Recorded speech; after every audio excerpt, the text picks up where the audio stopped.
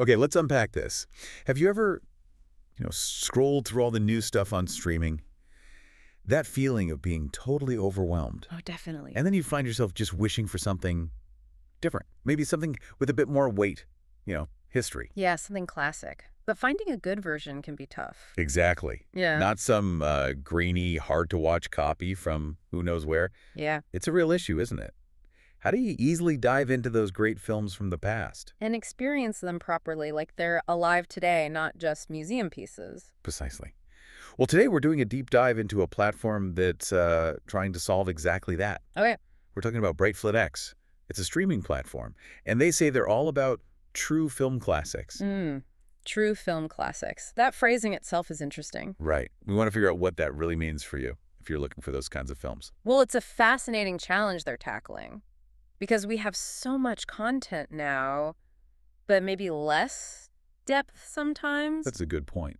And I think what's significant about a platform like Brightflixx isn't just what films they have, but the whole idea behind it, their philosophy. In a world where digital stuff can feel so temporary, having a dedicated place for these foundational works. Works that last. Exactly. And works that are carefully preserved and presented, it feels like it taps into a real need we have. To connect with our cultural past. Yeah, precisely. It's more than just watching an old movie. It's about experiencing our shared artistic journey, our history. Letting those benchmarks, those cinematic touchstones, still speak to us. Right, letting them inform and inspire us now. I completely agree. And, well, that's really our mission for this deep dive. We want to explore what treasures Brightflixx actually has. Okay. And critically, how they're making these classics, as they say, experienceable for today's audience, not just archiving them. That's the key word, experienceable. Yeah. And what does this all mean for you, whether you're already a huge film buff or maybe just curious about where it all started? Making the past feel present. Exactly. Making sure it's alive and relevant right now. So let's start with the basics. What exactly is Brightflixx putting on your screen? They position themselves as the home for, and I quote, the great masterpieces of past decades. Masterpieces. It's a strong claim. It is. And it suggests curation, doesn't it? Not just anything old, but films that were, important, groundbreaking, influential. Films with enduring value. Right.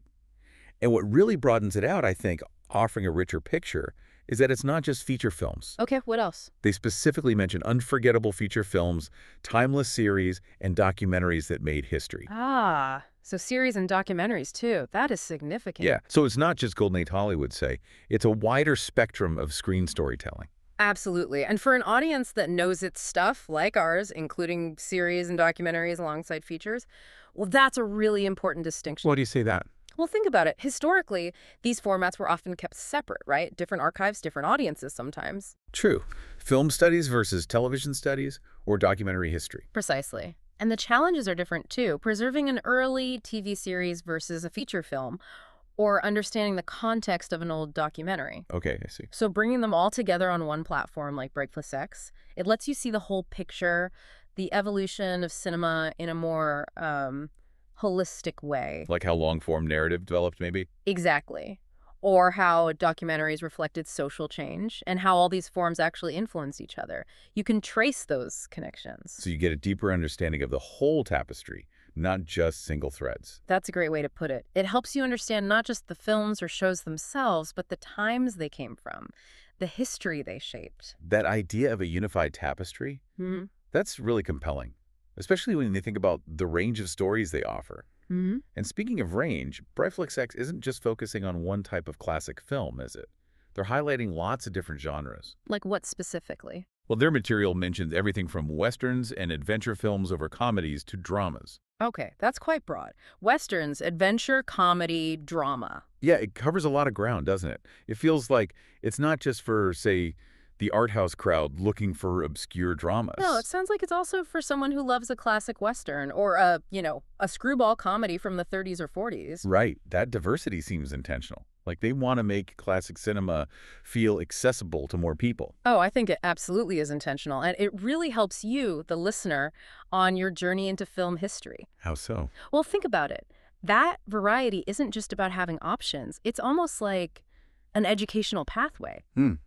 Interesting. So many movies today, sci-fi, rom-coms, action films, Their DNA comes directly from these classic westerns or adventure films or comedies. You can trace the lineage. Exactly. Brightflixx lets you do that directly. Discover the origins of what entertains us now. It makes exploring film history feel, well, less intimidating maybe, more inviting. Yeah, not everyone wants to start with a heavy black and white drama. Right. For some people, the hook might be the pure fun of an adventure movie or the wit of an old comedy. So offering that variety means there's something for everyone to connect with initially. Precisely. It caters to different tastes and sort of guides people deeper into these really rich historical works, meeting viewers where they are. Okay, this leads us to something I found really, really interesting about Brightflixx. This is where it gets truly groundbreaking for me. Go on. They're not just saying, hey, look, we've got old movies. Their actual mission statement, it goes much deeper. Okay, what's the mission? They say, our mission, not just to preserve classics, but to make them experienceable for a new audience in best quality. There's that word again. Experienceable. Yeah. And in best quality. Exactly. That phrase, experienceable for a new audience in best quality. That really stood out to me. It's not enough for these films just to exist somewhere. No, they need to be seen and felt, right? With the impact they were meant to have.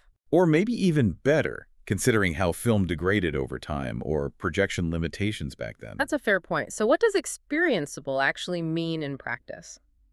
Beyond just a clean picture. That's the question I had. Well, I think when Brightflixx uses experienceable, they're pointing to a commitment on several levels.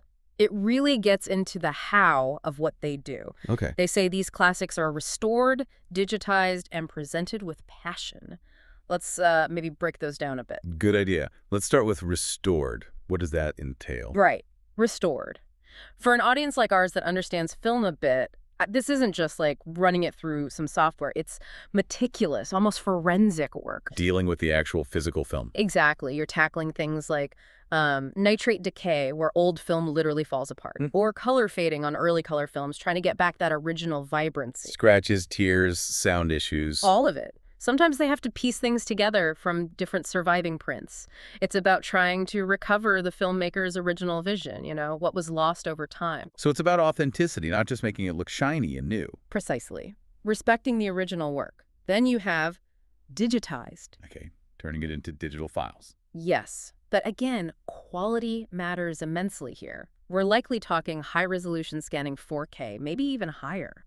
Creating robust digital masters. Making sure it looks great now, but also preserving it for the future. Exactly. That's the bridge from the old analog world to making it accessible digitally everywhere. Which brings us to the last part. Presented with passion. It sounds less technical. It is, but it's arguably just as important for that experienceable factor. This is where the human touch comes in. What do you mean? It suggests things beyond just hitting play. Maybe expert introductions, short docs about the film's context or making of. Oh, like bonus features, but integrated. Sort of, yeah. Or maybe curated collections films grouped by director or theme or historical period. Contextual information that helps you understand why this film matters. So you're not just watching in a vacuum. Right. Imagine watching a classic Western and getting a quick insight into its influence or the real history behind it. It moves it beyond just watching a movie. It encourages engagement with the history, the art form. Exactly. It breaks down the barriers of time and context so you can really appreciate the film's original power. That breakdown makes so much sense, especially the passion part, meaning providing context. Because you're right, what's the point of amazing restoration if people can't easily watch it? Or understand why it's amazing. Which brings us right to accessibility. Yeah. How easy is it for the modern viewer? Brightflixx seems to get this. How so? They explicitly state, on the TV, tablet, or smartphone, Brightflixx is everywhere for you. Okay, so multi-device access. That's pretty standard now, but crucial for classics. Absolutely crucial, isn't it, for making them genuinely experienceable today? It removes that final hurdle. It really does. And if you connect that accessibility to the bigger picture, well, it democratizes culture, doesn't it? How do you mean? Access to our cinematic heritage isn't locked away in archives or limited to special screenings anymore. Anyone can access it anytime, anywhere. Right. It makes film history feel alive, like a living part of our culture, not something distant. It invites you to constantly discover. Like their phrase, dive into a world where film history stays alive and discover works that moved generations. Exactly that. You could be watching a modern show, pause it, and immediately look up one of its classic influences on Brightflixx. Or finally watch that famous masterpiece you've heard about, in top quality. Yeah. It collapses that distance of time. It makes these important cultural works feel relevant and engaging again, ensuring their impact carries forward. So it's not just about preserving the past, but ensuring it has a future. Well said. Keeping it resonating. Okay, so let's wrap this up. What does this all mean for you, the listener, the movie lover? We've basically unpacked a platform that seems to be doing more than just streaming old films. It sounds like curation, restoration, contextualization. Exactly. Carefully choosing, meticulously restoring, and thoughtfully explaining our shared film past. Bringing those unforgettable stories, those important series and docs, right to your screen. And in the best possible quality, with context. It feels less like putting history on a shelf and more like inviting you into it. Which does raise an interesting question for you, doesn't it? Go on. In this age of, well, endless new content, algorithms always pushing the latest thing. Yeah. What's the real value in deliberately seeking out these masterpieces of past decades and letting them move generations again, including our own? What can you actually gain from that? Right. What insights are waiting there when you look at the foundations of screen storytelling? Brightflixx seems to be offering a pretty direct way to engage with that legacy. To understand where today's entertainment came from. And maybe understand ourselves a bit better, too, through these timeless stories. It's an opportunity, really, to enrich your perspective on film and on history. So whether you're already a deep film expert or maybe a history buff, wanting to see the past visually, or even just curious. Or just looking for something great to watch. Yeah. It seems Brightflixx offers a pretty unique window into our cinematic heritage. It feels like an investment in understanding the stories that, well, kind of built our modern world. A worthwhile investment, I'd say. So until next time, keep exploring, keep discovering, and keep letting those classic stories move you. Sounds good. Brightflixx streaming the classics. Hola, hoy nos sumergimos en la descripción de una nueva plataforma de streaming. Se llama Brightflixx. Hola. La idea es verla como si fuera su tarjeta de visita, ¿no? Y a partir de ahí, pues, intentar descifrar qué hay detrás. Exacto. ¿Qué prometen? ¿Cómo se ven a sí mismos? ¿Qué estrategia podemos intuir solo con lo que nos cuentan? Es como analizar su propio discurso. Efectivamente. Y ya de entrada, fíjate, lanzan un mensaje potente. Un mundo lleno de películas que han entusiasmado a generaciones. Sí, una promesa fuerte, desde luego. En la jungla que es el streaming hoy. Hay que destacar de alguna manera. Totalmente. Bueno, pues vamos a ello, a desgranarlo. Empecemos por el núcleo. Dicen, Brightflixx es la plataforma de streaming para verdaderos clásicos del cine. Ahí está. La declaración de intenciones. Pero esa palabra, verdaderos, ¿qué significa aquí? ¿Es solo marketing para darle peso o busca de verdad marcar una línea? Es una pregunta clave, sí. ¿Qué hace que un clásico sea verdadero para ellos? Funciona como un sello, ¿no? Como de calidad, de autenticidad. Ajá. Claramente buscan ponerse aparte de otras plataformas que quizá tienen pelis antiguas, sí, pero mezcladas con todo lo demás, sin ese foco. Entiendo. Sugiere que su catálogo no va solo de antigüedad, sino de criterios de relevancia, histórico, cinematográfica, cultural. Reconocida. Una diferenciación clara del mainstream, que va a lo nuevo, a lo popular. Exacto. Una apuesta por el legado, por obras que perduran. Vale, entiendo la intención de marcar distancias, pero verdadero sigue sonando un poco abstracto, ¿no? Podrían usarlo un poco a conveniencia. Bueno, claro, siempre hay un margen en el marketing, pero la implicación que quieren dar es esa. Hay un filtro de calidad, de significado cultural, artístico. Vale. Se posicionan como, pues eso, como guardianes de un cierto canon, aunque no nos digan aquí exactamente cuáles son sus reglas. Una posición de nicho, clarísima, apostando por prestigio, por valor cultural. Eso es, pero justo después el texto como que abre la mano, amplía qué entiende por verdaderos clásicos. Sí, ahí viene la lista. Habla de grandes obras maestras, largometrajes inolvidables, series atemporales, documentales que hicieron historia y hasta lista géneros. Western, aventuras, comedias, dramas, vaya, que parece abarcar casi de todo. ¿Es una buena observación? ¿No choca un poco con esa idea inicial de nicho tan marcado? A primera vista, sí, parece que hay una tensión. ¿Se especializan o son generalistas dentro de lo antiguo? Exacto. Yo creo que la estrategia es definir su nicho no por el género, sino por la calidad percibida, digamos, por la importancia histórica dentro de cada género. Ah, vale. O sea, la especialización no es solo western o solo drama, sino solo lo clásico relevante de cada cosa. Justo. El mensaje es, somos especialistas en clásicos, pero entendemos que hay clásicos en todas partes. Western, comedia, drama. Quieren atraer a distintos públicos, pero siempre dentro de ese paraguas de clásico. Claro. El fan del western, el de la comedia de los 40, el del drama épico, evitan así parecer demasiado elitistas o solo para supercinéfilos. Buscan diversidad dentro del nicho. ¿Tiene sentido? Diversificar dentro del enfoque para no ser demasiado pequeños. Y luego meten esa palabra, tesoros. Tesoros de la historia del cine. Suena bien, ¿eh? Suena muy bien. Evocador. Pero, ¿qué función tiene? ¿Solo adornar? ¿Marketing? Yo creo que va un poco más allá. Tesoros juega con la idea del descubrimiento, ¿sabes? De algo valioso, quizá oculto, difícil de encontrar. Ah, En esta época de sobrecarga total, de algoritmos que te recomiendan siempre lo mismo, Tesoros sugiere que hay alguien detrás eligiendo. Una mano humana, una curación. ajá. El factor curatorial. No es solo un almacén. Exacto.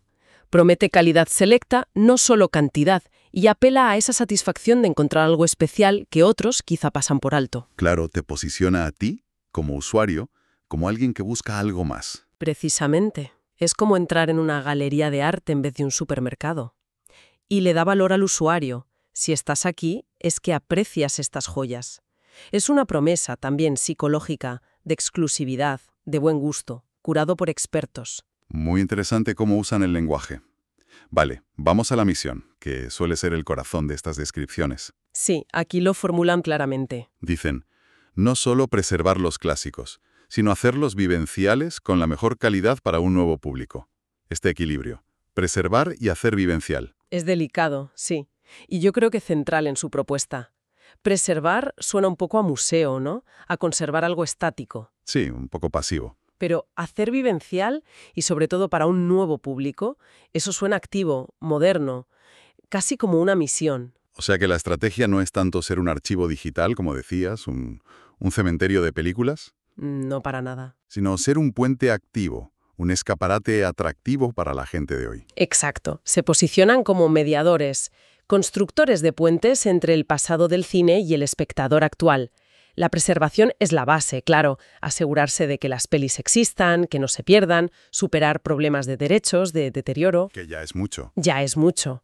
Pero lo crucial, lo que les diferencia, es ese hacer vivencial, sacarlas del archivo mental y presentarlas de forma que conecten hoy, que sean relevantes ahora, no solo que estén disponibles. Y para esa relevancia actual, mencionan dos cosas.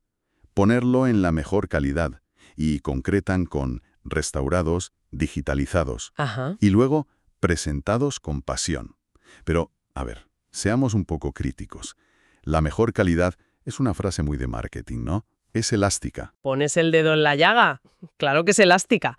Pero bueno, al decir restaurados y digitalizados, sí que apuntan a un esfuerzo técnico, a que no es solo coger una copia vieja y ponerla. Vale, sugieren inversión. Sugieren inversión en la presentación. Ahora, si eso significa siempre 4K impecable o a veces un HD decente, pues el texto no lo dice. Es una promesa para dar confianza, pero el nivel exacto queda abierto. Y la pasión, eso es aún más etéreo, que puede ser en la práctica. Una bonita palabra y ya. Es más suave, sí, pero estratégicamente es interesante. Podría ser muchas cosas, ¿no? Por ejemplo, Pues dosieres temáticos currados, introducciones en vídeo, textos explicativos, material extra, no sé, documentales, entrevistas. Ciclos de directores bien pensados. entiendo. Sugiere que detrás hay gente que ama el cine y quiere compartirlo, que no es solo un algoritmo frío. Vale. Un intento de conexión más profunda, de dar una experiencia más allá de darle al play. Diferenciarse de las plataformas puramente tecnológicas. ¿Correcto? Es una promesa de valor añadido. Emocional, editorial. Si lo hacen bien, puede fidelizar mucho. Aunque, como dices, la descripción es vaga en cómo se concreta esa pasión. Vale. Y el texto insiste mucho en atraer a un nuevo público, no solo a los que llaman estas pelis. ¿Cómo pretenden hacerlo, según esto? ¿Solo con la calidad y la facilidad? Son los argumentos principales que ponen sobre la mesa, desde luego. Para gente más joven o que no está metida en el cine clásico. Que pueden tener prejuicios. Claro, prejuicios sobre la calidad de imagen, el sonido, el ritmo. Ofrecer una experiencia técnica moderna es fundamental. El mensaje es, tranquilo, con nosotros se ve y se oye bien. Y funciona en tu tablet. Bajar la barrera de entrada, vamos. Exacto. Quitar esa fricción inicial, el miedo a la peli vieja que se ve mal. Tiene lógica. Y además todo ese énfasis en obras maestras, tesoros, eso puede picar la curiosidad cultural. Ajá. La oportunidad de cubrir lagunas, entender referencias o simplemente ganar un poco de capital cultural, que siempre tiene su aquel. Poder hablar de cine clásico, pillar los guiños en pelis nuevas. Por ejemplo. Y si la pasión se traduce en buen contexto, quién era el director, la época, por qué fue importante, pues eso también ayuda a conectar, a mostrar por qué siguen siendo interesantes hoy. Se posicionan casi como un servicio de historia del cine fácil. Un poco, sí. Accesible, digerible. Y eso nos lleva a la accesibilidad. Subrayan, ya sea en el televisor, la tablet o el smartphone, Brightflixx está ahí. Hoy esto parece obvio, ¿no? Cualquier plataforma lo hace. ¿Por qué lo recalcan tanto? Puede parecer una obviedad ahora, sí. Pero justo en el contexto de los clásicos no lo ha sido durante mucho tiempo. Cierto, cierto. Encontrar según qué pelis era una odisea. Necesitabas DVDs específicos, importados, sin subtítulos a veces, o ir a la filmoteca. Era un acceso muy fragmentado. Era un esfuerzo activo, una búsqueda. Exacto. Al destacar que están en todas partes, en todos los dispositivos habituales, están diciendo, hemos quitado esas barreras históricas. Te lo ponemos fácil. Te traemos estos tesoros a tu día a día, a tu entorno digital. Para atraer a ese nuevo público, esta integración es crucial. Entiendo. No es solo una característica técnica, es parte de la promesa. Quitar todas las barreras. Que descubrir un clásico sea tan fácil como ponerte una serie. Justo eso. La comodidad es estratégica, saca al cine clásico de ese rincón un poco incómodo en el que a veces estaba. Forma parte del hacerlo vivencial. No solo bien presentado, sino logísticamente sencillo. La disponibilidad técnica es la base para que la promesa del descubrimiento funcione. Claro, si estás en el sofá y te da el punto de ver algo de Hitchcock que no conoces, tiene que estar ahí a 2 clics, si no, se pierde el impulso. Vale, y llegamos al final, la frase de cierre, cargada de emoción. Sumérgase en un mundo donde la historia del cine permanece viva y descubra obras que han conmovido a generaciones. Muy publicitaria, sí. Totalmente. ¿Pero qué resume? ¿Qué mensajes clave cierra? Pues resume muy bien las promesas y les da ese toque emocional, ¿no? La historia del cine permanece viva. Conecta con la misión, con lo de hacer vivencial. No son piezas de museo. No es arqueología, es algo activo. Correcto. Y lo de obras que han conmovido a generaciones, eso apela a lo universal, a lo atemporal. ¿A la conexión humana a través del tiempo? Toca esa fibra de buscar significado, emociones compartidas que van más allá de una época. Sugiere que estas pelis todavía tienen algo importante que decir. Y otra vez, la palabra clave. Descubra. Insisten mucho. Muchísimo. Es fundamental. No solo invitan a volver a ver, a la nostalgia, sino explícitamente al nuevo descubrimiento. Buscan tanto al nostálgico como al curioso. Exacto. Sobre todo, quizá, al curioso que quiere explorar algo nuevo para él, aunque sea antiguo.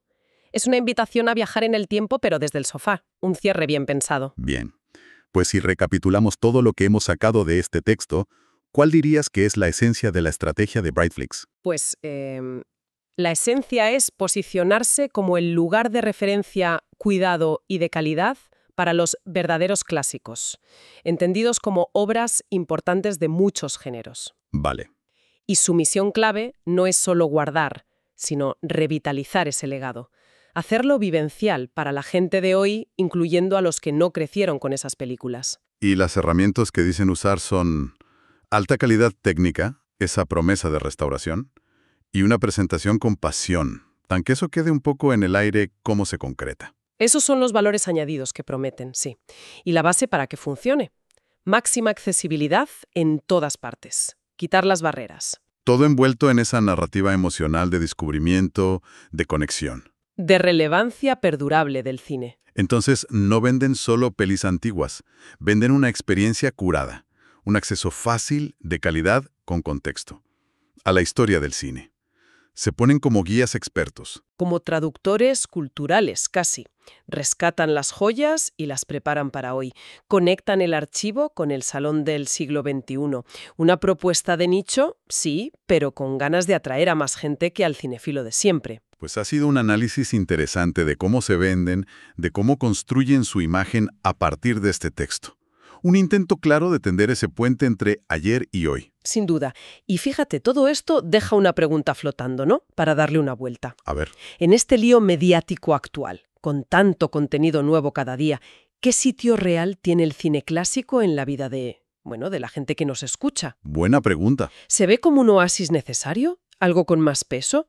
¿O se pierde en el ruido de lo inmediato? Es una reflexión sobre cómo consumimos cultura hoy. Y llevándolo a Brightflixx, con ese rollo de obras maestras, tesoros, pasión, si existiera algo así, ¿qué peli, qué director, qué época daría más curiosidad descubrir o redescubrir?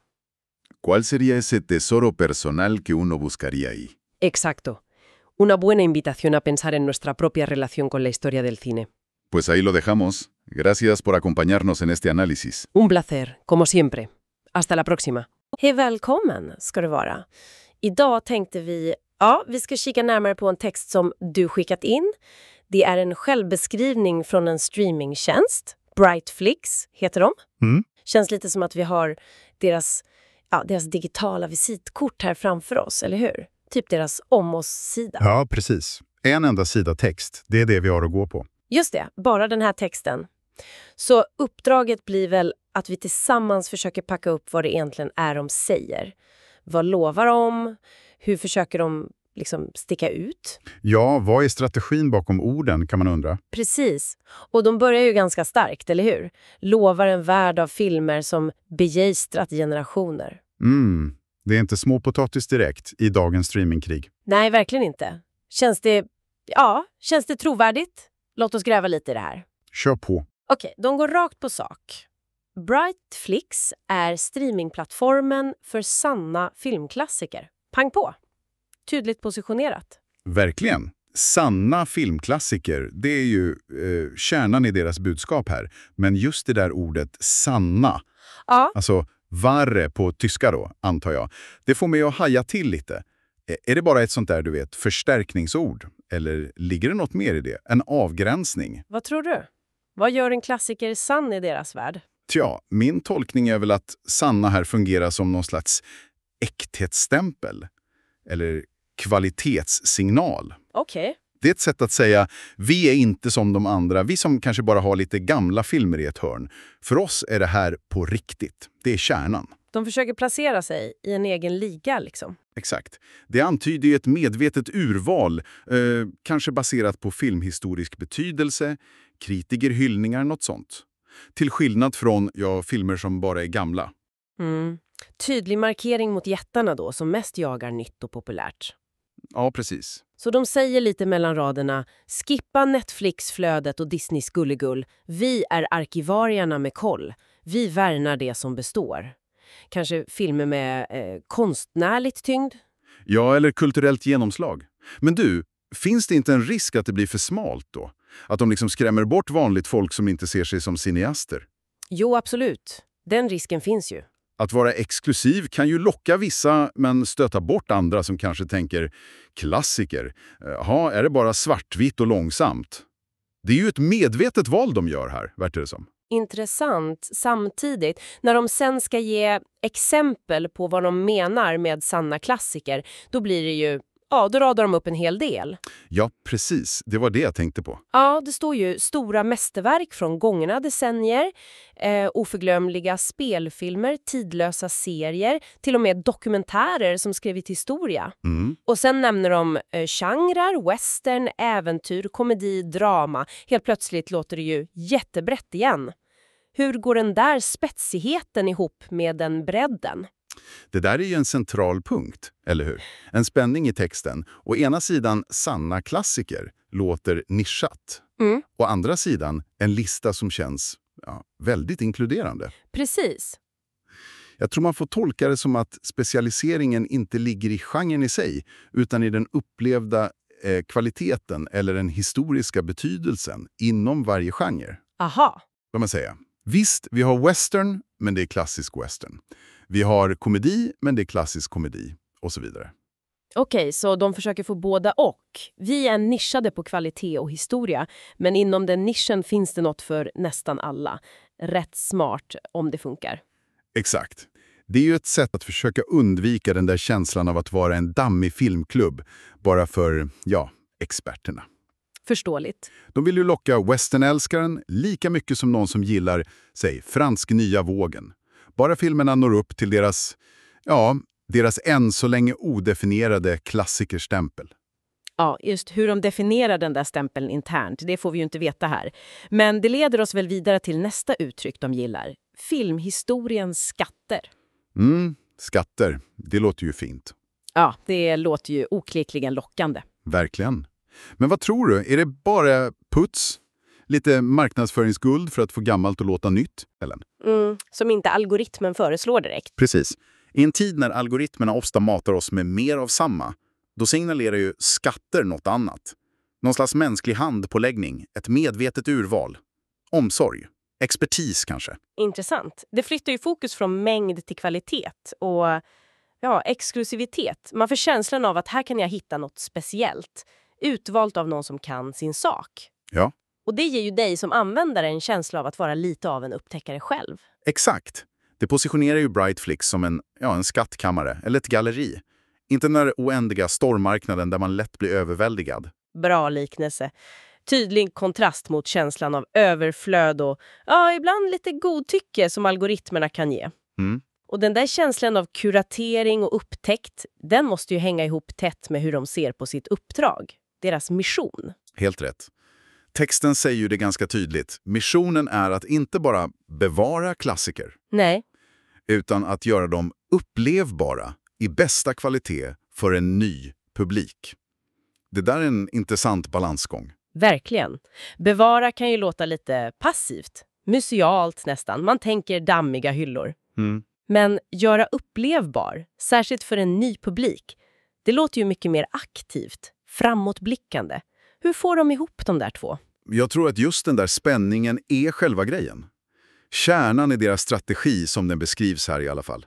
De vill absolut inte vara ett digitalt filmarkiv där mästerverk bara ligger. Nej, det säljer ju inte. Precis. Istället ser de sig nog som en aktiv förmedlare. En brobyggare, som du sa innan, mellan filmhistorien och dagens tittare. Okej. Att bevara är ju grunden. Liksom se till att verken finns kvar. Skyddade från att förfalla eller att rättigheterna försvinner. Men det strategiskt viktiga verkar vara det där. Göra upplevbar.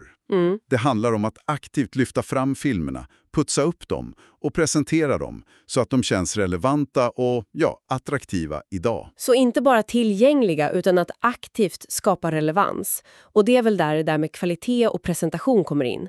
Texten säger ju i bästa kvalitet och specificerar restaurerade, digitaliserade och presenterade med passion. Exakt. Restaurerade och digitaliserade är ju de tekniska löftena. Det adresserar ju direkt ett känt hinder. Att gamla filmer ofta ser, ärligt talat, rätt risiga ut på en ny tv. Ja, verkligen. Så det signalerar ju investering. En ambition att göra tittarupplevelsen bra. Samtidigt i bästa kvalitet. Det är ju ett ganska flexibelt löfte, eller hur? Ja, absolut. Det kan ju betyda allt från typ putsad DVD-kvalitet till full 4K-restaurering. Det vet vi ju inte. Nej, precis. Det är ju förtroendeskapande, men detaljerna är oklara. Och sen har vi ju det där ännu luddigare, presenterade med passion. Ja, precis. Vad lägger man i det? Är det bara fina ord eller finns det något konkret bakom? Det är ju en svaghet i såna här texter ofta. Ord som låter bra, men är svåra att ta på. Vad kan det betyda för mig som användare? Ja. Alltså, det är vagt såklart, men strategiskt kan det vara viktigt.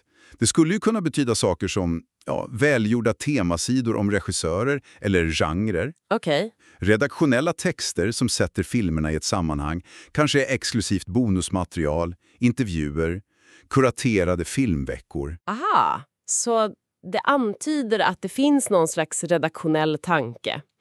Människor bakom som faktiskt brinner för film och vill dela med sig. Just det, ett försök att bygga en emotionell koppling. Att skilja sig från plattformar som bara är tekniska leverantörer. Förstår. Det lovar ju en rikare upplevelse runt själva filmen, även om texten inte säger det exakt hur.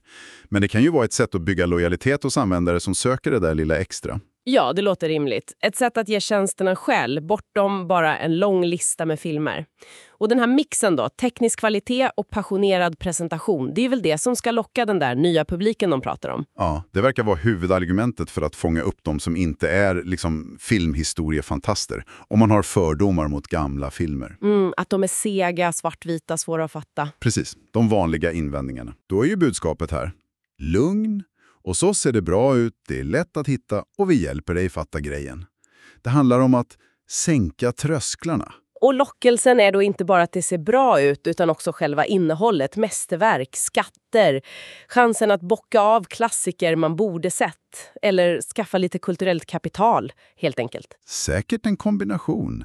Nyfikenheten kan ju väckas av att det presenteras som just skatter. Ja. Och om den där passionerade presentationen funkar, då kan den ju ge sammanhang och visa varför en film från typ 40-talet fortfarande kan kännas relevant idag. Så Brightflixx blir nästan som en guide då, en filmhistoria för nybörjare, fast snyggt förpackat. Ungefär så, ja.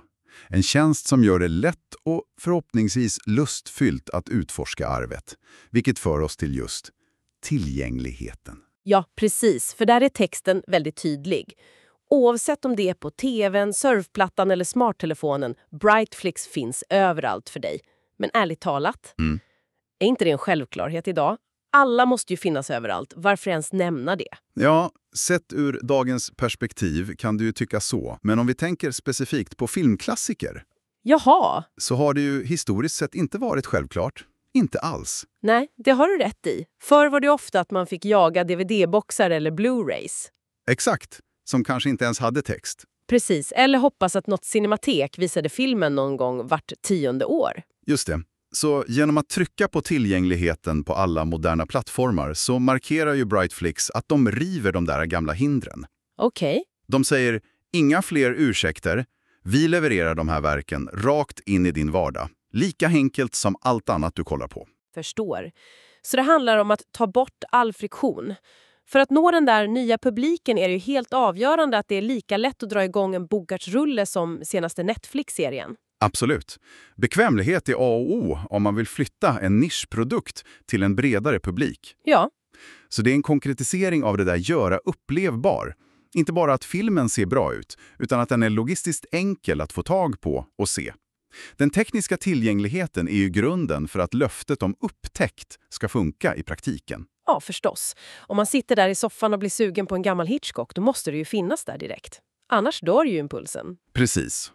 Så den här överallt för dig-grejen är inte bara en teknisk detalj, utan en central del av strategin för att göra klassikerna levande igen. Okej, bilden klarnar lite. Ska vi försöka summera då? Vad vi har kunnat läsa ut ur den här texten om Brightflixx strategi. Ja, låt oss göra det. Kärnan är ju det filmhistoriska arvet. Men inte bara allt gammalt huller om buller utan ett urval. Kuraterat, sanna filmklassiker och skatter inom olika genrer. Och deras mission är dubbel. Dels bevara, men framför allt, och det verkar viktigast, strategiskt att förmedla arvet. Göra det upplevbart för en modern publik. Även nya tittare. Verktygen för det sägs vara hög teknisk kvalitet, restaurerade, digitaliserade och en presentation som är passionerad.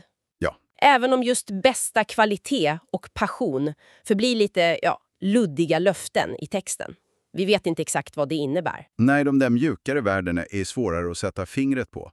Mer konkret är ju strategin att finnas överallt. Maximal tillgänglighet på alla vanliga plattformar. För att sänka trösklarna. Precis.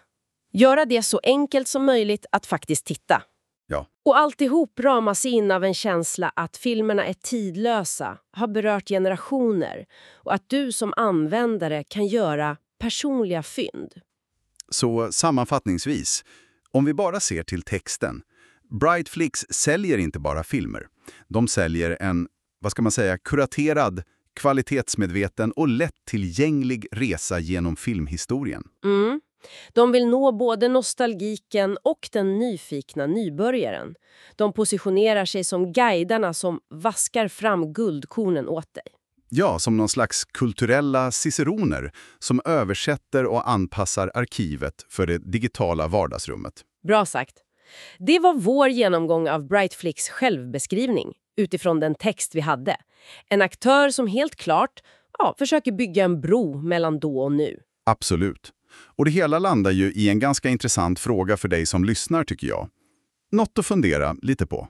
Ja. I dagens medielandskap där vi drunknar i nytt innehåll, serier, filmer, säsonger, allt möjligt.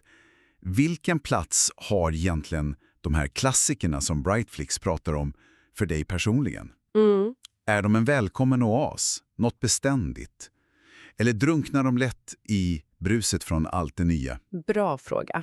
Och om du tänkte just på Brightflixx beskrivning mästerverk, skatter, presenterade med passion, finns det någon särskild typ av film, någon era eller någon regissör som du skulle vara extra nyfiken på att upptäcka eller återupptäcka på en sån plattform?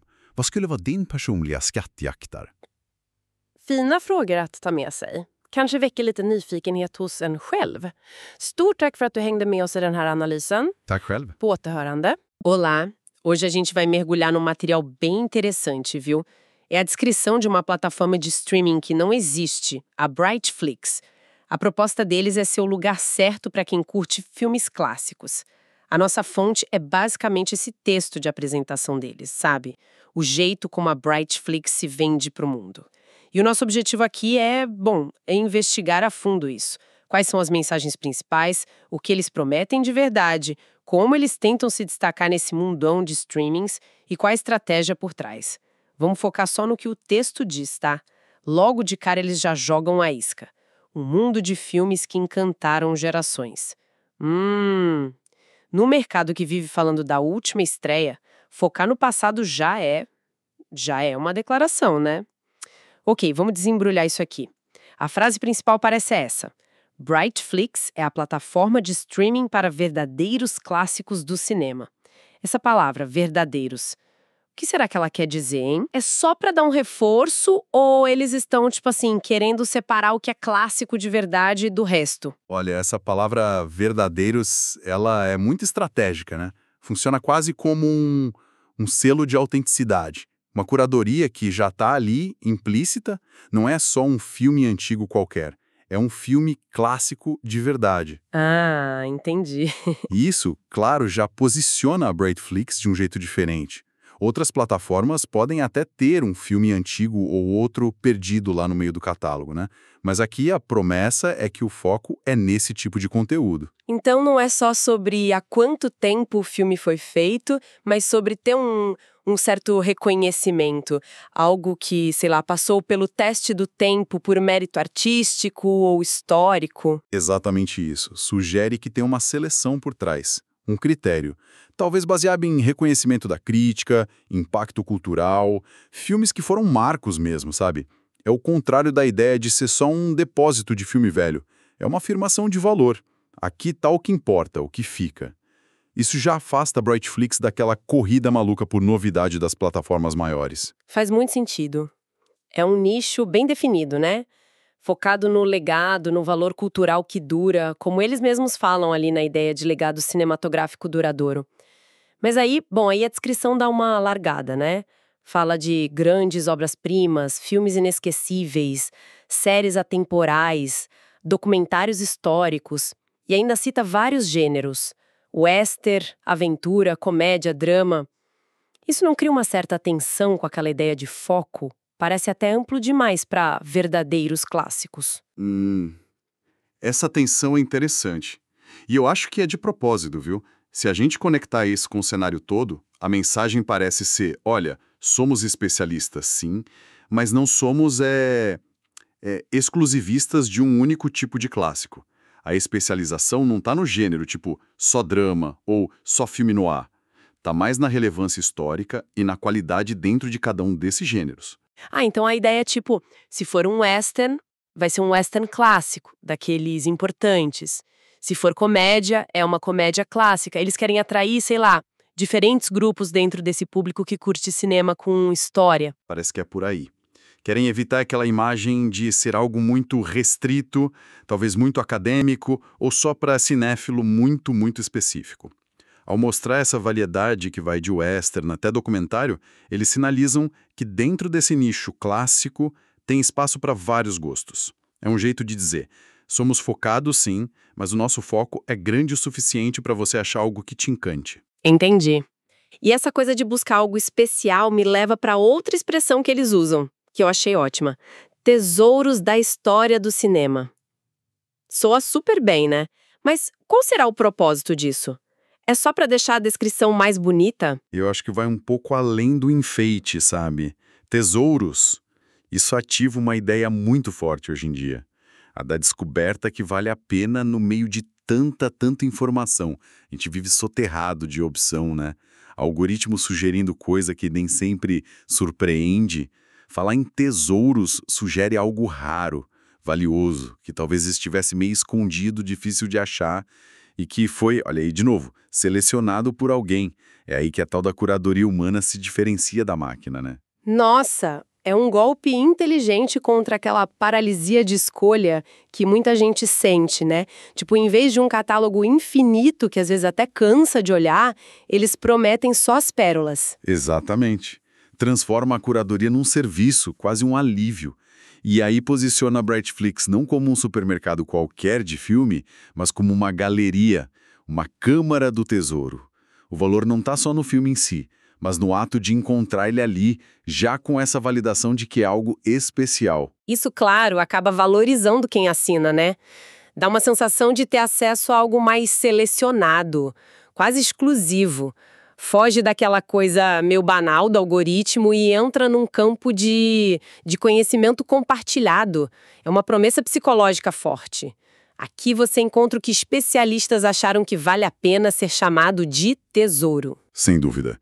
E essa ideia de seleção cuidadosa, ela se conecta muito bem com a missão que eles descrevem.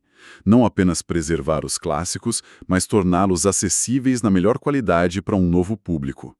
Tem uma dinâmica bem interessante entre esses dois verbos aí, preservar e tornar acessível. Sim, eu notei isso. Parece quase uma missão dupla, né? Porque preservar soa um pouco passivo, como guardar algo num cofre, sei lá. Mas tornar acessível, e ainda mais para novos públicos, isso é super ativo. É quase um trabalho de divulgação cultural mesmo. Perfeito. E essa atenção, para mim, define a estratégia deles. Eles não querem ser um museu digital cheio de poeira. Claro que não. A preservação é a base. Garantir que as obras não se percam, cuidar dos direitos, da qualidade do material em si. Mas o diferencial estratégico está no tornar acessível. É tirar esses tesouros do cofre e colocar na vitrine, de um jeito atraente para quem está vivendo no século XXI. É ser essa ponte ativa entre o passado e o presente. E essa ponte precisa ser bem construída, imagino. O texto fala em melhor qualidade, filmes restaurados, digitalizados. Isso parece atacar direto uma barreira comum, né? Aquela ideia de que filme antigo tem imagem ruim, som ruim. Sim, é uma promessa técnica super importante. Melhor qualidade, claro, por si só é meio vago. Mas restaurados e digitalizados, isso sinaliza um esforço concreto. Um investimento para que a experiência de assistir num celular moderno ou numa TV 4K seja boa. Mesmo sem entrar em detalhes técnicos, é HD, é 4K. A mensagem é, olha, a gente se preocupa com a sua experiência visual. Não vamos te entregar uma cópia toda degradada. É para gerar confiança mesmo. Mas e a outra parte dessa promessa? Apresentados com paixão? Isso já soa mais subjetivo, né? O que será que isso quer dizer na prática? O texto não dá muitos detalhes. É verdade. É um elemento mais soft, digamos assim, mas muito intrigante. Levanta a questão, como é que eles podem ir além de só mostrar o filme? O que seria essa paixão na apresentação? A gente pode imaginar algumas coisas, né? Talvez páginas dedicadas para cada filme, com mais informação, curiosidade, contexto histórico. Quem sabe umas introduções em vídeo feitas por especialistas, ou uns documentários curtinhos sobre os diretores, Coleções temáticas bem pensadas. Tipo um trabalho editorial mesmo, que agrega valor à exibição. Algo que mostra que tem gente ali por trás, não só um algoritmo frio. Exato. Sugere um toque humano, de alguém que realmente ama e entende de cinema e que está buscando compartilhar esse entusiasmo. Tenta criar uma conexão mais emocional, oferecer uma experiência mais rica, com mais contexto. É um jeito bem inteligente de se diferenciar num mercado onde muitos serviços parecem tecnicamente muito bons, mas às vezes um pouco frios, impessoais. Essa tal paixão pode ser o fator que transforma ver um filme antigo numa pequena aula de cinema ou numa redescoberta mais profunda. E essa ideia de contexto pode ser fundamental para atrair o tal novo público que eles mencionam, não acha? Como eles pretendem vencer aquela barreira do preconceito que algumas pessoas têm com filmes mais antigos? Ah, o ritmo é lento, é preto e branco, os temas parecem velhos. Será que só a qualidade da imagem e a facilidade de acesso já resolvem? São argumentos fortes, com certeza. Qualidade de imagem, não se preocupa que a imagem é boa, e acesso fácil, está no seu bolso, no seu tablet, removem os obstáculos práticos, né? Mas para o público que talvez nunca tenha nem pensado em ver um filme de 50 anos atrás, a promessa de obras-primas e tesouros pode despertar curiosidade, aquele desejo de conhecer o que é considerado fundamental, de preencher umas lacunas culturais, talvez. E a paixão na apresentação entraria aí também, talvez? Mostrando por que aquele filme lá de 1940 ainda conversa com a gente hoje. Precisamente. Se essa paixão se traduzir num contexto relevante, em mostrar as conexões com o presente, em destacar a genialidade da direção ou a força temporal da história, aí ela pode desarmar esses preconceitos. Pode transformar o filme velho em cinema fundamental. A Brightflixx, pelo que o texto sugere, se posiciona quase como um facilitador dessa descoberta, sabe? Uma espécie de história do cinema para todos, mas sem ser simplista demais. Falando em facilitar, eles fazem questão de dizer, seja na TV, tablet ou smartphone, Brightflixx está disponível em todo lugar. Olha, hoje em dia isso parece o mínimo, né? Qualquer streaming tem que funcionar em tudo quanto é tela. Por que dá tanto destaque para isso? Pode parecer básico hoje, concordo, mas olha, para o universo dos clássicos, essa onipresença toda é uma mudança e tanto de paradigma. Até pouquíssimo tempo atrás, encontrar muitos desses filmes era uma verdadeira caça ao tesouro. Tinha que procurar DVD raro, edições importadas que custavam caro, depender de ciclo em cinemateca. Era um nicho com barreiras de acesso bem consideráveis, viu? Ah, agora entendi. Então, destacar que está disponível em qualquer tela moderna é, na verdade, um argumento super forte, especificamente para esse tipo de conteúdo. É como dizer, aquilo que era um parto para achar, agora está fácil, está na sua mão. Exatamente. Remove uma fricção histórica gigantesca. Torna a decisão de assistir a um clássico, sei lá, do Hitchcock ou da Agnes Varda, tão simples quanto dar play numa série nova da Netflix. Essa conveniência é crucial para a missão de tornar acessível. Não adianta só ter o filme restaurado. Ele precisa estar ali, na palma da mão, na hora que bate a curiosidade ou a vontade. Essa ubiquidade é parte essencial da promessa de descoberta fácil. Faz todo sentido, colocando nesse contexto histórico do acesso aos filmes, e aí a gente chega no finalzinho da descrição com aquela chamada. Mergulhe em um mundo onde a história do cinema permanece viva e descubra obras que emocionaram gerações. É um fechamento bem emocional, né? Sim, funciona como um resumo que apela direto para os sentimentos e reforça as ideias centrais que eles vieram construindo. História do cinema viva, isso repete a ideia da missão ativa, da ponte com o presente, afasta aquela imagem de coisa morta de peça de museu. Obras que emocionaram gerações, isso aponta para a universalidade, para o poder que essas histórias têm de atravessar o tempo, cria uma sensação de conexão humana através das décadas. E o verbo descubra de novo, né? Fechando o ciclo. É um convite bem aberto, tanto para quem quer rever algo que ama, quanto para quem está buscando o novo no antigo. Perfeito. É um convite para uma jornada cultural mesmo, uma espécie de viagem no tempo, super conveniente e espera-se enriquecedora. Tudo isso embalado pela promessa de qualidade e dessa tal paixão. Ok, então juntando todas essas peças que a gente tirou dessa descrição da Brightflixx, o que a gente está vendo aqui no fim das contas? Parece que é uma plataforma que cavou um nicho muito claro para si, clássicos verdadeiros, selecionados a dedo como tesouros, mas com uma boa variedade de gêneros para não parecer restrita demais. Isso. E com uma missão dupla bem interessante. Preservar o legado, claro, mas com um foco estratégico muito forte em tornar esse legado vibrante e acessível para o público de hoje, incluindo gente que talvez nunca tenha explorado esse universo antes. E para fazer isso, as promessas são de alta qualidade técnica, restauração, digitalização e mais uma camada de valor que vem dessa apresentação com paixão. Embora os detalhes práticos disso fiquem mais na sugestão do que na especificação concreta, né? Pois é. E a chave para fazer tudo isso funcionar, pelo que o texto indica, parece ser a máxima conveniência e acessibilidade.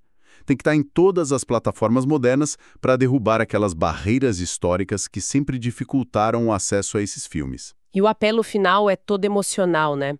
Centrado na relevância que essas obras ainda têm e no prazer da descoberta pessoal.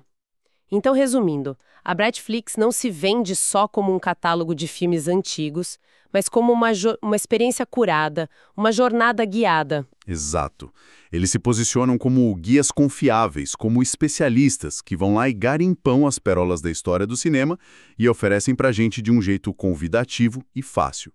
Quase como tradutores culturais, sabe? Conectando aquele arquivo cinematográfico imenso com a nossa sala de estar conectada.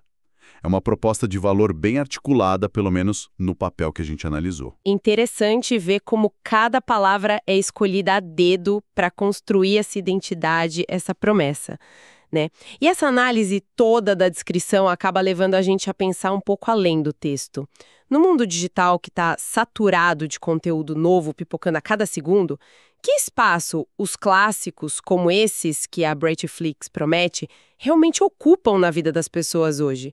Será que são vistos como um refúgio de significado, de algo que permanece, ou correm o risco de ser só mais uma opção perdida no meio de tanta novidade? É uma reflexão importante mesmo sobre nossos hábitos de consumo cultural e pensando mais concretamente na proposta da Brightflixx que a gente dissecou aqui, com esse foco em obras-primas, tesouros e apresentação com paixão. Se uma plataforma assim existisse de verdade, que tipo de filme, ou que diretor, ou que período do cinema mais despertaria o interesse pessoal em explorar ou revisitar? Qual seria o tesouro individual que cada um ia torcer para encontrar ali dentro? Ótimas perguntas para a gente ficar pensando. Olha, foi um prazer fazer essa análise detalhada hoje. Agradeço muito a companhia de quem ouviu e até a próxima. Igualmente, foi ótimo. Até mais. Hallo und willkommen zu unserer heutigen Analyse. Hallo, wir nehmen uns heute gemeinsam einen Text vor, der beschreibt eine Streaming-Plattform. Brightflixx heißt die. Stell dir einfach mal vor, du hast diese Beschreibung, ja quasi die Visitenkarte von Brightflixx vor dir und willst wissen, was steckt da eigentlich dahinter. Genau. Und unsere Aufgabe ist es jetzt, für dich zu entschlüsseln, was ist das Kernversprechen, wie positioniert sich Brightflixx im doch ziemlich vollen Streaming-Markt, welche Strategie kann man daraus lesen? Ja, aus dieser Selbstbeschreibung eben. Der Text fängt ja schon ziemlich stark an, muss man sagen, verspricht eine Welt voller Filme, die Generationen begeistert haben. Das ist heute echt ein großes Versprechen. Ja, fast schon eine Ansage gegen die Schnelllebigkeit, oder? Absolut. Okay, lass uns direkt eintauchen. Gleich zu Beginn, da positioniert sich Brightflixx als die Plattform für wahre Filmklassiker. Mhm. Da muss ich direkt mal einhaken. Wahre Klassiker? Klingt das nicht erstmal wie so ein typisches Marketingwort? Bisschen dicker auftragen? Oder siehst du da mehr eine tiefere strategische Abgrenzung vielleicht? Das ist eine gute Frage. Dieses Wahre, das funktioniert auf mehreren Ebenen, würde ich sagen. Einerseits klar, es ist ein Verstärker, soll Gewicht geben. Ja. Aber ich denke schon, es zielt tiefer. Es wirkt wie so ein Echtheits- oder Qualitätssiegel. Es suggeriert eine bewusste Auswahl, eben eine Abgrenzung von anderen Plattformen, die vielleicht auch ältere Filme haben. Die das aber eher so nebenbei machen. Genau, die das als Beifang behandeln oder halt einfach nach Verfügbarkeit kuratieren. Okay. Also nicht einfach nur alte Filme, sondern schon eine gezielte Auswahl. Basierend auf bestimmten Kriterien, auch wenn die hier jetzt nicht genau drinstehen, also filmhistorische oder künstlerische Bedeutung. So eine Art kuratorisches Versprechen gleich am Anfang. Exakt. Das ist eine klare Ansage gegen den Mainstream. Der fokussiert sich ja oft aufs Neueste, was gerade im Trend liegt. Und Brightflixx sagt damit, wir sind anders. Anders als die großen Allrounder. Unser Fokus liegt auf dem bleibenden filmischen Erbe. Auf Werken, die halt den Test der Zeit bestanden haben, kulturell oder künstlerisch. Okay. Das zielt klar auf eine Nische. Eine, die Wertigkeit sucht und vielleicht auch ein gewisses Prestige. Eine Nische, die sich über Zeitlosigkeit definiert. Verstanden. Aber dann wird's interessant.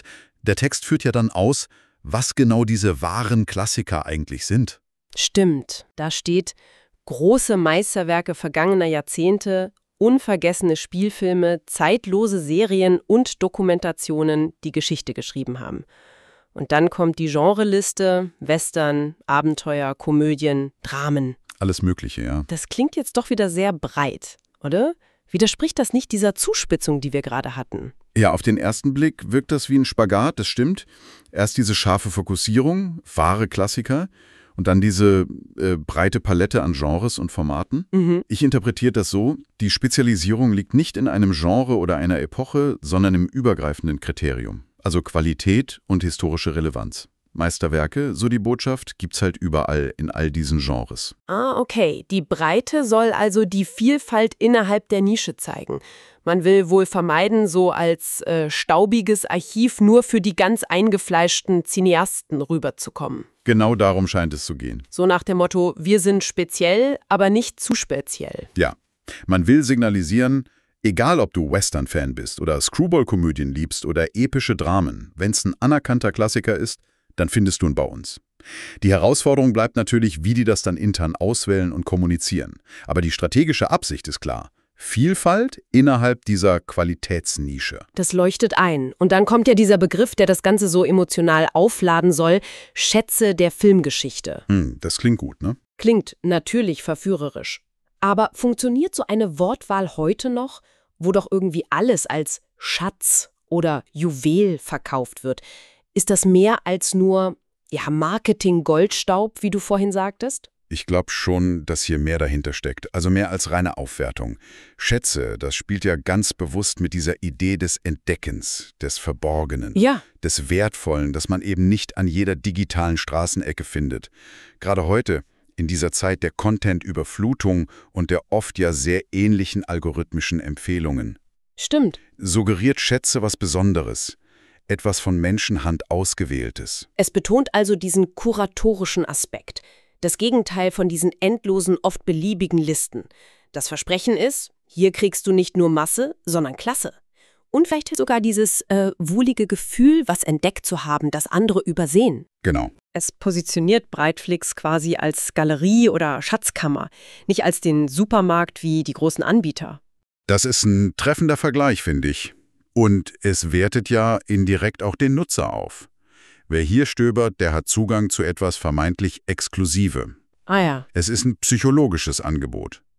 Du bist jemand, der das Besondere sucht und findet, abseits der ausgetretenen algorithmischen Pfade.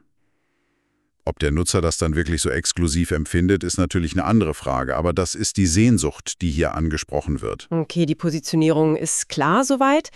Kommen wir mal zum Kernstück, zur Mission. Die wird ja ganz explizit formuliert. Klassiker nicht nur bewahren, sondern in bester Qualität für ein neues Publikum erlebbar zu machen. Das klingt schon ambitioniert, fast wie die Quadratur des Kreises. Definitiv ein Spagat. Bewahren, das klingt ja erstmal konservativ, fast museal. Ja, man denkt an Archive, an Schutz vor Verfall. Richtig. Und erlebbar machen, vor allem für ein neues Publikum. Das ist dagegen aktiv, dynamisch, fast schon missionarisch. Wie passt das zusammen, ohne dass das eine das andere kaputt macht? Genau diese Spannung scheint ja die Kernstrategie zu sein. Brightflixx will offensichtlich kein digitales Mausoleum sein, kein, wie sagt man so schön, Friedhof der alten Filme, Ja, genau. sondern ein aktiver Vermittler. Exakt. Ein Brückenbauer zwischen Filmgeschichte und heutigem Medienkonsum. Bewahren ist die Basis, die Grundlage, die Sicherung der Werke. Gegen physischen Zerfall oder auch das Lizenzen auslaufen, das ist fundamental. Klar.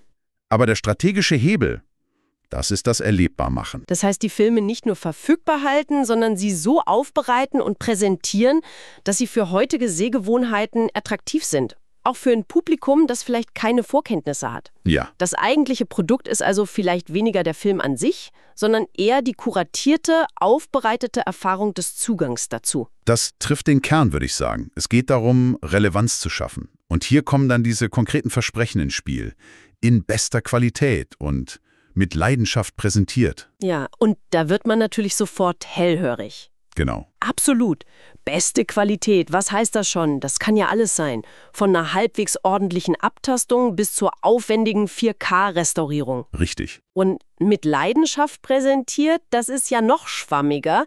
Ist das nur so ein warmes Gefühl, das mitschwingen soll? Oder steckt da eine konkrete Idee dahinter, wie diese Leidenschaft dann aussieht? Der Text lässt das ja ziemlich offen. Du legst den Finger genau auf die typischen Unschärfen bei solchen Marketingversprechen. Beste Qualität wird ja immerhin durch restauriert und digitalisiert ein bisschen konkretisiert. Okay, stimmt. Das signalisiert zumindest einen Aufwand. Ein Investment in die technische Aufbereitung, das über das reine Hochladen einer alten Datei hinausgeht. Aber ja, der Grad dieser Qualität, der bleibt unklar. Es ist ein Vertrauensvorschuss, den Brightflixx hier einfordert. Und die Leidenschaft, das ist strategisch interessant, finde ich, weil es über die reine Technik hinausgeht. Könnte ja vieles heißen. Schön gestaltete Themenseiten, redaktionelle Einführungen vielleicht, Bonusmaterial, kuratierte Filmreihen. Kleine Dokuschnipsel zu Regisseuren. Genau. Aber der Text sagt dazu nichts. Eben. Es suggeriert halt, dass hinter der Plattform Menschen stehen. Mit Expertise und Begeisterung, die sie teilen wollen. Das zielt klar darauf ab, eine emotionale Bindung aufzubauen. Sich von rein funktionalen Katalogen abzuheben. Auch wenn es vage formuliert ist. Es verspricht eine Mehrwerterfahrung, etwas, das über das reine Abspielen hinausgeht. Und das könnte natürlich ein wichtiger Faktor für die Nutzerbindung sein, wenn es gut gemacht ist. Verstehe. Qualität und Präsentation sind also die Werkzeuge. Um die Brücke zu bauen, gerade zu diesem neuen Publikum, das erwähnt wird. Ja, das ist ein zentraler Punkt. Man will ja nicht nur die erreichen, die schon Klassiker-Fans sind. Aber reicht das? Ist eine gute Bildqualität und eine schicke Oberfläche genug, um jemanden zu überzeugen, der, sagen wir mal, denkt, Schwarz-Weiß-Filme sind per se langweilig? Das sind sicherlich die Hauptargumente, die dieser Text nennt.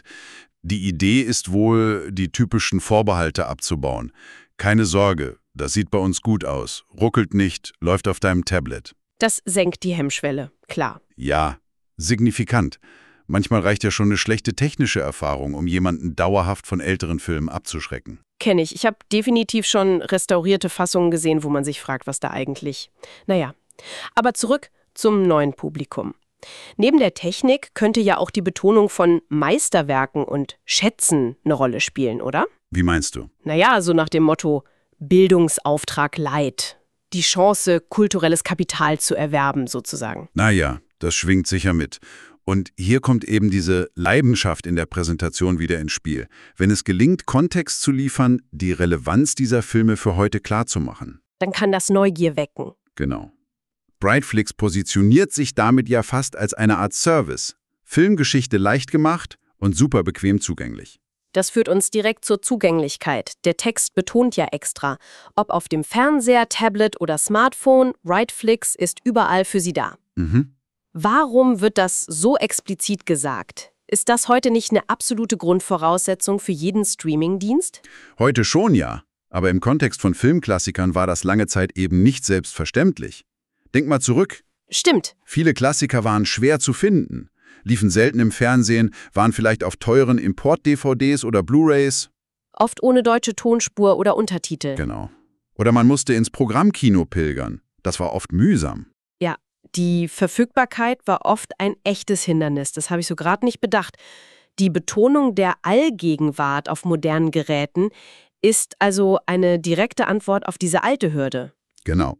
Es unterstreicht, wir haben diese Barrieren für dich beseitigt. Wir bringen diese Schätze direkt in deine alltägliche Medienumgebung. Kein Aufwand, keine komplizierte Suche mehr? Richtig. Und für das Ziel, ein neues Publikum zu erreichen, ist diese nahtlose Integration, dieser Komfort absolut entscheidend. Es macht das Entdecken eines Klassikers potenziell so einfach wie das Starten der nächsten gehypten Serie. Ja. Die Nische wird aus ihrer traditionell etwas, umständlichen Ecke geholt. Das ist Teil des Erlebbarmachens, nicht nur technisch aufbereitet, sondern auch logistisch vereinfacht. Und es ist die technische Grundvoraussetzung für dieses spätere Versprechen des Entdeckens. Wenn du spontan auf dem Sofa die Idee hast, einen bestimmten alten Film zu sehen, muss er sofort da sein. Genau, sonst ist der Impuls vielleicht schon wieder weg. Diese Allgegenwart ist strategisch notwendig, um vom passiven Bewahren zum aktiven, vielleicht sogar spontanen Erleben zu kommen. Macht Sinn. Und dann ganz am Ende kommt dieser Schlussappell, der das Ganze nochmal emotional auflädt. Tauchen Sie ein in eine Welt, in der Filmgeschichte lebendig bleibt und entdecken Sie Werke, die Generationen bewegt haben. Ja, der Klassiker. Klingt sehr nach Werbesprech, klar. Aber welche Funktion hat es hier genau am Ende? Es fasst die Kernversprechen, also Bewahrung, Qualität, Entdeckung, Relevanz, nochmal emotional verdichtet zusammen. Filmgeschichte lebendig halten, knüpft direkt an die Mission an, betont diesen dynamischen Aspekt. Keine verstaubte Materie, sondern was Aktives, Gegenwärtiges. Genau, und Werke, die Generationen bewegt haben, das spielt natürlich die Karte der Zeitlosigkeit, der universellen menschlichen Erfahrung. Es appelliert an die Sehnsucht nach Bedeutung, nach Verbindungen über Zeitgrenzen hinweg. Und gleichzeitig wird wieder dieses Schlüsselwort entdecken prominent platziert. Stimmt. Es ist eine Einladung, die sich nicht nur an Kenner richtet, die Bekanntes wiedersehen wollen, sondern eben explizit auch an Neugierige. Entdecke was Neues für dich, auch wenn dieses Neue schon Jahrzehnte alt ist. Eine Einladung zu einer Art Zeitreise, aber eben Einer sehr bequemen, vom Sofa aus. Genau. Okay, lass uns mal versuchen, die Essenz zusammenzufassen. Was uns dieser Beschreibungstext über Brightflixx verrät, was ist so die Kernstrategie, die da durchscheint? Also, das Kernangebot ist klar. Kuratierte Filmklassiker, positioniert als wahre Schätze. Die Mission ist zweigleisig. Bewahrung als Grundlage, aber strategisch entscheidend ist dieses aktive Erlebbarmachen. Für ein modernes, auch neues Publikum. Genau. Die Mittel dazu sind das Versprechen hoher technischer Qualität, restauriert, digitalisiert und einer besonderen, leidenschaftlichen Präsentation. Wobei wir ja gesagt haben, gerade diese Punkte bleiben im Text eher vage. Ja, die erfordern Vertrauen. Und entscheidend ist außerdem die maximale Zugänglichkeit. Auf allen Geräten, um eben diese historischen Hürden abzubauen. Richtig. Und das Ganze wird emotional aufgeladen, durch den Appell an zeitlose Bedeutung, ans Entdecken und die Abgrenzung vom Mainstream. Brightflixx verkauft also nicht nur Filme, sondern eine sorgfältig kuratierte Erfahrung. Letztlich verkauft Brightflixx damit das kuratierte Gefühl von Exklusivität und kultureller Kennerschaft, verpackt in maximalem Komfort. Eine ziemlich clevere Nischenstrategie eigentlich, gegen diese algorithmische Flut und die Schnelllebigkeit neuer Produktionen. Sie positionieren sich als die Experten, die die Perlen heben und für dich aufbereiten. So eine Art. Kultureller Übersetzer. Ja, genau. Kultureller Übersetzer zwischen Filmarchiv und modernem Wohnzimmer. Das fasst es gut zusammen, finde ich. Eine Positionierung, die auf Wertigkeit setzt und vielleicht auch ein wenig auf die Sehnsucht nach Beständigkeit in dieser sich doch sehr schnell wandelnden Medienwelt. Das war also unser genauerer Blick auf die Selbstbeschreibung von Brightflixx. Basierend auf dem Text, den wir hier hatten. Ein interessanter Versuch, eine Brücke zu schlagen zwischen gestern und heute. Und das wirft natürlich wie immer weiterführende Fragen auf, über die du, lieber Hörerin, lieber Hörer, vielleicht noch nachdenken magst. Zum Beispiel? Was schwebt dir da vor? Naja, zum Beispiel. In dieser heutigen Medienlandschaft, die uns ja wirklich mit immer neuen Inhalten geradezu überschwemmt, welchen Stellenwert haben solche Klassiker, wie Brightflixx sie anbietet, eigentlich für dich persönlich? Sind die eher eine willkommene Insel der Ruhe und der Tiefe? Oder gehen sie im täglichen Rauschen des Neuen dann doch eher unter? Das ist eine gute Frage zur Selbstreflexion, stimmt.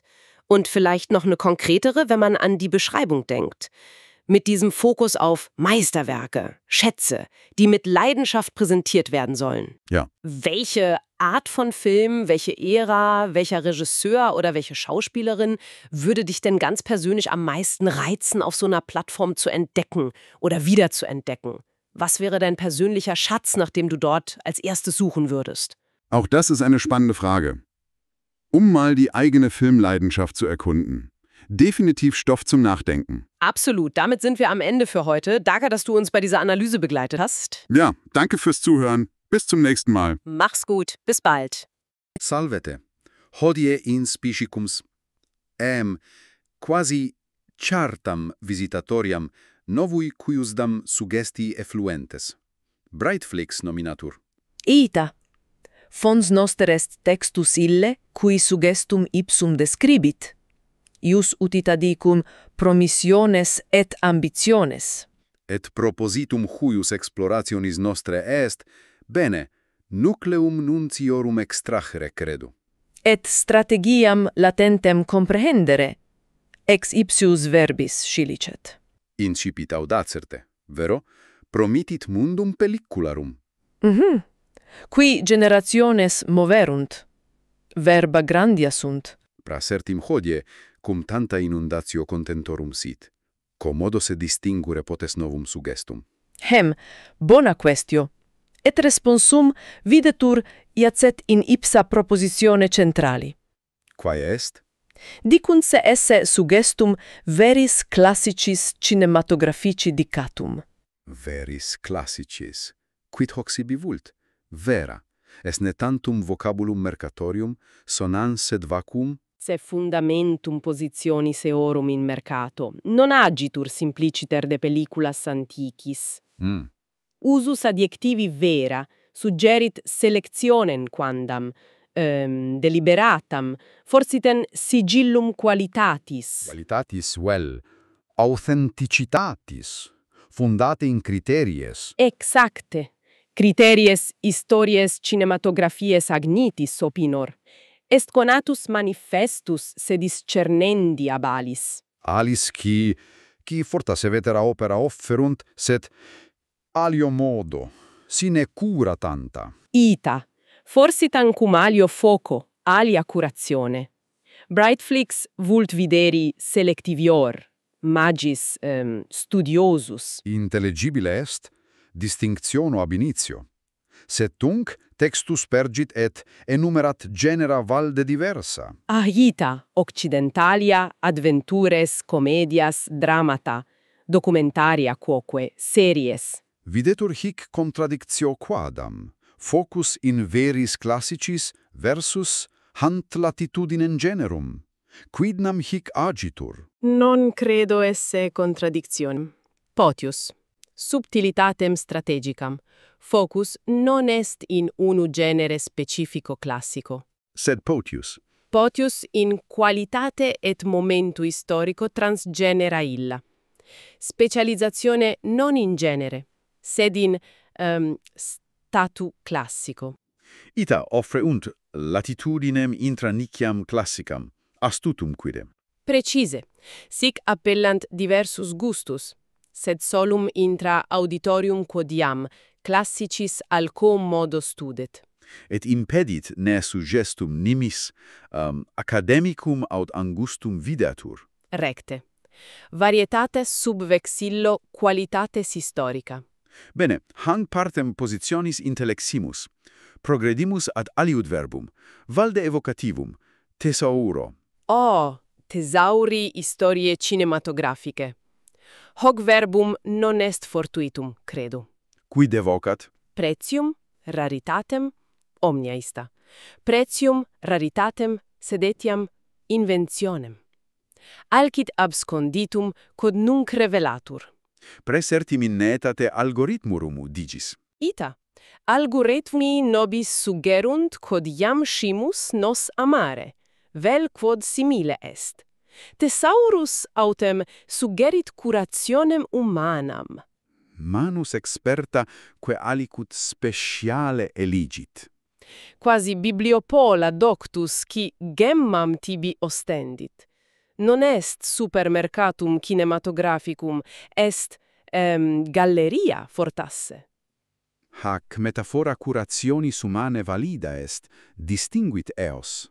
Et appellat ad psychologiam utientis, dat sensum accessus ad aricit exclusivum, non uniformitatem. Invenis aliquid, non solum tibi datur. Et hoc nos ducit ad missionem quam sibi proponunt. Textus enim dicit. Missio duplex videtur, non solum conservare classica. Sed etiam ea optima qualitate novo auditorio experientia redere. Hic est nucleus, credo, conservatio et revitalisatio, experientia redere. Ita. Est quasi actio inter duo extrema. Conservatio est aspectus musealis, staticus, quodamodo. Tutela hereditatis. Dum experientia redere est actio dinamica, moderna, paene missionaria. Spectat ad presens, ad auditores novus. Videtur mihi hactentio vel conjunctio esse cor strategiae Brightflixx. Omnino. Conservatione est necessaria sine qua non, sed pondus strategicum cadit in hang secundam partem, activam mediationem. Volunt esse plus quam archivum. Multo plus. Pons volunt esse. Inter praeteritum et presens. Pelliculas ep pulvere educere et relevantiam eis dare. Quomodo autem hunc pontem construunt. In textu duo elementa clavis invenio. Quae sunt? Qualitas et presentatione. Promittitur optima qualitas.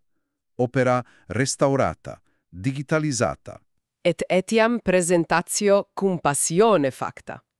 Incipiamus a qualitate. Restauratum digitalisatum.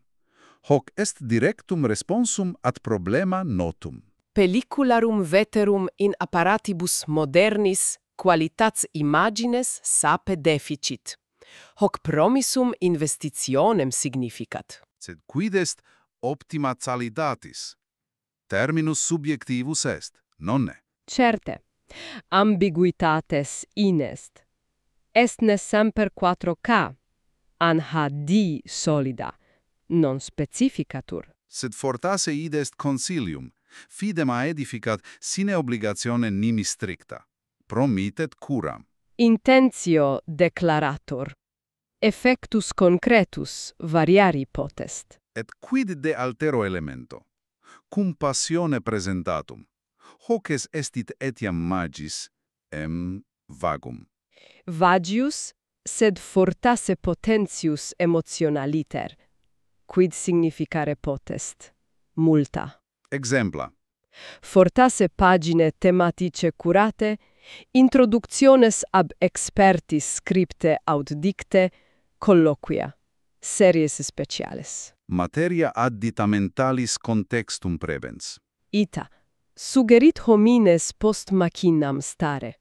Amatores cinematographiae qui amorem sum communicare volunt. Hoc est punctum differentiae magnum credo, contra suggesta quae fortasse magis algorithmis et quantitate niturn. Experientiam ditiorem promittit, et si modus exactus huius passionis in textum non definitur. Sed ipsa hac indeterminatio fortasse allicit, curiositatem movet. Potest esse, et hat conjunctionio promissio technica, et cura haec editorialis, hac passio, est fundamentum strategiae ad novus auditores alliciendo. Commodo enim allicere juvenes, auteos qui classicis minus assueti sunt, hac est quaestio centralis pro tali suggestu. Argumenta videntur esse plura. Primo, qualitas technica. Si pellicula bene videtur, unum impedimentum magnum toltur. Prejudicium de imagine vetusta vel mala. Secundo, ipsa vocabula magisteria, tesori, possunt movere curiositatem, desiderium lacunas culturalis cumpiendi. Terzio, illa presentazione cum passione. Potest dimostrare relevantiam hodiernam, cur haec opera etiam nun nos tangere possunt. Fetigitur Brightflixx, quasi ductor peritus, qui viam facilem et attractivam prebet in mundum classicorum. Quasi historia cinematografica facile facta. Quodam modo minuit laborem et incertitudinem pro spectatore, non solo catalogo, sed iter curatum. Transiamus ad aspectum magis, fundamentalem sed strategicum, accessibilità. Ita, textus effert, ubique, in televisore, tabula, telefono. Hodie hoc fere spectator ad omni suggestu, videtur basicum, cur ergo id tam explicite memorare. Quia pro classicis cinematograficis aec facilitas et omnipresentia est res relativa nova. Verum dicis, obliviscimus inter dum quam difficile fuerit olim. Prorsus. Accessus ad multa classica opera erat laborioso. Requibavat media fisica, investigazione, sape sine restaurazione, sine subtitoli idoneis. Erant quasi in angulo quadum culturale, non impromptu. Ergo, cum Brightflixx hanc accessibilitatem universalem effert. Non solum factum technicum descrebit. Subliniat remotionem impedimentorum historicorum. Est pars missionis ilius experientiam reddenti. Sine dubio. Commoditas hic esclaves strategica. Ad educendam classicam ex nihia sua incommoda. Ad eam integrandam in fluxum quotidianum medium. Hac integratio sine frictionibus necessaria est, ut promissio inventionis vera fiat. Ita. Si desiderium subito venit videndi exemplicia gratia, pelliculam quandam nuar ex annis 40? Debet esse tam facile quam eligere proximan serie nova. Alio quin impulsus ille evanescit. Omnipresentia technologica hic servit directe strategie revitalizationis. Bene, denique textus concluditul cum appello quadam, magis emotionali. Ita. Invitatio finalis. Immergete vos in mundum ubi historia cinematografica viva manet et invinete opera quae generationes moverunt. Ac sententia bene summat omnia, mihi videtur. Historia cinematografica viva manet. Resonat missionem activam di qua locutae sumus, non est res mortua, sed fons vivus. Et illa pars, opera quae generationes moverunt. Extollit universalitatem, vim intemporalem. Connexionem transtempus per experientias communes cinematographicas. Et iterum illud verbum. Invenire. Cruciale est, iterum atque iterum redit, appellat non solum nostalgicos, Qui volunt revisere quodiam amant. sed presertem curiosos, eos qui volunt explorare territoria nova, etsi sunt vetera. Invitatio ad explorationem personalem. Iter temporis culturale. Ex proprio canape. Benedictum, commodum et inventio coniunta. Optime. Tempus est fortasse colligere fila. Quas sunt conclusiones principales, quas ex ac autodescriptione Brightflixx ducere possiamos? Bene. Primo videtur Brightflixx se positionare ut suggestum selectum curatum decatum veris classicis et thesoris. Offerens latitudinem quandam transgenerat diversa, sed intra hanc unicia. Secondo, missione uis duplex. Conservatio est basis, sed enfasi strategica est in revitalizzazione activa, in experientia reddenda auditorio moderno, etiam novo. Tertio, hoc conantur efficere per binas promissiones, qualitatem technicam alta, restauratum digitalizzatum. Ci terminus optima est aliquantum flexibilis. Et presentationem cum passione, quae suggerit cura humana et editoriale, quamquam definitione exactam manet empham aperta. Quarto, accessibilità. Maxima e facile per ognis apparatus modernos. Hoc est fundamentum strategiae ad removenda impedimenta e ad fovenda inventioniem. Quinto et ultimo.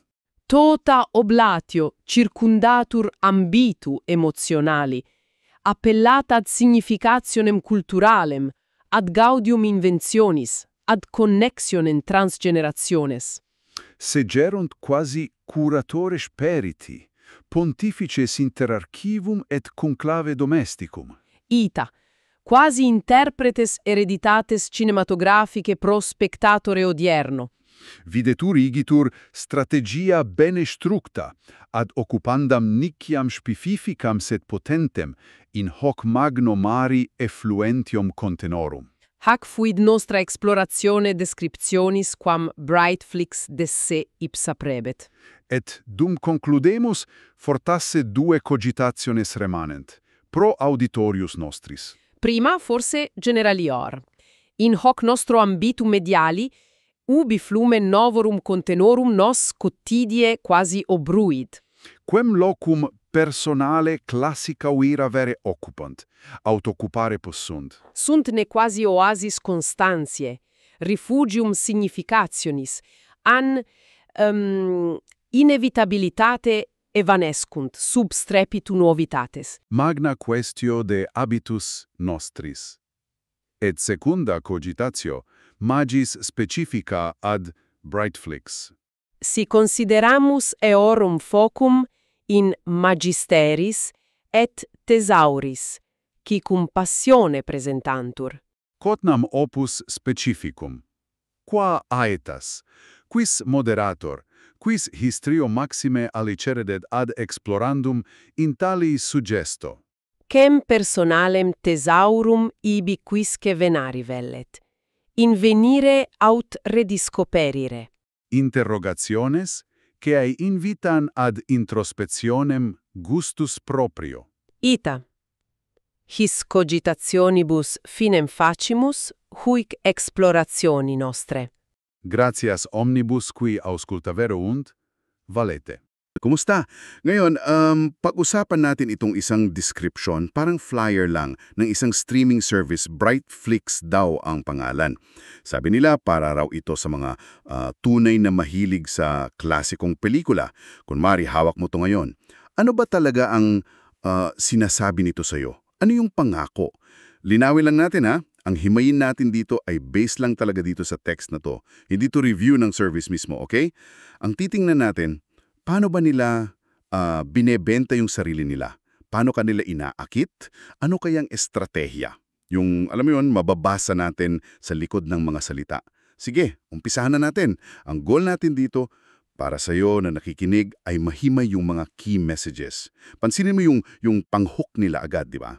Isang mundo ng mga pelikulang nagpasaya sa maraming henerasyon. Ang lakas ng dating yan. Lalo na ngayon, ang dami-daming mapagpipilian. Okay, simulan natin sa pinaka-basic na sinasabi nila. Unang linya pa lang. Ang Brightflixx ay ang streaming platform para sa tunay na mga klasikong pelikula. Ayan, yan yung parang pundasyon nila. Pero, ano ba talaga yung tunay dito? Oo nga, no? Magandang pansinin agad yan. Kasi yung salitang tunay, parang may bigat agad, di ba? Hindi lang siya basta label. Parang statement na yan na, hey, iba kami. Sa tingin mo, sapat na ba yun para maniwala ka agad na, espesyal nga sila? Good question. Hindi kaya marketing lang yun para, alam mo yun, magmukhang mas premium sila kumpara sa iba na baka may lumang pelikula rin naman pero di yun ang focus.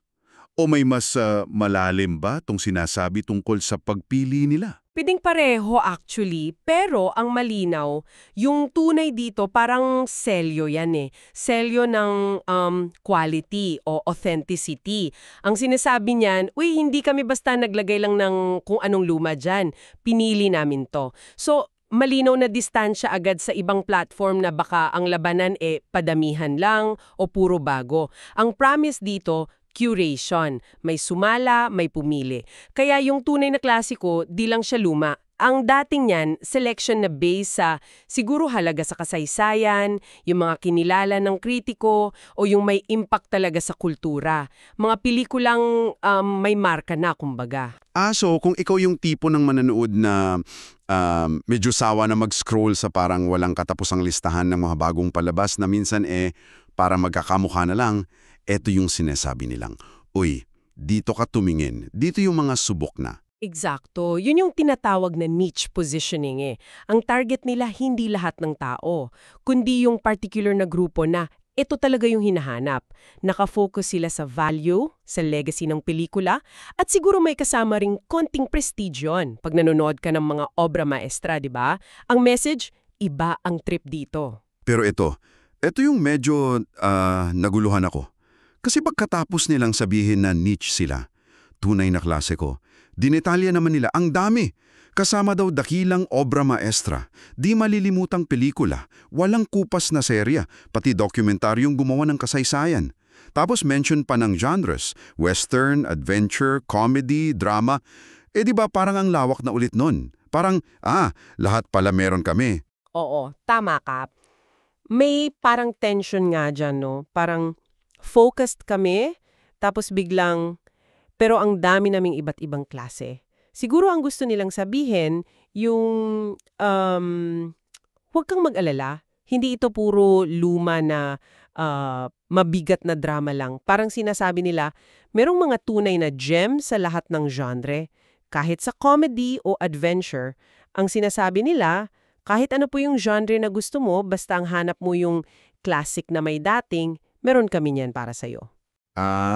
Okay. Gets ko. So, ang pagka-niche pala nasa konsepto mismo ng klasiko, hindi sa genre. Gusto lang nilang ipakita na kahit focus sila, hindi ka naman malilimitahan sa isang mood lang ng pelikula. Para hindi mo isipin, para lang to sa mga film major. Malamang, para maabot pa rin yung iba't ibang taste, pero nasa loob pa rin ng target audience nila na gusto talaga ng classics. Kung fan ka ng westerns, o ng mga lumang comedy, o ng epic dramas, ang pangako, meron sila niyan, basta pasado sa standard nila ng klasiko. Although yun nga, hindi pa clear sa text kung ano eksakto yung standard na yun. Tapos ginamit pa nila tong phrase na, alam mo yan, ang ganda pakinggan. Mga yaman ng kasaysayan ng pelikula. Talagang parang kumikinang, no? Pampaganda lang ba to? Parang marketing glitter lang? O may mas malalim tong ibig sabihin sa strategy nila? Sa tingin ko, higit pa yan sa pampangganda lang Kasi yung salitang yaman, ang connotation niyan, discovery. 'Di ba? Mga bagay na valuable, pero baka nakatago, hindi basta-basta nakikita. Lalo na ngayon, 'di ba? Ang dami-daming content. Tapos madalas, algorithm lang yung nagsusuggest sa'yo ng mga kapareho ng napanood mo na. Ano yung kaibahan ng yaman? Yung feeling na may mahahanap kang special. Yung hindi mo makikita kahit saan lang. Oo. At dito na naman pumapasok yung curation. Yung yaman kasi parang sinasabi niyan, may naghanap nito, may pumili, may nag-ayos para sa'yo. Isang tao o grupo na may alam talaga. So, ang positioning ng Brightflixx, hindi siya parang supermarket lang ng pelikula. Mas parang gallery siya o isang special na library.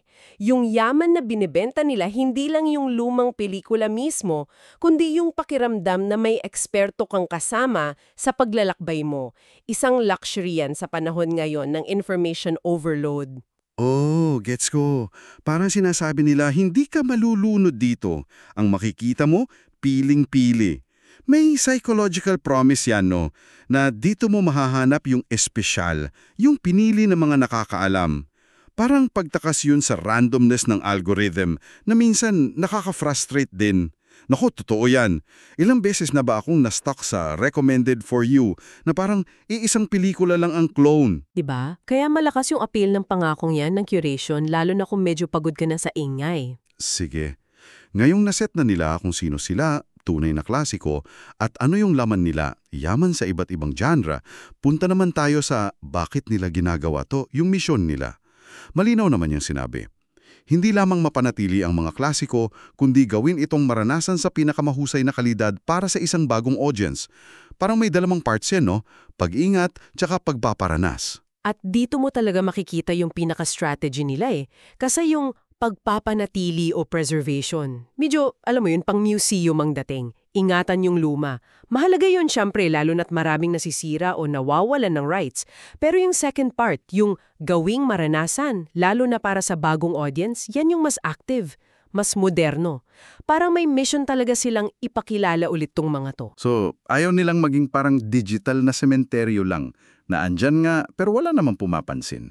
Gusto nilang buhayin ulit yung mga pelikula para sa atin ngayon. Parang ganun nga.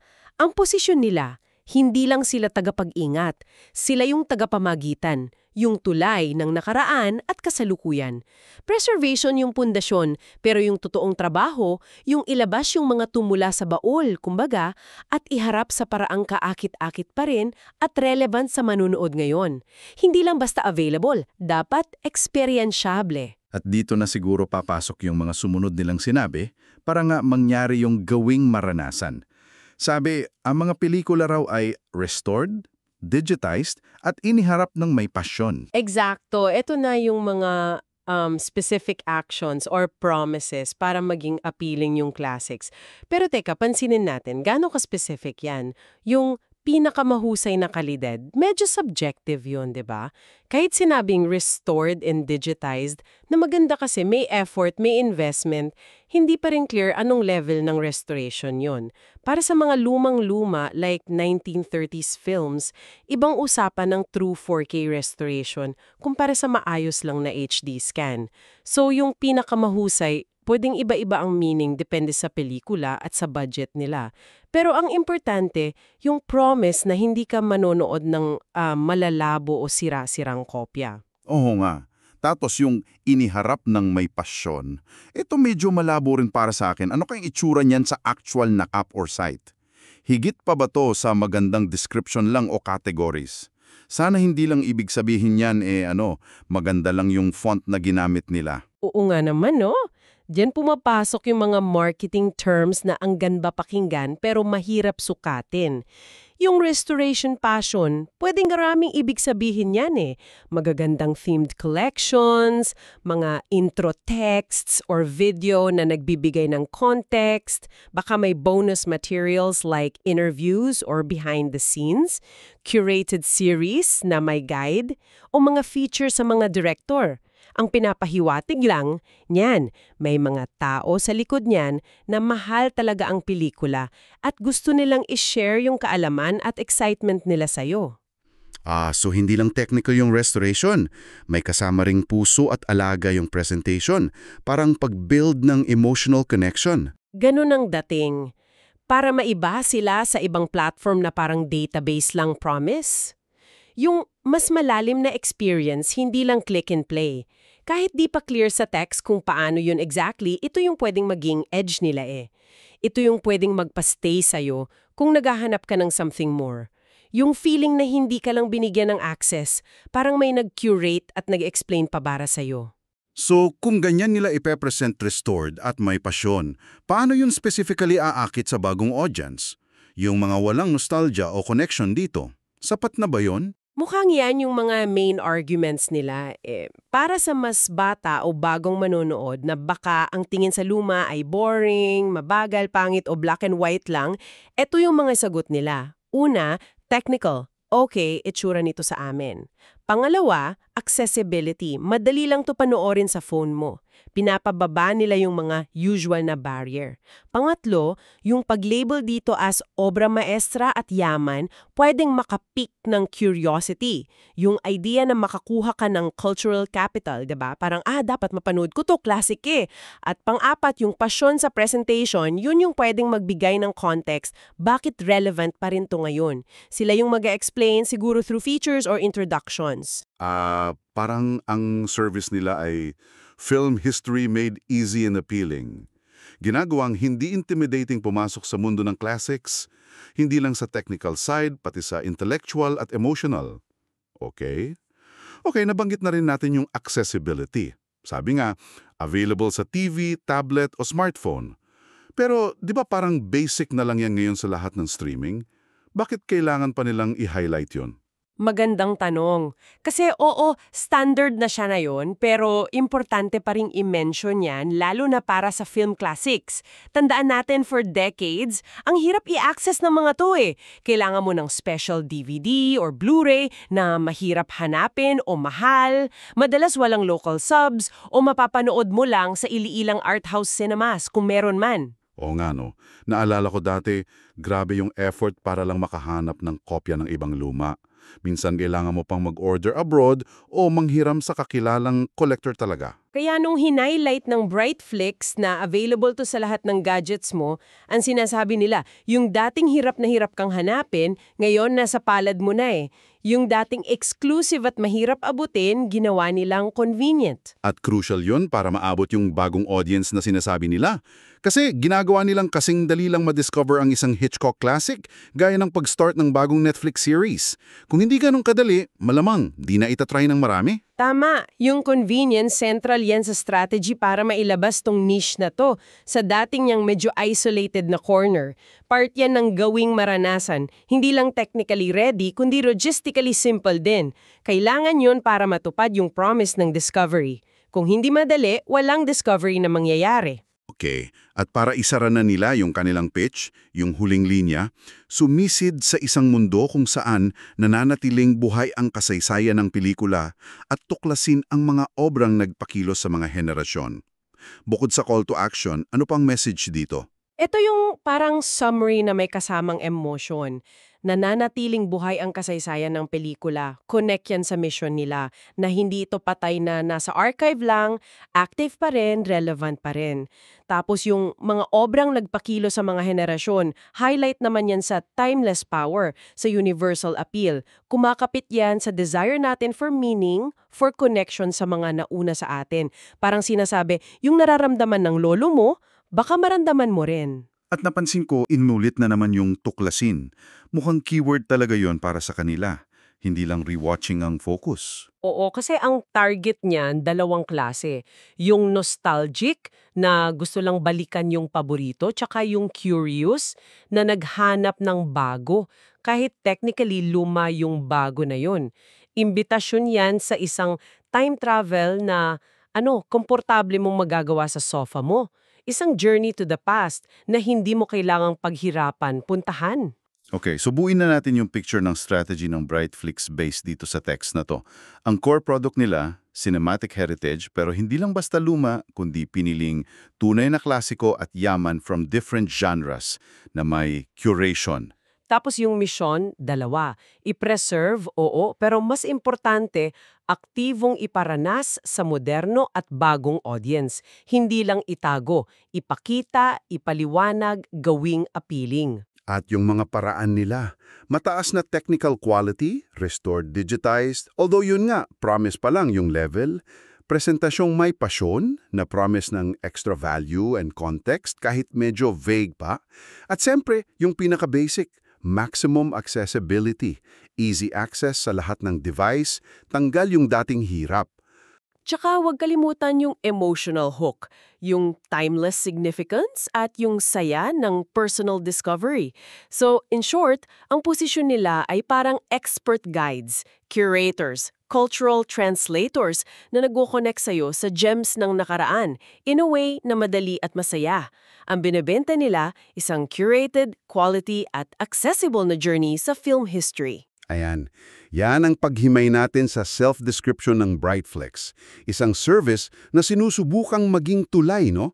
Between yesterday and today sa mundo ng pelikula. At iiwan ka namin ng isang tanong para sa iyong nakinig. Sa mundo natin ngayon na parang ang bilis ng lahat, laging may bagong content, bagong series, bagong pelikula, bagong viral video, ano sa tingin mo ang personal na lugar para sa iyo ng mga klasikong pelikulang ganito?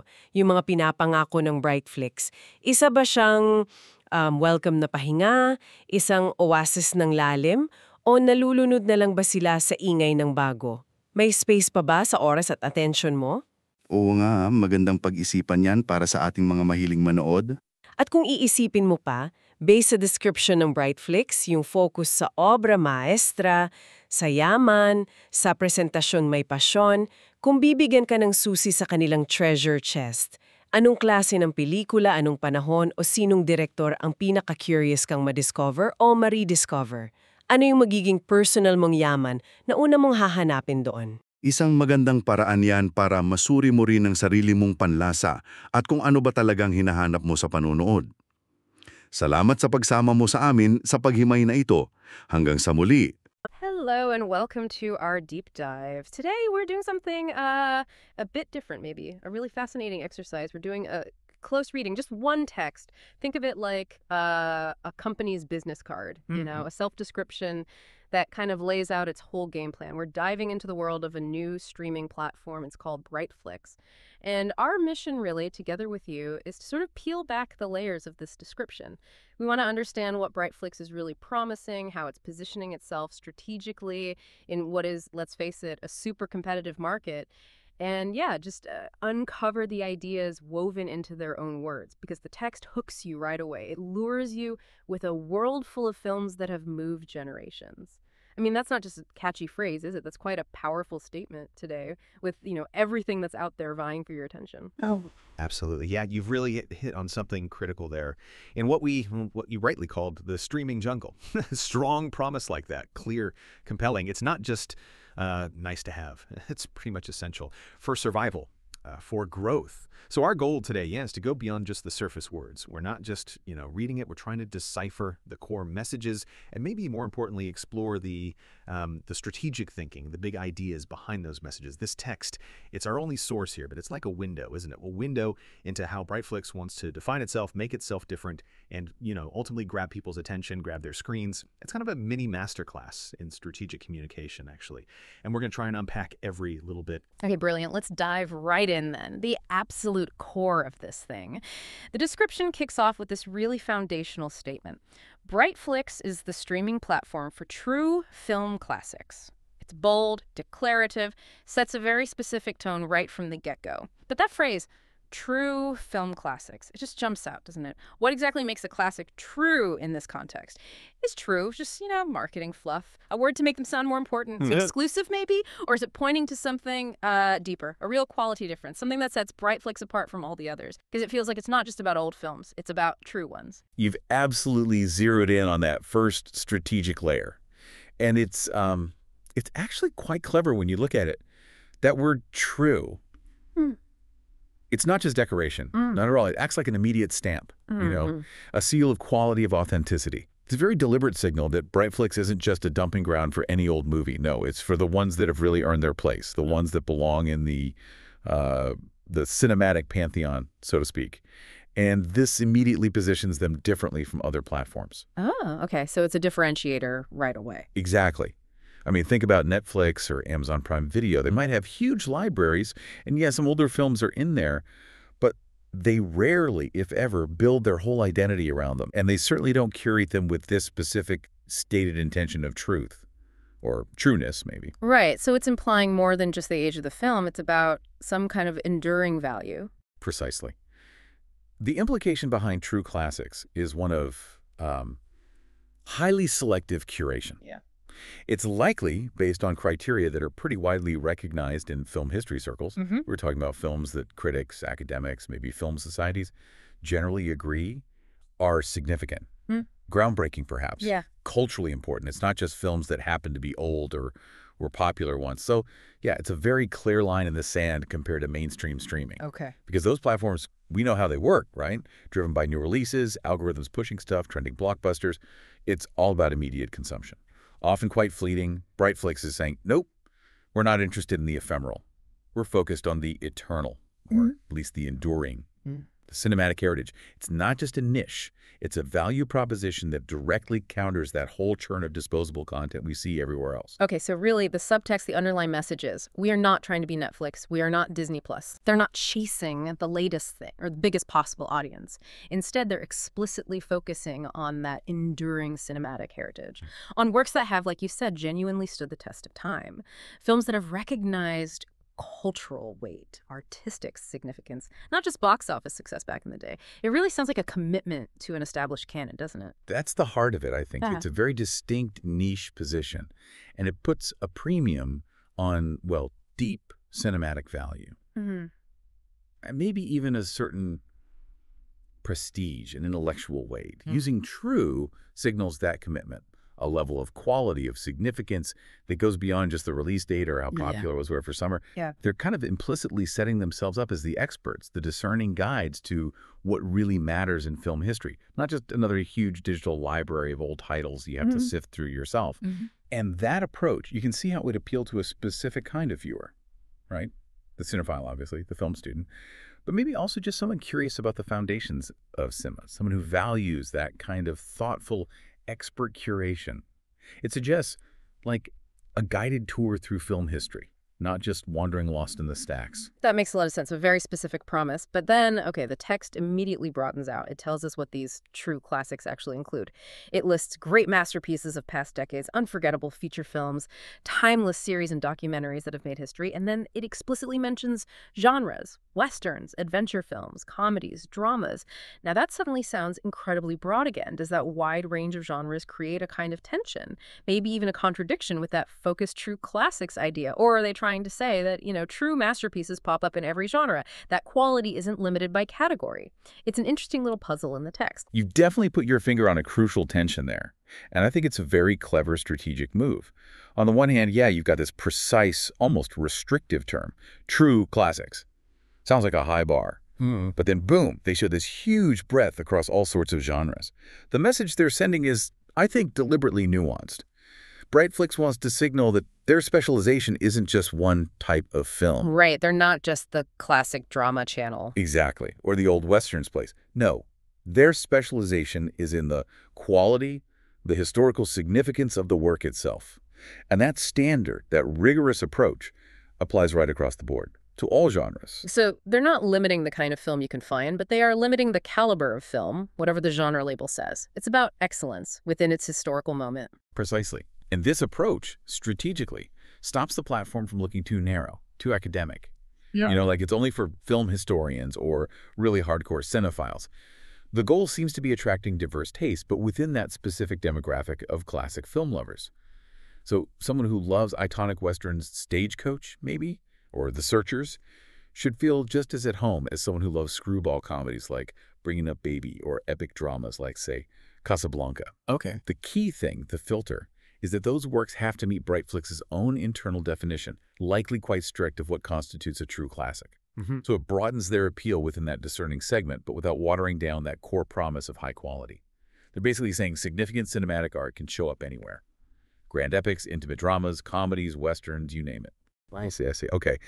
And then there's another phrase that really stands out. It calls these films treasures of film history. That language, it's so evocative, compelling. Almost romantic, really. Yeah. Is that just, you know, marketing gold dust, polishing the apple, making the film seem more valuable? Or do you think that word choice, treasures, serves a deeper purpose, something more psychological for the audience? Oh, I think treasures goes way beyond just simple enhancement. It's deeply intentional, strategically powerful. It taps directly into that human desire for discovery, doesn't it? Finding something hidden, something truly valuable that you might not just stumble across anywhere else. Especially now, think about our media world today just drowning in content, an absolute flood. Right, endless scrolling, exactly. We're constantly hit with algorithms suggesting more of the same, often based on what's popular right now, what's trending. So in that context, the word treasures, It instantly brings to mind something different. It suggests a human touch, a careful, discerning, expert selection process. It promises not just quantity, but quality. And maybe even that little thrill of unearthing something really special, something others might have missed, or something that used to be hard to find. So it's setting itself up as the opposite of that endless, often overwhelming algorithmic feed. They're implying like a curated journey, an expedition led by experts, rather than just being adrift in a huge ocean of content. Precisely. Brightflixx isn't positioning itself as just another content aggregator. No, it's framing itself as a treasure chamber, or maybe a gallery, an archivist's special collection, a place with curated, uniquely valuable items. And that's a stark contrast to the sort of supermarket approach of the big platforms where, yeah, everything's available, but often nothing feels particularly special or cherished. And critically, this also elevates the user, the viewer. If you subscribe to Brightflixx, you're not just consuming stuff, you're getting access, privileged access almost, access to the jewels of film history. That's a pretty significant psychological promise, isn't it? It says, here, you'll find the special stuff, the expert-picked films, the important ones that shaped culture. It's a clear line drawn against what can feel like the randomness of algorithms. It offers instead a sense of expertise, passion, real value. It connects with that desire not just to watch a movie, but to really engage with cinema as an art form. That's a great distinction. Moving beyond just the films themselves to the whole experience of finding them, watching them. Okay, let's shift gears a bit. Let's talk about Brightflixx's stated mission. That's often the real heart of these descriptions, right? And the text puts it quite clearly. Their mission is not just to preserve classics, but to make them experienceable for a new audience in the best quality. Now that sounds like a really delicate balancing act. Preserving, that word, feels quite conservative, almost like a museum's job, carefully guarding the past, but then making them experienceable for a new audience. That sounds so active, modern, almost like missionary work, bringing these films to a fresh generation. How do those two ideas, preservation and making them current, actually fit together in their strategy? You've absolutely nailed the core dynamic there. And yes, I think this is where Brightflixx's real cleverness might lie. This balancing act isn't really a contradiction. It is the strategy. It's the essence of what they're proposing. Brightflixx is stating very clearly, we're going to be much more than just a digital archive. Or, to put it less kindly, a cemetery for old films where they just lie dormant. Right, gathering digital dust. Exactly. While preserving is absolutely vital, ensuring these works physically and legally even exist anymore is a huge challenge, with film stock decaying and rights being incredibly complex. But the really decisive part, the forward-looking part of their mission, is making them experienceable. And that means actively, purposely getting these films out of the archive, dusting them off metaphorically, and presenting them in a way that's genuinely attractive, engaging, relevant, especially for viewers today, particularly an audience that maybe didn't grow up with them at all. So it's not just about keeping the film safe in a vault somewhere, but about giving them a new life, making sure they still speak to people now. It's about creating active relevance, not just, passive availability. Exactly that. The goal is creating relevance, not just making them available. It's a commitment to being an active mediator. Brightflixx is positioning itself as a crucial bridge builder, linking the cinematic past to the audience right now. They're not just offering films, they're offering access to cultural heritage in a way that hopefully resonates with modern tastes, modern viewing habits. And that involves understanding that, say, a younger audience doesn't just want to see an old film, perhaps. They might want to understand its impact, feel its power, connect with its themes in a way that feels meaningful today. It's almost an educational mission mixed with entertainment, recognizing that for these films to last, they need to be constantly reintroduced, reinterpreted for every new generation. Okay. And that focus on making them experienceable, that leads us right to the best quality part of the text. It elaborates, saying films are restored, digitized, and passionately presented. Now, restored and digitized, those sound like concrete technical promises. They address a really common problem, right? Old films just looking awful, faded, grainy on modern TVs. But how binding, how specific is in best quality? Quality can be pretty subjective. And even more interesting, maybe, what does passionately presented actually mean? Beyond just a nice, warm feeling, does the text give us any real clues about what that passion looks like on the platform itself? You're right to push on the specifics there. Best quality is inherently, well, it's a bit elastic, isn't it? However, the text does immediately give it some substance with restored and digitized. That's not just fluff. It implies a serious, often costly effort. It's not just playing some old, untouched print. Anyone who's tried watching a badly transferred classic knows the pain. So this is a big promise. It signals a real investment in the technical prep work, making sure the picture and sound are as good as they can be for modern viewing, cleaning up scratches, fixing color fading, stabilizing the image, getting the sound right. Okay. Now, does that mean top-tier 4K restorations for everything? Or just solid HD? The text leaves that open. But it's definitely a quality promise aimed at building trust, especially with an audience that expects a certain level of technical polish from streaming. It shows respect for the original film, which often gets lost in bad transfers. So it's a commitment to making the viewing itself better, more immersive, respecting the art through how it's shown. Exactly. It's about knocking down those technical barriers that often put people off older films. Now, passionately presented. Yeah. Yeah, like you said, that's even softer, more abstract. But strategically, it's really interesting. The text doesn't spell it out, which leaves them room. But we can definitely infer what it might mean. It's not just having the films, it's how you encounter them on the platform. Right, the context, the framing. Precisely. It could mean things like maybe beautifully designed theme pages, grouping films not just by genre, but by director or a cinematic movement or historical period, or even, say, philosophical ideas. Imagine clicking on a film and getting a short introduction written by a film scholar, or maybe even a contemporary director talking about its influence, providing that crucial context. It might mean bonus materials, interviews, production photos, essays, documentaries about the film's legacy, or maybe curated film series, like Introduction to Film Noir or the early works of Hitchcock, something that guides you. It strongly suggests that the people behind Brightflixx are genuine film lovers, not just tech guys distributing content, and they want to share that love, that knowledge, that enthusiasm, create a kind of community around these films. That feels like a really important difference. It's trying to build an emotional connection, an intellectual one, fostering engagement, not just being a transactional library where you pick a film and watch it. It sets them apart from platforms that are purely technical, maybe lacking that soul. Absolutely. This promise of passionate presentation points towards an experience that goes way beyond just hitting play. And while, yeah, the text is vague on the exact features, that vagueness might be strategic too. But that feeling of curated care, of expertise, could be exactly what hooks and keeps users who are looking for something more than just a massive back catalog. People who want to be guided, informed, inspired, connected with cinema history more deeply. Ultimately, both things, the technical quality, the restored and digitized part, and the passionate presentation, they're meant to build that crucial bridge, especially to that new audience. Brightflixx is effectively saying, look, we don't just have these films. We care about them deeply, and we want you to care too. So we're presenting them in the best possible way, technically and contextually. And that kind of investment, especially in curation and context, it's not cheap. It implies they believe this deeper engagement is key to loyalty, to building a real community, which is something the big aggregators often struggle with. Okay. That neatly brings us to maybe the biggest challenge, but also the biggest opportunity. Reaching this new audience. How exactly is Brightflixx planning to attract them? Especially when you think about all those common cliches or reservations that younger people or just anyone not already into classic film might have. You know, the ones, the image quality is bad, the pacing is too slow, maybe black and white just seems boring or hard to get into. Are that better quality and modern availability really the main arguments to overcome those deep-seated ideas? Or is there more to their strategy here?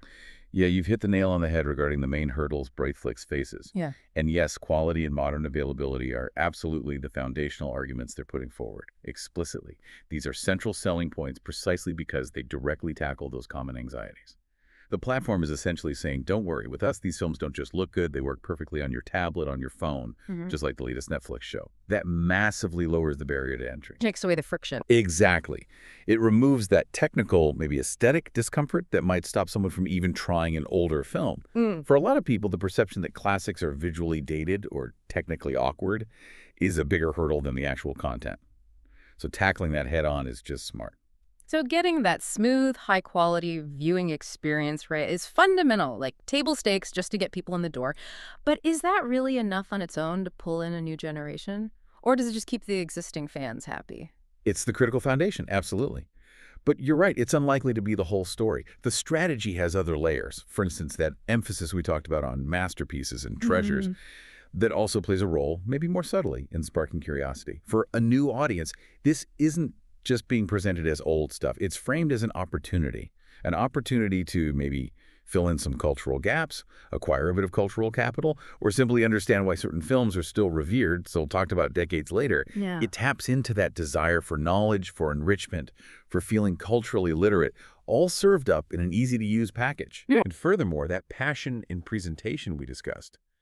Even though it's vaguely defined in this text, it could be absolutely vital for this new audience. If it means providing real context, explaining why a film was important historically, discussing its cultural impact, maybe even highlighting how its themes still resonate today, that's huge. By offering those kinds of intellectual signposts, Brightflixx can demonstrate the ongoing relevance of these films, why they still matter now.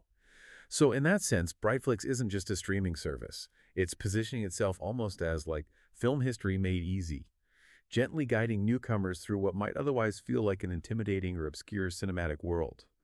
It's accessible cultural education alongside the entertainment. That's a really smart angle, making it accessible not just technically, but intellectually and culturally too.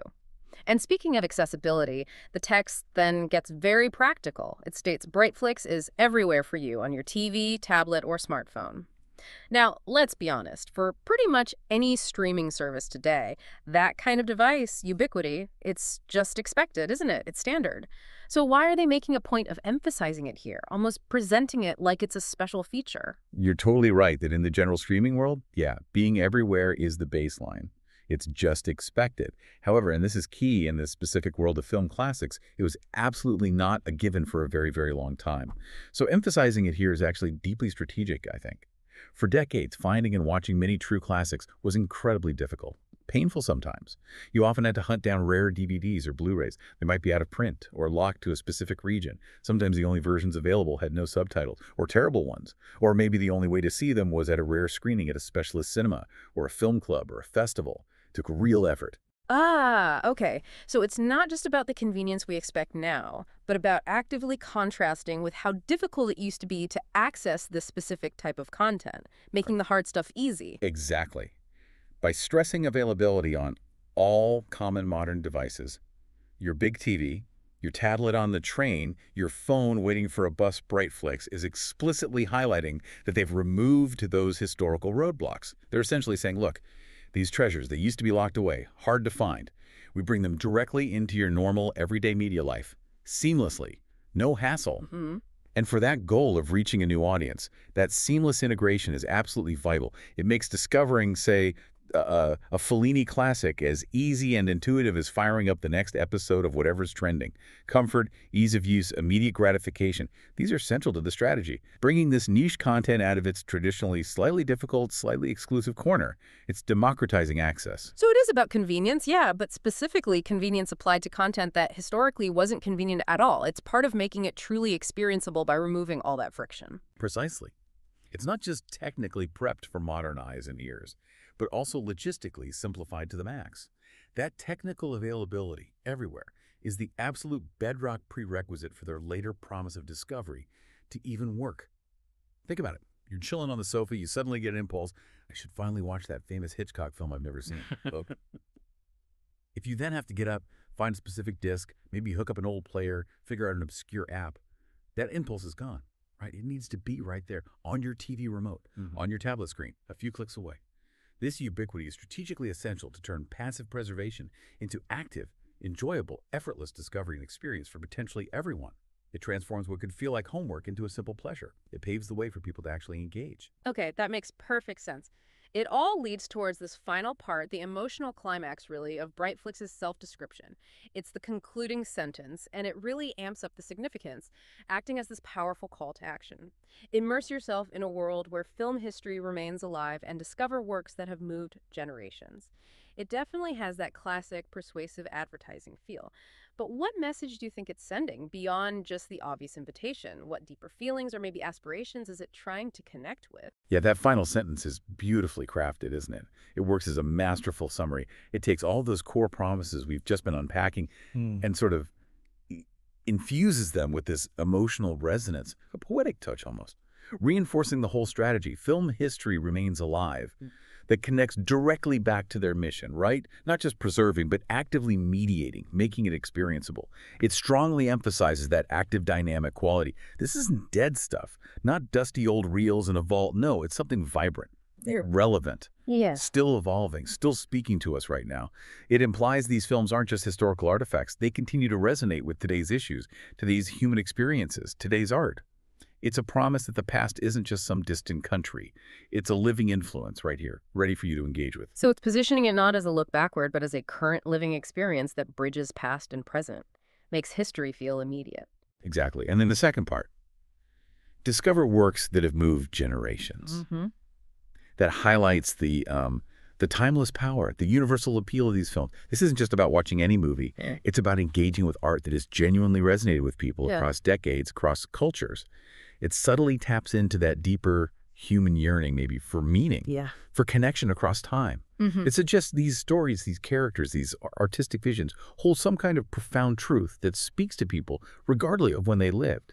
A shared human experience, a cultural thread you can connect to. And crucially, that word discover, it's key. It explicitly invites not just revisiting the familiar stuff, which is great for people who already love these films, but it actively encourages new discovery. And that cleverly appeals to both groups, doesn't it? The nostalgics who want to find those cherished titles again, relive those memories. And the curious, the explorers who are genuinely looking for something fresh, something deep, something culturally enriching, even if that new thing happens to be a film from the 1940s. It's basically an invitation to go time traveling, an expedition into our shared cultural heritage. But crucially, one you can start comfortably, easily, right from your own sofa. None of the old barriers apply. Yeah, it really ties together that intellectual appeal, the emotional connection, and the practical ease of access we've been talking about. It culminates in this really holistic, powerful promise. Absolutely. So if we were to sum up Brightflixx's whole strategic offering, based just on this text, it's much more than just providing films, isn't it? It's about offering this meticulously curated, high-quality, and super easily accessible journey through film history. And it's a journey designed to appeal right across that spectrum of discerning viewers, people feeling nostalgic for films they grew up with, people eager to fill gaps in their film knowledge, people just hungry to discover truly significant works they might have missed in the flood of modern stuff.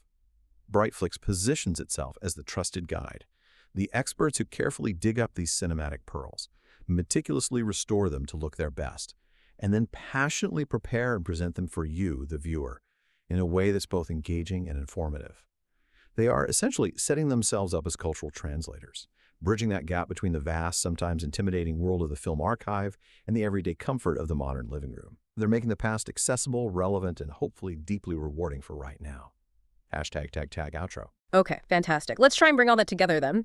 Just summarize what we've managed to pull out of this Brightflixx self-description using only this text as our guide. We've seen the core focus isn't just any old movies. It's specifically curated, true film classics and cinematic treasures, and they're drawn from a wide range of genres. Their mission seems to be this really interesting two-parter. Yes, preserving the heritage, making sure it survives, that's vital.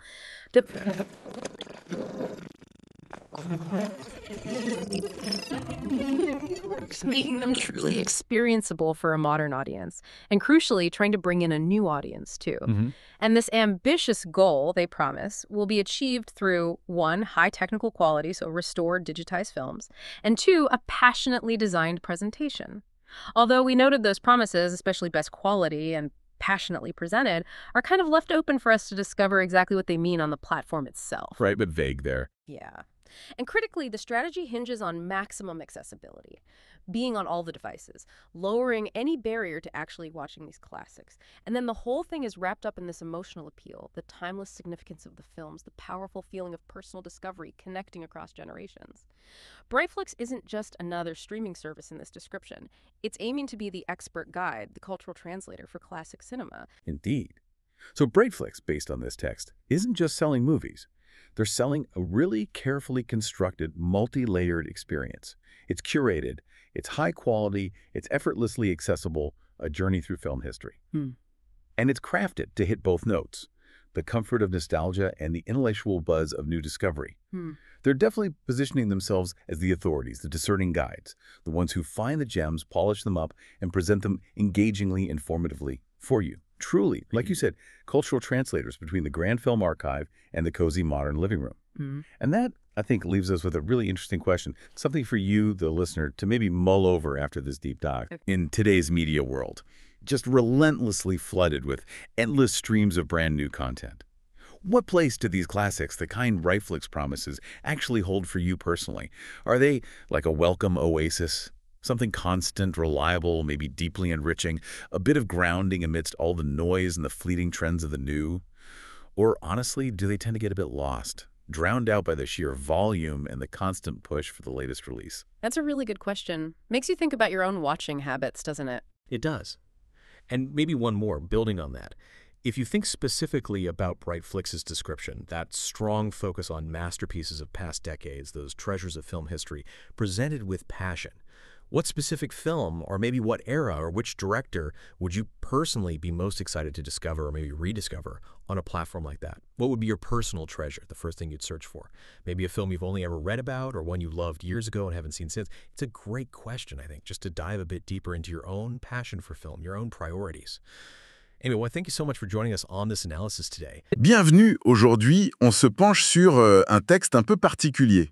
Oui, bonjour. C'est la description d'une plateforme de streaming, Brightflixx, un peu comme leur carte de visite en fait. C'est ça, un autoportrait en quelque sorte. Notre objectif, c'est de décrypter un peu ce qu'il y a derrière, les promesses, comment ils se positionnent.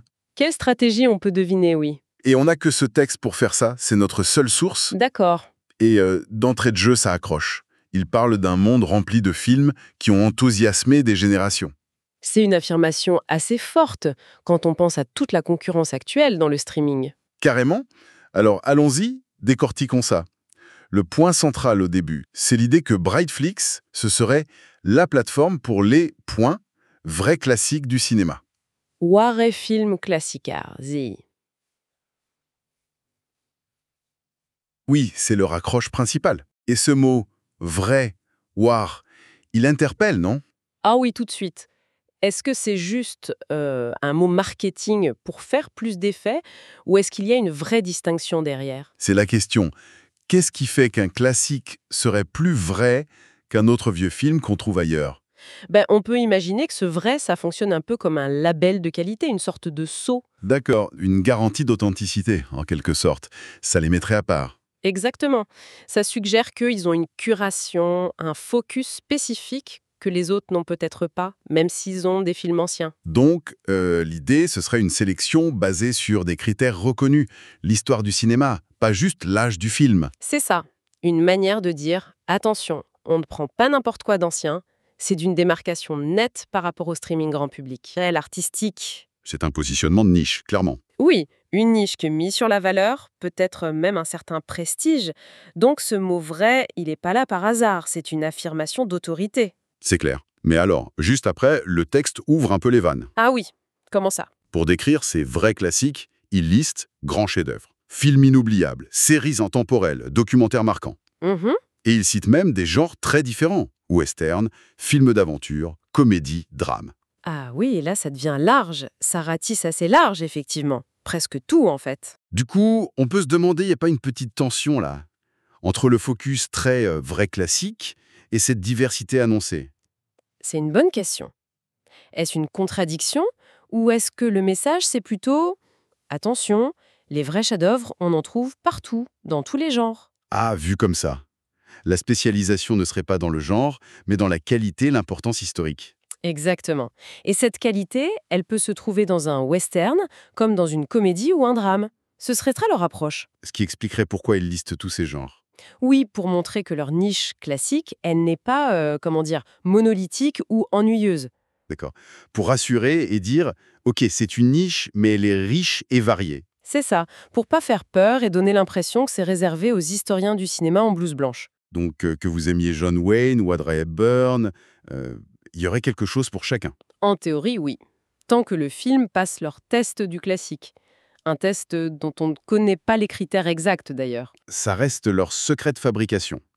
Et il continue avec une autre expression assez parlante, les trésors de l'histoire du cinéma. Schätze der Filmgeschichte.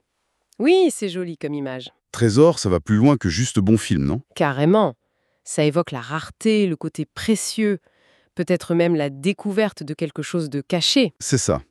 Surtout aujourd'hui, avec cette impression d'être noyé sous les contenus, les algorithmes. Oui, face à cette surabondance, le mot trésor suggère qu'il y a eu une recherche, une sélection humaine derrière. Une main qui a choisi. Le fameux travail de curation. Choisir, organiser, présenter. Exactement.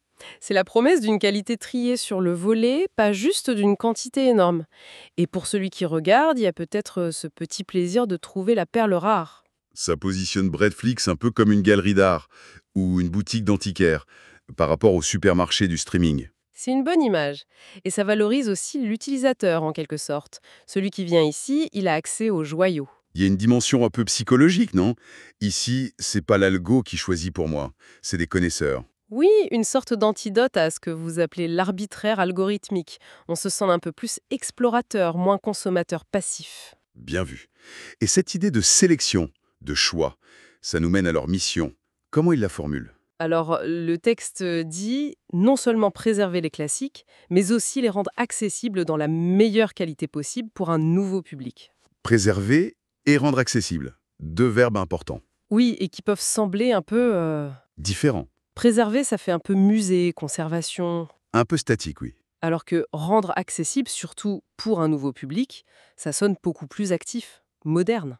Presque une mission d'évangélisation. Est-ce qu'il y a une tension entre les deux? Comment ils concilient ça? Je crois que c'est justement là le cœur de leur stratégie. Cette tension, c'est leur moteur. C'est-à-dire? L'idée, c'est pas de faire juste une archive numérique, un cimetière de vieux films, quoi. D'accord, faut pas que ça prenne la poussière. Voilà. Ils se voient comme des passeurs. Un pont entre hier et aujourd'hui. La préservation, c'est la base. Faut que les films existent et soient en bon état. Mais le plus important, c'est de les sortir de l'archive. C'est ça. Les rendre accessibles. Ça veut dire les présenter de façon attractive pour les gens d'aujourd'hui. Créer de la pertinence, pas juste de la disponibilité. Donc, ce grand écart, c'est pas un problème, c'est leur solution. Exactement. Gardien du temple, mais aussi guide touristique moderne et engageant. Et pour rendre ça pertinent et accessible, ils insistent sur la qualité. Meilleure qualité possible, restaurée, numérisée. Oui, restaurer et numériser, ça, c'est concret. Ça répond à la peur d'avoir une image ou un son tout abîmé sur nos écrans HD ou 4K. C'est un argument technique pour rassurer, mais meilleure qualité possible, ça reste un peu... Un peu flou, oui. Qu'est-ce que ça veut dire exactement? Une simple HD? Une restauration 4K flambant neuve? Le texte ne précise pas les niveaux. C'est une promesse marketing assez flexible, on va dire. Ça inspire confiance, mais sans s'engager sur un standard précis pour chaque film. C'est probablement ça.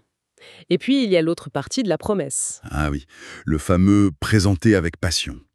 Alors ça, qu'est-ce que ça peut bien vouloir dire concrètement sur une plateforme? C'est encore plus flou que la qualité technique. Mais c'est peut-être là que réside une partie de leur différenciation. Comment ça pourrait se traduire, cette passion? On peut imaginer des pages thématiques bien faites, des petites introductions vidéo ou texte, des bonus, des interviews. Des collections organisées? Cycles par réalisateur, par genre, par époque? Et comme vous. Même si on ne sait pas exactement comment ça se manifeste. C'est une promesse d'ambiance, presque. Une promesse d'expérience enrichie. Et ça peut être un vrai facteur de fidélisation pour des gens qui cherchent plus qu'une simple liste de films. D'accord. Et cette combinaison qualité technique, présentation passionnée, c'est sans doute pensé pour attirer le fameux nouveau public. Très probablement. C'est un des leviers pour les séduire. Justement, ce nouveau public, comment le texte suggère-t-il que Brightflixx va réussir à les amener vers des films parfois très anciens? Plusieurs pistes dans le texte. D'abord, lever les freins techniques. C'est restaurer, numériser, donc ça devrait être agréable à regarder. L'idée que vieux film égale mauvaise image, on essaie de contrer ça. Voilà. Ensuite, il y a l'argument de la facilité d'accès, on va y revenir. Et puis, il y a l'attrait des mots comme chef-d'œuvre, trésor. Ça peut piquer la curiosité. Combler des lacunes, découvrir des monuments. Oui, il y a un peu de ça. Le désir d'acquérir une certaine culture cinématographique. C'est comme visiter les grands musées, mais pour le cinéma. Et la présentation avec passion, si elle est bien faite, peut aider à donner des clés de lecture, à montrer pourquoi ces films sont toujours pertinents. Exactement. Donner du contexte, expliquer l'importance, rendre le classique moins intimidant, plus proche. En gros, Brightflixx se positionne comme un facilitateur. L'histoire du cinéma rendue facile et désirable. C'est un peu l'idée. Et ça nous amène à l'accessibilité très pratique. Oui, le texte dit que ce soit sur la télévision, la tablette ou le smartphone, Brightflixx est partout.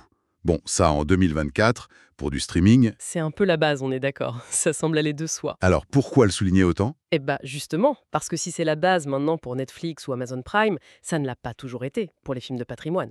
Ah oui, c'est vrai. Avant, fallait parfois chercher le DVD rare, attendre une diffusion télé. Exactement. Ou aller dans des cinémas spécialisés. C'était pas toujours simple. Donc le fait de dire c'est dispo partout, tout le temps, facilement, ça lève une vraie barrière historique pour ce type de contenu. C'est amener ces trésors dans notre environnement médiatique quotidien sans effort. Précisément. Et c'est crucial pour toucher ce nouveau public. Si c'est compliqué, ils iront voir autre chose. L'intégration doit être parfaite. Regarder un vieux film doit être aussi simple que de binge-watcher la dernière série. C'est ça. Le confort d'utilisation, c'est pas juste un détail technique. C'est un argument stratégique majeur pour démocratiser l'accès aux classiques. Ça fait partie intégrante du rendre accessible. Simplification logistique, pas juste technique. Tout à fait. C'est la condition pour que la promesse de découverte facile puisse tenir. Si l'envie de voir un classique vous prend, il faut pouvoir la satisfaire tout de suite. Sinon, l'envie passe. Voilà. Donc cette omniprésence est essentielle pour passer de la conservation un peu passive à une vraie découverte active par un public plus large. On arrive à la fin du texte, la conclusion, l'appel à l'action, plonger dans un monde où l'histoire du cinéma reste vivante et découvrir des œuvres qui ont ému des générations. C'est une belle phrase de clôture. Elle résume bien les promesses clés. L'histoire du cinéma reste vivante? Ça boucle avec la mission, non? Pas un musée poussiéreux? Oui, ça insiste sur le côté dynamique, actuel. Et œuvres qui ont ému des générations. Ça joue sur l'émotion, l'universalité, la transmission, le côté intemporel. Exactement. Ça fait appel à notre désir de connexion, de partager quelque chose avec ceux qui nous ont précédés.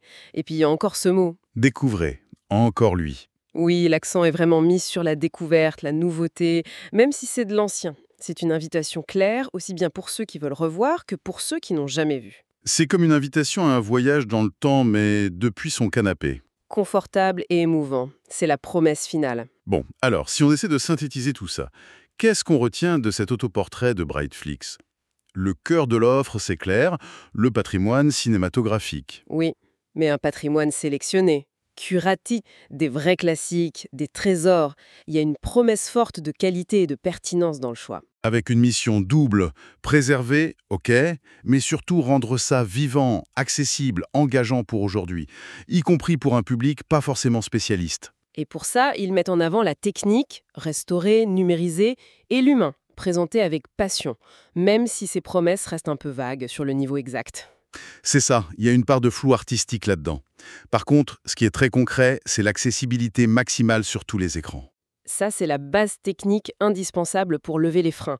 Et le tout est enrobé dans un discours assez émotionnel. Valeur intemporelle, plaisir de la découverte. Au final, ils ne vendent pas juste des films, ils vendent une expérience. Un voyage guidé, qualitatif et facile dans l'histoire du cinéma. Pour les nostalgiques et les néophytes, ils se placent un peu en médiateur culturel, en passeur. Des experts sympas qui nous ouvrent les portées du trésor et nous aident à l'apprécier. C'est un peu ça. Des traducteurs entre l'archive un peu intimidante chez le salon connecté d'aujourd'hui. Voilà, donc notre lecture de ce texte. Une stratégie intéressante pour essayer de donner une nouvelle vie au classique à l'ère du streaming. Oui, c'est une approche qui a du sens, mais ça soulève une question, je trouve. Ah oui, hein, laquelle? Dans ce déluge permanent de nouveautés, de contenus frais qui nous assaillent, quelle place réelle ces classiques, même bien présentés comme ça, peuvent-ils trouver? Est-ce que c'est une oasis bienvenue, un point d'ancrage? Ou est-ce qu'ils risquent quand même de se faire un peu oublier dans le bruit général? C'est une vraie question sur notre rapport au temps médiatique. Et puis, une autre réflexion, plus personnelle peut-être, en repensant à leur description, trésor, chef-d'œuvre, passion. Qu'est-ce qui nous attirait, nous, personnellement, à aller fouiller là-dedans? Quel serait le trésor qu'on aurait envie d'y chercher ou d'y redécouvrir? De quoi alimenter nos propres conversations cinématographiques. Merci de nous avoir suivis pour cette analyse. À la prochaine.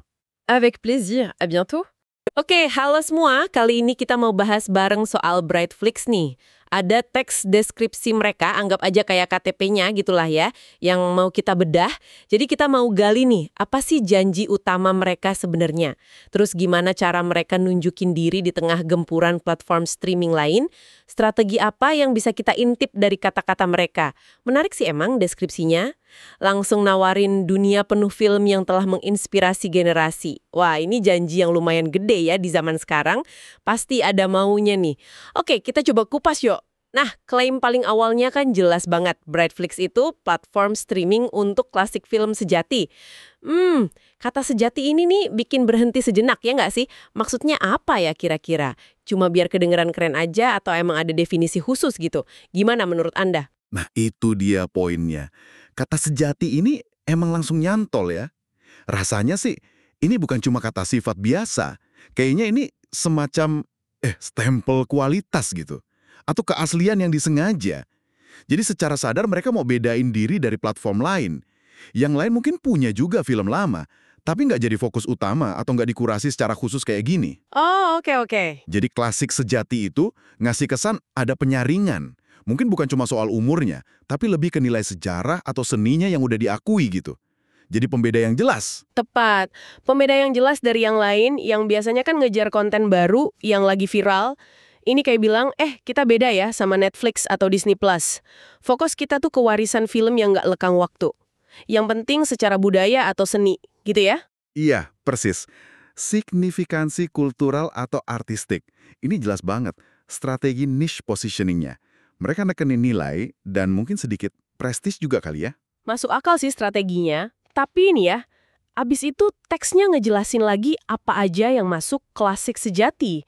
Karya-karya agung dari dekade-dekade lampau, film fitur tak terlupakan, serial abadi, dan dokumenter yang mencatat sejarah. Terus, genrenya juga disebutin banyak. Western, petualangan, komedi, drama. Kok ini kesannya jadi luas lagi ya? Hampir semua ada. Apa ini nggak sedikit nabrak sama kesan eksklusif klasik sejati tadi? Nah, itu dia. Ada semacam tegangan yang menarik di teks ini. Bisa jadi sengaja juga sih. Satu sisi fokusnya tajam ke klasik sejati, sisi lain nunjukin cakupan genre yang lebar. Menurut saya sih pesannya gini, spesialisasi kita bukan di satu genre, tapi di standar kualitas dan nilai sejarahnya. Dan standar itu berlaku buat semua genre. Gitu. Intinya mungkin biar platform nggak dianggap terlalu cepat atau cuma buat segelintir orang. Tujuannya ya biar bisa narik selera yang beda-beda, tapi tetap di dalam lingkaran penggemar klasik. Jadi fans western harusnya bisa nemu, pecinta komedi jadul juga, atau drama epik. Asal ya itu tadi, filmnya dianggap layak dapet cap klasik. Gimanapun Brightflixx nanti nentuinnya secara internal, itu memang masih agak ngambang sih di teks ini. Oke. Jadi luas dalam kekhususannya. Nah, terus ada istilah ini nih, harta karun sejarah film. Wah, ini kedengarannya keren banget, menggoda gitu. Menurut Anda fungsi kata harta karun ini apa ya? Cuma buat naikin nilai filmnya aja, kayak taburan debu emas pemasaran gitu? Saya rasa harta karun itu lebih dalam deh maknanya dari sekedar polesan. Ini mainin ide soal penemuan. Sesuatu yang berharga, yang mungkin agak tersembunyi, yang nggak bakal kamu temuin di sembarang tempat gitu. Apalagi di zaman sekarang kan konten bejibun ya, algoritma nyodorin yang mirip-mirip terus. Nah, harta karun ini kayak ngasih sinyal, di sini ada sentuhan manusia loh, ada seleksi yang dipikirin mateng-mateng. Kurasi. Aspek kurasinya itu ya. Jadi platform ini nggak cuma janjiin kuantitas film klasik, tapi juga kualitas hasil pilihan gitu. Dan bahkan mungkin ada perasaan, wah nemu nih gue sesuatu yang spesial. Tepat. Jadi ngebedain diri dari pendekatan supermarket, platform gede. Perbandingan yang bagus tuh. Brightflixx jadi kayak peti harta karun atau galeri. Dan ini juga ngangkat nilai penggunanya kan? Siapapun yang nonton di sini, rasanya kayak dapat akses ke sesuatu yang eksklusif, ke permata sejarah film. Jadi ini juga janji psikologis. Di sini kamu nemu yang spesial, yang dikurasi, yang dipilih ahli. Poin bagus soal bedanya sama algoritma yang serba otomatis itu. Oke, kita geser ke misinya nih. Biasanya ini kan inti dari deskripsi kayak gini ya. Dibilang jelas di sini. Tidak hanya melestarikan klasik, tetapi juga membuatnya dapat dialami, erlebbarmahan, dalam kualitas terbaik untuk audiens baru. Ini kayak mau nyiimbangin dua hal ya. Betul sekali. Ada dua kutub di sini. Melestarikan itu kesannya kan konservatif ya. Menjaga kayak museum gitu. Nah, membuat dapat dialami, apalagi buat audiens baru, ini kedengarannya aktif banget. Modern, bahkan kayak ada misi penyebarannya gitu. Gimana cara jalan barengnya? Keseimbangan ini nih, menurut saya, inti strategi yang mereka coba jelasin.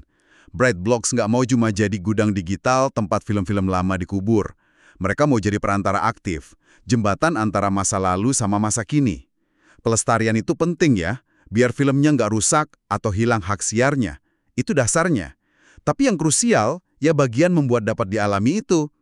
Artinya ngeluarin film ini dari arsip, terus disajiin dalam bentuk yang oke buat penonton sekarang. Oke, jadi tujuannya itu bikin relevan lagi, bukan cuma sekedar ada. Nah, disitulah kualitas masuk. Dalam kualitas terbaik, terus dirinci lagi, direstorasi, didigitalisasi, dan disajikan dengan semangat. Bagian direstorasi sama didigitalisasi ini kan janji teknis ya, buat ngatasin masalah umum. Film lama suka kelihatan kurang oke di layar modern. Benar. Tapi ya, janji kualitas terbaik ini sebenarnya seberapa mengikat, agak subjektif juga kan? Teks ini emang coba bikin konkret dengan nyebut direstorasi dan didigitalisasi. Itu nunjukin ada usaha lebih, nggak cuma sekedar mindahin ke digital. Ini sinyal kalau mereka investasi di persiapan teknis. Tapi apa iya selalu restorasi 4K yang canggih? Apa kadang cuma master HD yang lumayan aja? Nah, itu kan tetap nggak jelas di sini. Ini janji kualitas buat bangun kepercayaan. Tapi detail pemenuhannya ya masih perlu dilihat nanti. Setuju, masih agak abu-abu soal terbaik itu. Nah, terus gimana sama disajikan dengan semangat? Ini apa lagi nih? Apa yang harus kita bayangin? Lebih dari sekedar, perasaan hangat aja gitu. Ada petunjuk nggak sih arti konkret semangat ini? Ini nyentuh bagian yang agak lemah, tapi menarik secara strategis. Disajikan dengan semangat, emang lebih abstrak sih, tapi bisa jadi pembeda kuat. Artinya bisa macam-macam. Mungkin tampilan antar mukanya dibikin keren. Ada tulisan pengantar atau info tambahan. Mungkin ada rangkaian film tematik atau profil sutradara yang digarap khusus. Intinya sih, ini kayak mau bilang, di balik platform ini ada orang-orang yang beneran suka film loh. Dan pengen bagi-bagi antusiasme itu. Jadi lebih dari sekedar teknis.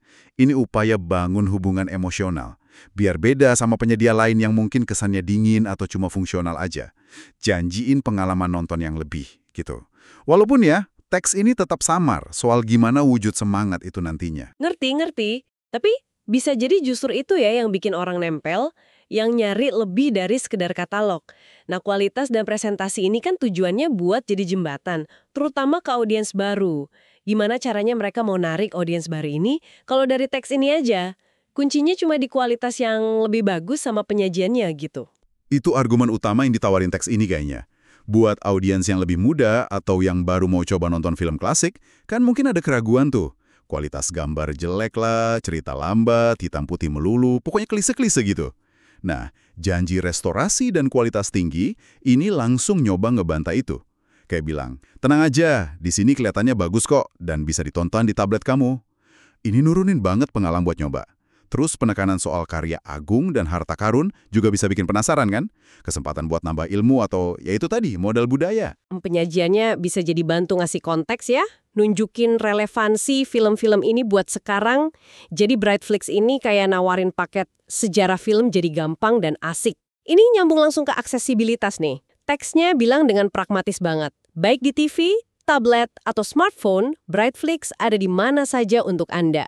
Kalau dipikir-pikir, bukannya ini udah standar ya buat semua streaming sekarang? Kenapa perlu ditekanin lagi di sini ya? Mungkin sekarang udah jadi ekspektasi ya, tapi justru dalam konteks film klasik, ini tuh nggak otomatis loh dari dulu. Dulu kan banyak klasik susah banget dicari, mesti beli DVD atau Blu-ray khusus, kadang impor, atau jarang banget diputar di bioskop tertentu. Nah, dengan nekenin ada di semua perangkat modern yang umum, Brightflixx kayak mau nunjukin kita udah ngilangin hambatan sejarah itu loh.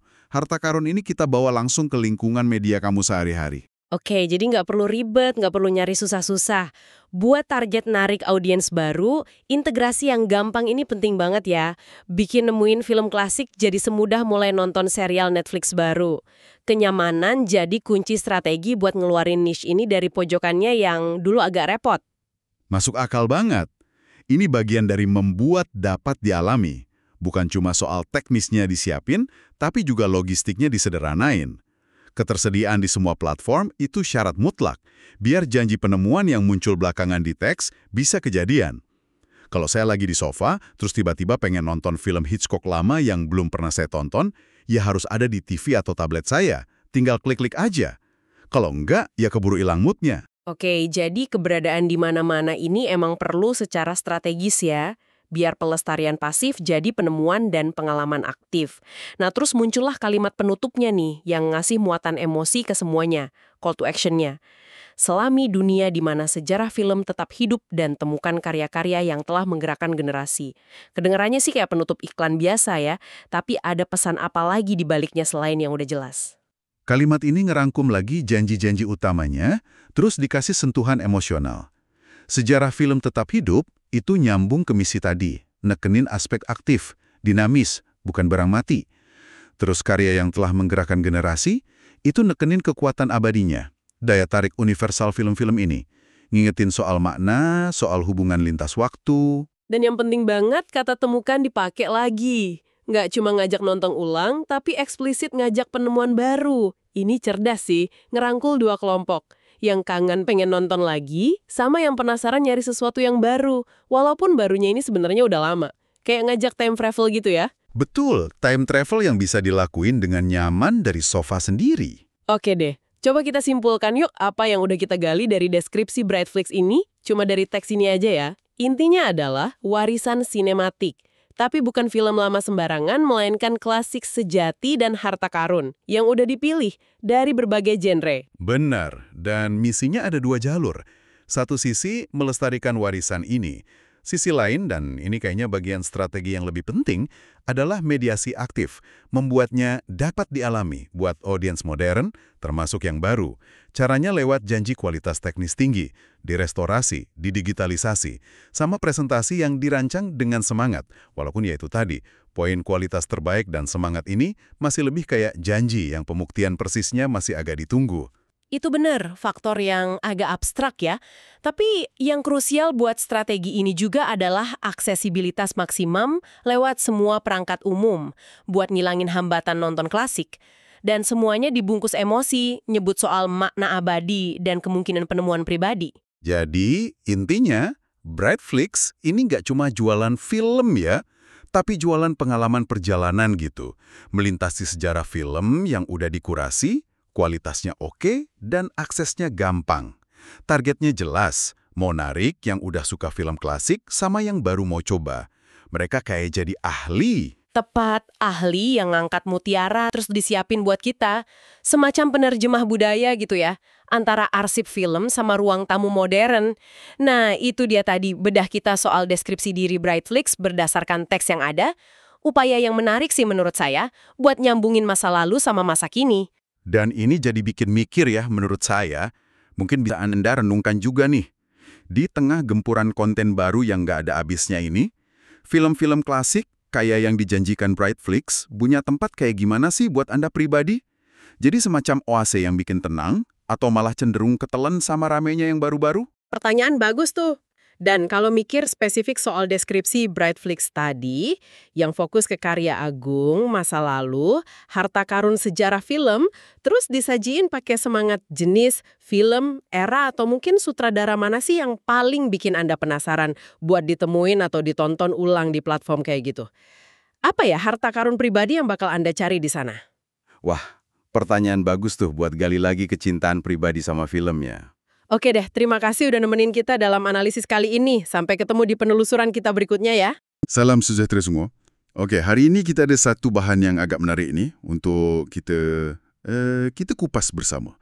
Ia satu deskripsi pasal platform penstreaming baru namanya Brightflixx. Boleh anggap ni macam kad pengenalan dia lah sumber kita untuk hari ini. Jadi, apa kita nak buat sebenarnya?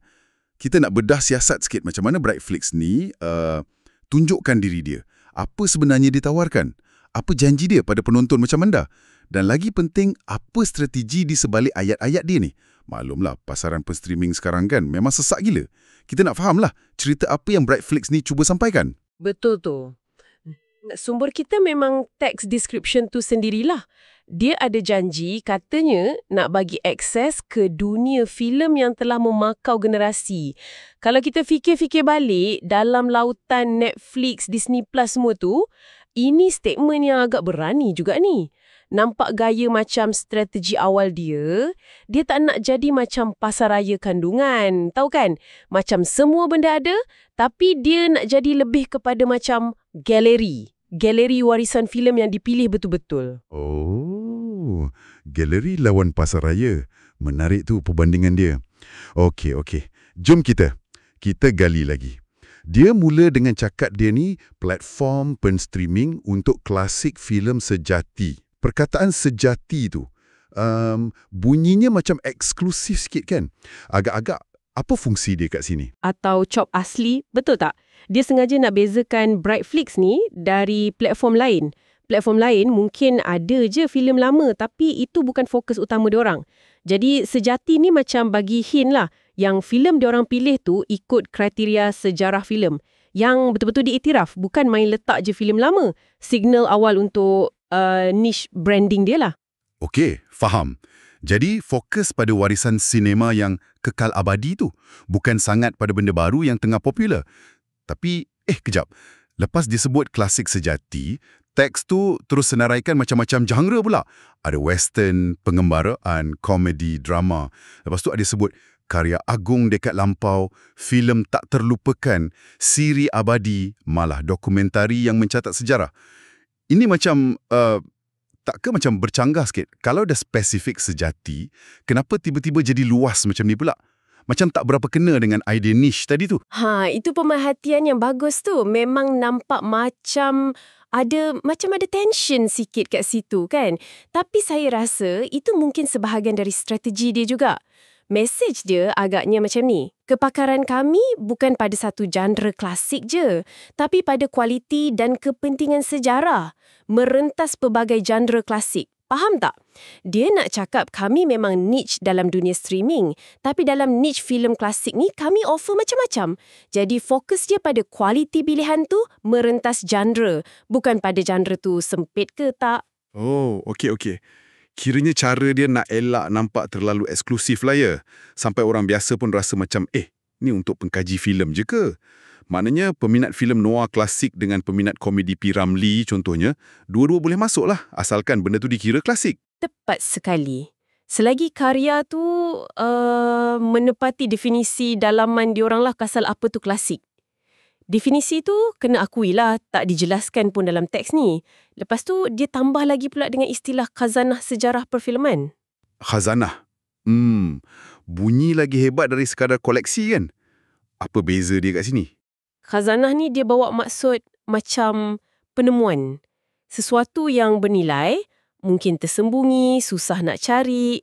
Zaman sekarang ni kan kita macam lemas dengan cadangan algoritma yang kadang-kadang rasa random je. Jadi khazanah ni macam bagi hint ada sentuhan manusia kat situ. Ada pemilihan yang teliti, yang bermakna. Aspek kuratorial tu lah. Tapi boleh jadi juga tak yang khazanah tu sebenarnya cara halus nak cakap koleksi kami tak sebesar Netflix.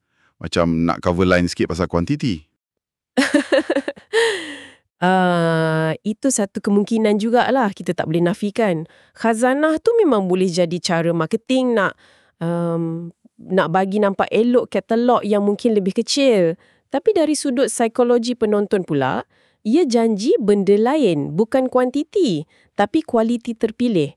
Dia letakkan Brightflixx ni macam pemandu pelancong anda lah untuk jumpa permata tersembunyi.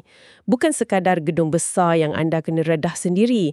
Janji dia tu pengalaman penemuan yang lebih bermakna. Dipandu pakar gitu. Menarik. Okey, jadi dia dah definisikan apa yang ditawarkan. Khazanah klasik, sejati, yang dipilih elok-elok. Sekarang, kenapa dibuat semua ni? Jom tengok misi dia pula.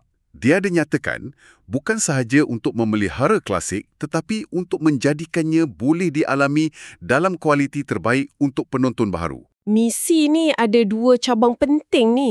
Memelihara tu bunyi macam standard lah kan, macam kerja arkif, kerja muzium. Tapi bahagian kedua tu, menjadikannya boleh dialami. Lagi-lagi untuk penonton baharu.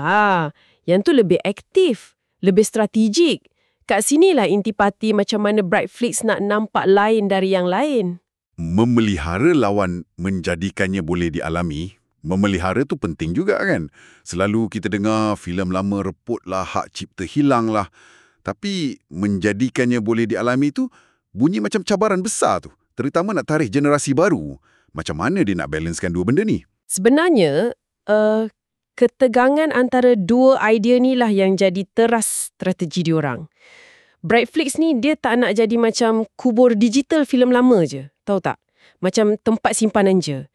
Dia nak jadi pengantara yang aktif. Pembina jambatan lah kiranya antara zaman dulu punya filem dengan penonton zaman sekarang. Memelihara tu pastikan bahan tu ada. Tapi menjadikannya boleh dialami tu maksudnya dia kena aktif keluarkan filem tu dari arkiv, cuci bersih-bersih, persembahkan cara yang relevan dan menarik untuk hari ni. Dan relevan serta menarik tu mungkin ada kaitan rapat dengan janji kualiti diorang. Dalam kualiti terbaik. Teks tu ada sebut dipulihkan, didigitalkan dan dipersembahkan dengan semangat. Betul. Dipulihkan dan didigitalkan tu janji teknikal yang agak konkret lah. Ia terus tackle masalah biasa. Filem lama kadang nampak tak best kat TV 4K kita atau kat phone kan. Jadi ni macam signal lah. Ada pelaburan dibuat untuk pastikan kita dapat pengalaman menonton yang okey. Bukan setakat mainkan kopi lama yang kabur tu. Tapi kan, kualiti terbaik tu masih macam subjektif sikit kan? Boleh jadi macam-macam maksud, dari HD biasa sampailah 4K restoration. Dan part dipersembahkan dengan semangat tu. Bunyi macam mesra, tapi apa maksud dia sebenarnya dalam konteks platform ni? Macam mana semangat tu nak diterjemah jadi features betul-betul? Teks ni macam tak banyak bagi clue pula. Tepat sekali. Kat sinilah kita masuk kawasan janji marketing yang agak kabur sikit. Kualiti terbaik tu memang fleksibel. Sekurang-kurangnya dipulihkan dan didigitalkan tu bagilah sikit gambaran teknikal walaupun tak spesifik sangat. Manakala dengan semangat atau passion ni, dia memang sengaja dibiarkan terbuka. Strategilah tu. Kemungkinan besar ia merujuk kepada elemen sentuhan manusia. Mungkin laman tema yang direka cantik, mungkin ada pengenalan dari pakar filem, bahan bonus eksklusif ke, atau senarai main yang curator pilih, fokus kat pengarah tertentu ke, macam tu lah. Oh, jadi bukan pasal teknologi je lah ni. Dia macam usaha nak bina hubungan emosi sikit, nak tunjuk ada orang kat belakang platform ni yang memang gila filem dan nak kongsi minat dia orang. Ya, itulah tujuan je. Nak bezakan diri dari platform gergasi yang kadang-kadang rasa sejuk sikit atau macam robot je, algoritma je semua. Dia janji satu pengalaman yang lebih kaya, lebih daripada sekadar tekan butang play. Walaupun kita kena akui jugalah tanpa detail lebih lanjut, semangat ni masih janji atas kertas je lah kan. Tapi ia satu janji yang boleh tarik pengguna yang cari lebih dari sekadar akses filem. Mungkin diorang nak rasa macam sebahagian dari komuniti pencinta filem. Dan semua ni kualiti teknikal, persembahan bersemangat, tujuan dia untuk bina jambatan tu lah kan. Terutama kepada penonton baharu yang disebut dalam misi tadi. Macam mana semua ni bergabung nak tarik orang yang mungkin tak pernah terfikir pun nak tengok filem hitam putih. Kualiti visual, audio yang lagi elok tu penting. Nak atasi persepsi negatif awal tu. Kalau filem lama nampak cantik kat skrin moden, halangan pertama dah lepas. Lepas tu, ketersediaan yang mudah tu pun kritikal. Untuk generasi yang dah biasa akses semua benda on the spot. Mesej dia macam, jangan risau, kat tablet awak pun boleh tengok elok je. Macam tu. Dan mungkin juga penekanan pada karya agung dan khazanah tadi tu boleh buat orang rasa ingin tahu sikit. Macam peluang nak isi knowledge gap atau dapat sikit cultural capital orang kata. Pengetahuan yang orang hargai dalam borak-borak. Tepat. Anda bolehlah tonton filem-filem yang orang selalu sebut, yang dianggap penting. Dan kat sinilah elemen semangat tu boleh main peranan penting. Bagi konteks, terangkan kenapa filem ni relevan lagi hari ni. Mungkin ada artikel pendek ke, video pengenalan ke. Brightflixx ni macam offer diri jadi pemandu pelancong peribadi anda lah dalam sejarah filem ni. Okey, ini bawa kita kepada bab keboleh capaian pula. Teks tu sebut jelas, sama ada di TV, tablet atau telefon pintar. Brightflixx ada di mana-mana untuk anda. Tapi, bukankah ini dah standard untuk semua servis streaming sekarang? Macam, kenapa nak tekankan lagi? Macam bukan kelebihan sangat pun. Sekali pandang memang nampak macam cakap benda yang dah tentulah kan. Tapi kalau kita letak dalam konteks filem klasik, ia sebenarnya satu perkara yang agak signifikan juga. Sebabnya lama jugalah akses kepada banyak filem klasik ni terhad sangat. Kena cari DVD, Blu-ray import lah, kadang-kadang tak ada sari kata, atau kena tunggu tayangan khas kat panggung wayang art house tu, susahlah kiranya. Betul juga tu. Dulu nak cari filem P. Ramlee yang kualiti cantik pun payah. Ni kan pula filem Eropah lama. Bukan senang macam tekan app je. Jadi, bila dia tekankan ketersediaan kat semua peranti moden ni, Brightflixx sebenarnya tengah highlight macam mana dia dah hapuskan halangan sejarah. Ni, mesej dia, kami bawa khazanah ni terus ke ruang tamu digital anda. Senang je. Bagi penonton baru ni penting sangat. Diorang nak proses jumpa filem klasik ni semudah mulakan siri baru kat Netflix ke apa. Keselesaan tu kunci strategi dia nak bawa niche ni keluar dari pekompong dia yang dulu mungkin orang anggap leceh. Jadi, ia sebahagian penting dari misi menjadikannya boleh dialami itulah, bukan dari segi teknikal je, tapi logistik juga. Kalau tiba-tiba teringin nak tengok filem Hitchcock yang belum pernah tengok, masa rehat kat sofa, mesti boleh akses terus kan? Kalau kena tunggu lama, proses rumit, mood tu boleh hilang. Tepat. Ketersediaan teknikal segera kat semua platform tu, itu prasyarat mutlak lah supaya janji jumpa khazanah tu boleh jadi kenyataan dalam gaya hidup moden ni. Okey, akhir sekali, ayat penutup diorang, macam call to action gitu.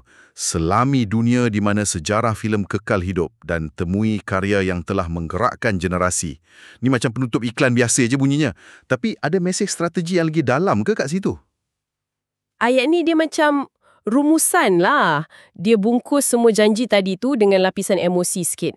Sejarah filem kekal hidup tu ulang balik misi aktif diorang. Ini bukan bahan museum statik, tapi benda yang masih relevan, masih bertenaga. Karya yang menggerakkan generasi tu pula main dengan idea kekuatan abadi filem-filem ni. Tarikan universal dia. Mungkin sentuh sikit keinginan kita nak cari makna, nak connect dengan masa lalu. Dan sekali lagi, perkataan temui tu nampak macam tema penting betul ni untuk diorang. Sangat penting. Sebab ia bukan ajak kita tengok balik filem lama favourite kita je. Itu nostalgia. Tapi dia secara jelas ajak kita buat penemuan baru. Ini bijak sebab dia tarik dua-dua target group. Peminat filem lama yang mungkin ada blind spot dan juga orang yang langsung tak biasa dengan era filem ni tapi curious. Macam jemputan untuk mulakan perjalanan jelajah masa lah dari sofa rumah sendiri. Okey. Jadi kalau kita nak simpulkan keseluruhan cerita yang Brightflixx cuba bina dari deskripsi ni, agak jelas jugalah. Teras dia tu warisan sinematik yang terpilih. Klasik sejati, khazanah. Bukan sebarangan filem lama. Betul. Dan misi dia bukan setakat simpan warisan ni, tapi aktif hidupkan balik untuk penonton moden. Termasuk generasi baru, melalui pemilihan yang teliti lah. Cara dia. Janji kualiti teknikal tinggi. Dipulihkan, didigitalkan. Dan persembahan yang ada semangat tu. Walaupun part semangat ni kita kena tengoklah macam mana dia buat nanti. Dan semua ni disokong dengan kebolehcapaian maksimum. Kat semua peranti moden. Nak bagi pengalaman tengok klasik ni senang gila. Secara keseluruhan, pakej ni dibalut dengan tarikan emosi lah. Pasal kepentingan abadi sinema, keseronokan jumpa benda baru. Dia jual pengalaman galeri yang ada pemandu pakar, bukan pengalaman pasar raya. Jadi, Brightflixx ni bukan jual filem semata-mata lah ya. Dia jual satu perjalanan terpilih. Kualiti tinggi, mudah diakses melalui sejarah filem. Satu posisi yang menarik juga dalam pasaran yang sesak ni. Dia posisikan diri macam penterjemah budaya lah. Bawa permata dari arkib filem terus ke ruang tamu digital anda. Itulah dia kupasan cerita tentang macam mana Brightflixx cuba pikat penonton melalui kata-kata dalam description diorang ni. Satu usaha nak jadi jambatan antara sinema semalam dengan penonton hari ni. Dan ini timbulkan satu soalan menarik pula untuk anda fikirkan kan. Dalam dunia media sekarang ni yang melimpah ruah dengan kandungan baru setiap masa, apa sebenarnya peranan atau tempat filem-filem klasik macam yang Brightflixx janji ni dalam hidup anda sendiri? Adakah ia macam satu oasis ketenangan yang anda cari? Atau dia cenderung macam tenggelam je dalam arus benda garu? Soalan yang bagus tu untuk direnungkan. Dan kalau fikir spesifik pasal janji Brightflixx ni fokus pada karya agung dekad lampau, khazanah sejarah perfilman yang dipersembah dengan semangat. Jenis filem apa atau era mana atau mungkin pengarang mana yang paling buat anda rasa teruja nak temui atau temui semula kat platform macam ni? Apa khazanah peribadi anda yang anda paling nak cari kat situ agaknya? Satu cara yang baik juga tu untuk kita teroka balik minat filem kita sendiri kan? Betul tu. Terima kasih kerana bersama kami dalam penerokaan kali ini. Sehingga kita bertemu lagi. Hoş geldin. Bugün seninle Brightflixx diye kurgusal bir yayın platformu var. Onun kendini nasıl anlattığına şöyle bir yakından bakacağız. Merhabalar. Elimizdeki malzeme de platformun kendi tanıtım metni, yani bir nevi dijital kartviziti diyebiliriz. Amacımız da bu metni deşifre etmek aslında. Brightflixx ne vaat ediyor, stratejisine, pazarda nerede duruyor, bunları anlamaya çalışacağız. İlginç bir konu. Ve daha en baştan, yani metnin girişinde oldukça iddialı bir laf ediyorlar. Nesilleri büyüyen filmlerle dolu bir dünya. Şimdi günümüzdeki bu yayın bolluğunu düşününce bu bayağı cesur bir çıkış, değil mi? Kesinlikle iddialı. Bakalım altını nasıl dolduruyorlar? Hemen metnin başına dönelim. Orada kilit bir ifade var. Brightflixx, gerçek film klasiklerinin yayın platformudur. Şimdi buradaki gerçek kelimesi, yani orijinal metindeki Almanca wahre, biraz düşündürücü. Sadece bir pazarlama süslemesi mi, yoksa bilinçli bir ayrım mı yapılıyor burada? Bence kesinlikle bilinçli bir seçim bu. Yani gerçek kelimesi burada adeta bir kalite damgası gibi bir özgünlük iddiası taşıyor. Brightflix'i şeyden ayırıyor. Belki kütüphanesinde eski filmler olan ama hani odağı bu olmayan ya da daha popüler kültüre yönelik platformlardan bilinçli olarak ayırıyor kendini. Anlıyorum. Sadece eski film demiyorlar, gerçek klasikler diyorlar. Bu da muhtemelen film tarihinde belli bir ağırlığı olan, işte eleştirmenlerce beğenilmiş, kültürel etki yaratmış, yani zamanın sınavından geçmiş belirli bir seçkiyi kastediyor. Bizde her eski film yok, bizde o özel filmler var demeye getiriyorlar sanki. Yani bu Netflix gibi, Disney Plus gibi daha çok böyle yeniye, popülere odaklanan ana akım platformlardan net bir şekilde ayrışma çabası o zaman. Aynen öyle. Mesaj şu, biz zamanın ötesindeyiz, kalıcı sinema mirasına odaklanıyoruz. Bu da onları daha niş bir alana yerleştiriyor sanki, değil mi? Biraz prestij, biraz seçkinlik vurgusu var gibi. Var. Peki bu gerçek vurgusu, acaba potansiyel izleyiciler için biraz dışlayıcı veya fazla elitist duyulma riski taşımaz mı? Sonuçta herkesin klasik anlayışı aynı olmayabilir yani. İşte bu çok yerinde bir soru ve hani stratejinin potansiyel risklerinden biri olabilir bu. Gerçek kelimesi bir yandan kalite algısı yaratıyor, evet, ama diğer yandan dediğin gibi iyi de kimin gerçeği sorusunu akla getirebilir. Tam da onu diyecektim. Eğer platformun seçkisi çok dar zevke hitap ederse ya da bazı kült favorileri mesela dışarıda bırakırsa belli bir kitleyi kendinden soğutabilir. Ama metnin devamında gelen hazineler ve tür çeşitliliği vurgusuyla bu riski biraz dengelemeye çalışıyorlar gibi duruyor. Evet. Belki de gerçek derken aslında bizim özenle seçtiğimiz, hani değerine inandığımız anlamını daha çok vurgulamak istiyorlar, kim bilir. Anladım. Yani o kelimeyle bir standart koyuyorlar ama sonraki ifadelerle o standardın aslında ne kadar geniş olabileceğini de göstermeye çalışıyorlar. Metin devamında bu gerçek klasiklerin kapsamını da açıyor zaten. Geçmiş 10 yılların büyük başyapıtları, unutulmaz filmler, zamanüstü diziler, hatta tarih yazmış belgeseller. Evet. Western, macera, komedi, drama gibi türleri de özellikle sayıyorlar.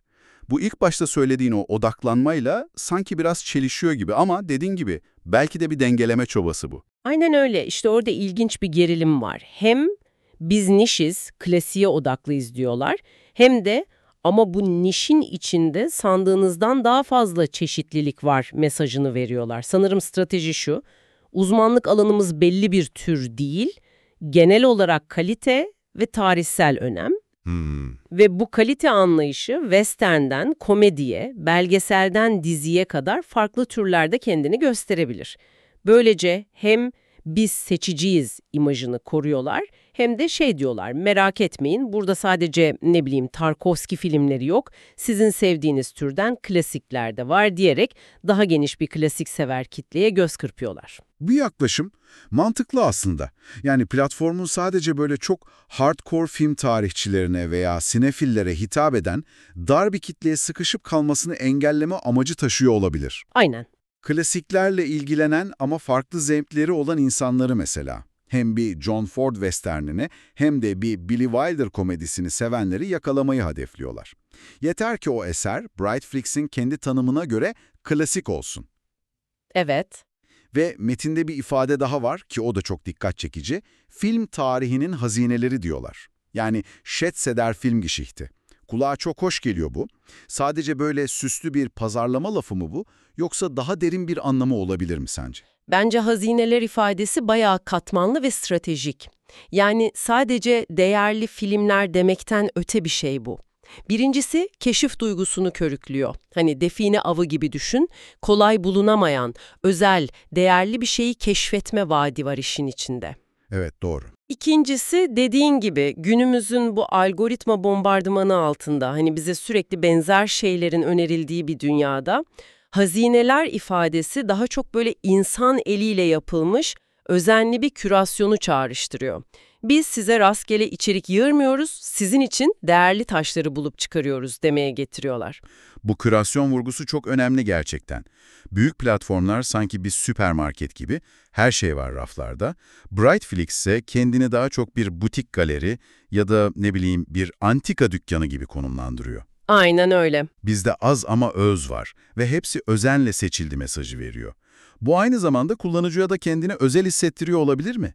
Hani sen sıradan izleyici değilsin, sen film tarihinin mücevherlerine erişiyorsun gibi bir alt metin var sanki. Stratejik bir vaat aynı zamanda. Burada sıradanlığı değil, özel olanı, uzmanlarca seçilmiş olanı bulacaksın diyor. Algoritmaların o yankı odalarından ya da içerik yorgunluğundan bunalan izleyici için bu bayağı çekici olabilir değil mi? Olabilir tabii. Ama burada da bir risk var tabii. Kullanıcı Brightflix'in küratörlerinin zevkine ne kadar güvenecek? Yani özellikle Mugi veya Criterion Channel gibi bu alanda hani yıllardır marka olmuş platformlarla rekabet ederken bu güveni nasıl inşa edecekler? Hazine vaadi ancak o kürasyon gerçekten tutarlı, çeşitli ve ilginçse yerine getirilebilir. Yoksa boş bir laf olarak kalır. Bu güven meselesi önemli, ona döneriz belki ama önce şu misyonlarına bir bakalım. Metin açıkça belirtiyor. Klasikleri sadece korumakla kalmayıp en iyi kalitede yeni bir kitle için deneyimlenebilir kılmak. Burada bir denge arayışı var gibi değil mi? Koruma kulağa biraz pasif geliyor, hani müze gibi. Evet, biraz öyle. Ama deneyimlenebilir kılmak, hele ki yeni bir kitle için ifadesi çok daha aktif, dinamik, hatta biraz misyoner bir hava katıyor işe. Bence tam da bu denge Brightflix'in temel stratejisini özetliyor zaten. Sadece dijital bir arşiv olmak istemiyorlar. Yani eski filmlerin tozlu raflarda beklediği bir yer olmak istemiyorlar. Kendilerini aktif bir aracı olarak görüyorlar. Geçmişle bugün arasında bir köprü kuran bir yapı. Koruma kısmı tabii ki önemli çünkü eski filmlerin fiziksel kopyaları yıpranabiliyor, hakları kaybolabiliyor falan. Bunları dijital olarak güvence altına almak değerli bir iş ama asıl kilit nokta bence o deneyimlenebilir kılmak. Bu sadece filmleri erişilebilir kılmak değil, onları günümüz izleyicisi için anlamlı ve çekici hale getirmek demek. Peki bunu nasıl yapacaklarını vaat ediyorlar? İşte burada kalite meselesi devreye giriyor. En iyi kalitede, restore edilmiş, dijitalleştirilmiş ve tutkuyla sunulmuş diyorlar. Evet. Şimdi restore edilmiş ve dijitalleştirilmiş ifadeleri teknik bir vaat. Biliyoruz eski filmler modern ekranlarda bazen kötü görünebiliyor. Bu yaygın bir şikayet. Burada biz bu sorunu çözdük, en azından çözmeye çalıştık diyorlar gibi.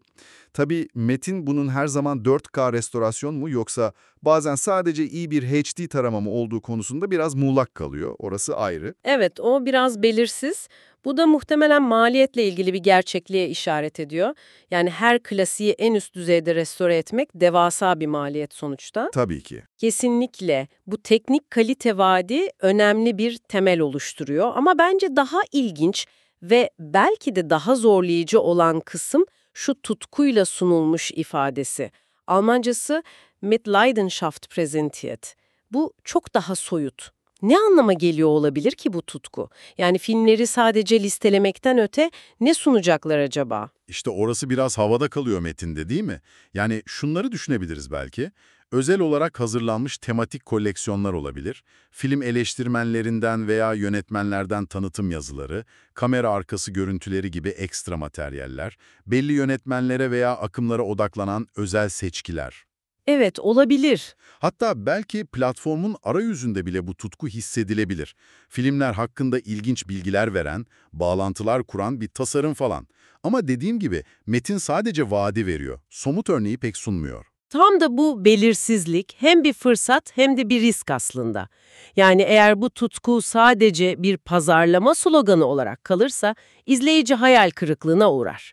Kesinlikle. Ama eğer gerçekten platformun arkasında film sevgisiyle dolu bir ekip olduğunu hissettirecek editoryal içerikler, özel sunumlar falan olursa, işte o zaman Brightflixx sadece bir film kataloğu olmaktan çıkıp bir topluluk, bir keşif alanı haline gelebilir.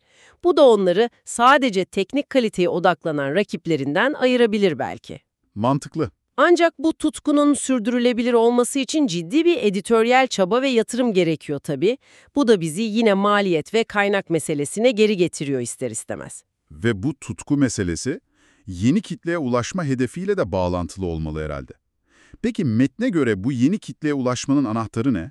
Sadece daha iyi görüntü kalitesi ve işte telefonda falan izleyebilme kolaylığı mı? Metnin vurguladığı temel argümanlar bunlar gibi görünüyor, evet. Özellikle hani genç veya klasiklere biraz mesafeli duran izleyicilerin ön yargıları vardır ya. Vardır, evet. Siyah beyaz olması, yavaş ilerlemesi, Aynen. kötü görüntü kalitesi falan. Bunları düşününce merak etme, bizde pırıl pırıl görünüyor ve istediğin cihazda çalışıyor mesajı önemli bir ilk adım. Giriş bariyerini düşürüyorlar yani. Başyapıtlar ve hazineler gibi iddialı ifadeler de belki bir merak uyandırabilir. Hani kültürel bir eksikliği giderme isteği, sinema tarihinde önemli kabul edilen şeyleri öğrenme motivasyonu yaratabilir. Mümkün. Tutkuyla sunulmuş olma vaadi de, eğer hakkını verirlerse tabii, bu filmlerin neden hala önemli olduğunu anlatarak, bir bağlam kurarak yeni izleyiciyi çekmeye yardımcı olabilir.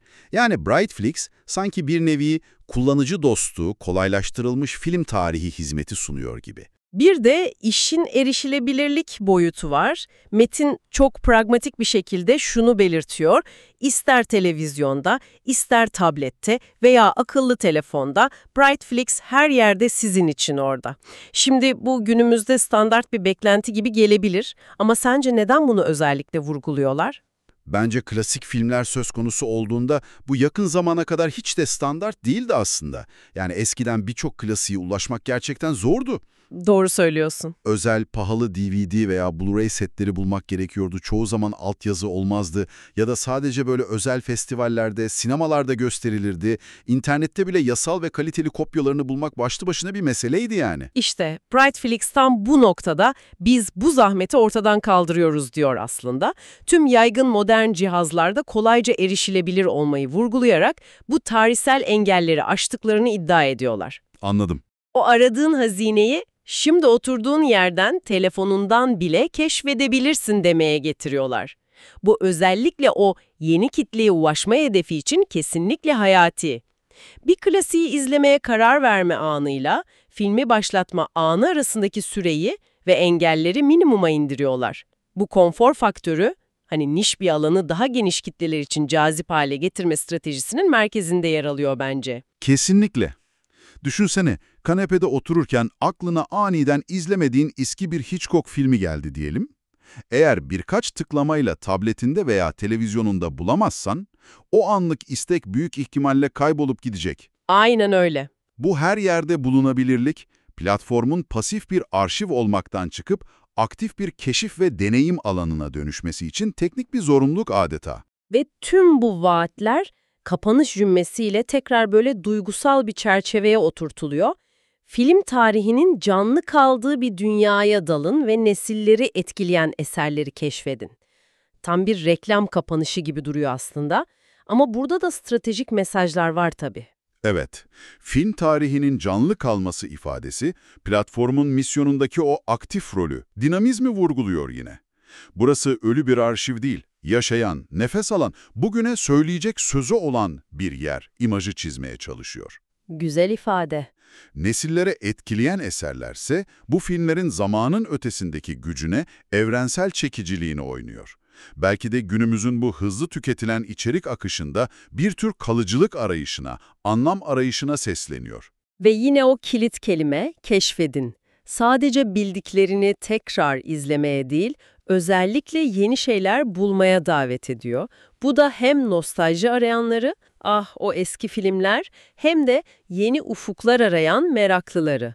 Acaba o çok konuşulan klasik gerçekten nasılmış? Aynı anda hedeflemeye çalışan akıllıca bir yaklaşım bence. Evet, evet. Kendi koltuğundan kalkmadan yapabileceğin konforlu bir zaman yolculuğu ve keşif vaadi sunuyorlar kısacası. O zaman Brightflix'in bu tanıtım metninden çıkardığımız resmi şöyle bir özetleyelim mi? Merkezde sinema mirası var. Ama öyle rastgele değil, özenle seçilmiş gerçek film klasikleri ve farklı türlerden hazineler. Evet, misyonları da iki yönlü. Bu mirası dijital olarak korumak ve daha da önemlisi aktif bir şekilde aracılık ederek modern teknik kalite ve o tutkulu sunumla yeni kitleler için deneyimlenebilir kılmak. Bunu yaparken de temel stratejileri, klasiklere erişimdeki teknik engelleri, yani kalite sorunlarını ve lojistik engelleri, yani her cihazda bulunma kolaylığını, bunları kaldırmak. Böylece keşfetmeyi ve izlemeyi olabildiğince basit hale getirmek istiyorlar. Aynen. Ve tüm bunları da filmlerin zaman ötesi önemine ve kişisel keşif potansiyeline yapılan duygusal bir çağrıyla paketliyorlar. Yani Brightflixx aslında sadece film satmıyor. Küratörlüğü yapılmış, kaliteli, kolay erişilebilir bir film tarihi deneyimi satıyor. Kendilerini okyanustaki incileri bulup senin için parlatan uzmanlar gibi konumlandırıyorlar adeta. Güzel özet. Eski film arşiviyle modern oturma odan arasında bir tür kültürel aracı, bir çevirmen gibi yani. İşte Brightflix'in kendi sözlerine dayanarak yaptığımız analiz kabaca bu şekilde. Dünle bugün arasında iddialı bir köprü kurmaya çalışan bir platform profili çiziyorlar. Ama tabii bunlar sadece kağıt üzerindeki vaatler. Elbette. Başarıları, bu vaatleri ne kadar yerine getirebileceklerine, özellikle de o tutku unsurunu ne kadar somutlaştırabileceklerine ve seçkilerinin ne kadar isabetli olacağına bağlı olacak büyük ölçüde. Ve bu durum aslında üzerinde biraz daha düşünebileceğin ilginç bir soruyu da beraberinde getiriyor. Yani sürekli yeni içeriklerin aktığı, dikkatimizin hep yeniye kaydığı bu çağda, Brightflixx gibi klasiklere odaklanan bir platformun vaat ettiği bu hazinelerin senin için kişisel olarak nasıl bir yeri olabilir? Evet. Onlar dijital gürültüden kaçıp sığınabileceğin sakin bir liman mı, yoksa artık ilginçliğini yitirmiş, geçmişte kalmış eserler mi senin gözünde? Ya da şöyle soralım, Brightflix'in bu gerçek klasikler, hazineler, tutkuyla sunulan tanımını düşündüğünde, böyle bir platformda hangi filmi, hangi yönetmeni, hangi dönemi yeniden keşfetmek veya belki de ilk kez keşfetmek seni en çok heyecanlandırırdı? Senin kişisel hazine sandığında neler olurdu acaba? İşte bu sorular üzerine düşünürken Brightflixx gibi platformların sadece geçmişi korumakla kalmayıp aynı zamanda bugünün izleyicisiyle o geçmiş arasında nasıl yeni ve anlamlı bağlar kurabileceği ya da kuramayacağı üzerine de kafa yormuş oluyorsun aslında. Bu keyifli sohbet ve derinlemesine analiz için bize katıldığın için çok teşekkürler. Bir sonraki incelemede tekrar buluşmak üzere. Ben teşekkür ederim. Görüşmek üzere. Salve, benvenuti. Oggi diamo un'occhiata da vicino alla descrizione di una piattaforma streaming. Si chiama Brightflixx. È un po' come leggere il suo biglietto da visita, diciamo. Vogliamo capire cosa c'è dietro le parole che hanno scelto, sai, cosa promettono, come cercano di posizionarsi in questo mercato super affollato dello streaming e quale strategia emerge. Faremo un'analisi, ecco, della loro identità dichiarata. Esattamente. La nostra fonte è solo questo testo. Cercheremo di tirare fuori i messaggi chiave, le idee, le ambizioni anche. Il testo, guarda, attira subito l'attenzione. Parla di un mondo di film che hanno entusiasmato generazioni. Beh, una promessa forte oggi, no? Sì, molto forte. Allora, iniziamo a scomporlo. Si parte subito, direi, in modo deciso. Brightflixx è la piattaforma streaming per veri classici del cinema. Ecco, quel veri salta all'occhio, no? È solo un rafforzativo, un trucco di marketing o indica qualcosa di più? Una selezione specifica? Ottima osservazione. Quel veri, secondo me, è proprio la prima mossa strategica. Funziona come un sigillo di qualità, quasi, di autenticità. Serve a mettere subito Brightflixx fuori dal coro, diciamo. Lontano dalle piattaforme generaliste che magari sì hanno qualche film vecchio, ma non è il loro focus. Non ci mettono la stessa cura. Ah, capisco. Quindi non si parla solo di film vecchi in generale, ma di film che hanno, superato una specie di prova del tempo, che hanno una rilevanza che dura. Proprio così. Veri suggerisce una selezione fatta con criterio. Criteri magari storico-cinematografici, culturali, artistici, non solo l'anno di uscita, ecco. È una dichiarazione forte. Noi siamo diversi, puntiamo sull'eredità che conta, sui film che hanno lasciato il segno. Si rivolgono a chi cerca qualcosa di in più, mi sembra. Una strategia di nicchia, quindi. Molto chiara. Punta sul valore, sulla qualità. Forse anche un po' sul prestigio culturale, direi. Si allontanano dal modello del sempre nuovo, del popolare a tutti i costi. Interessante. Però, ecco, subito dopo il testo specifica cosa intende per veri classici. Parla di grandi capolavori, film indimenticabili, serie senza tempo, documentari storici. E poi, questo è il punto, elenca un sacco di generi. Western, avventura, commedie, drammi. Non c'è una leggera tensione qui. Prima restringono il campo, poi lo allargano così tanto. Non si rischia di diluire un po' il messaggio? È una tensione interessante, sì. E forse è voluta, sai. Da un lato la specificità, quasi l'esclusività dei veri classici, dall'altro questa varietà di generi. Io credo che il messaggio sia: la nostra specializzazione non è su un genere, ma sulla qualità e sul valore storico. Però all'interno di tutti i generi principali. Cercano di dire, secondo me, sì, siamo una nicchia, quella dei classici, ma dentro questa nicchia c'è tanta scelta, non siamo monotoni. Così evitano di sembrare troppo, come dire... Accademici o solo per cinefili esperti? Esatto, accademici, bravissima. O solo per studiosi. Chi ama il western deve trovare qualcosa, ma anche chi ama la commedia sofisticata o il dramma potente. L'importante è che siano opere che, secondo i loro criteri interni che il testo furbamente non spiega nel dettaglio, meritano l'etichetta di classico.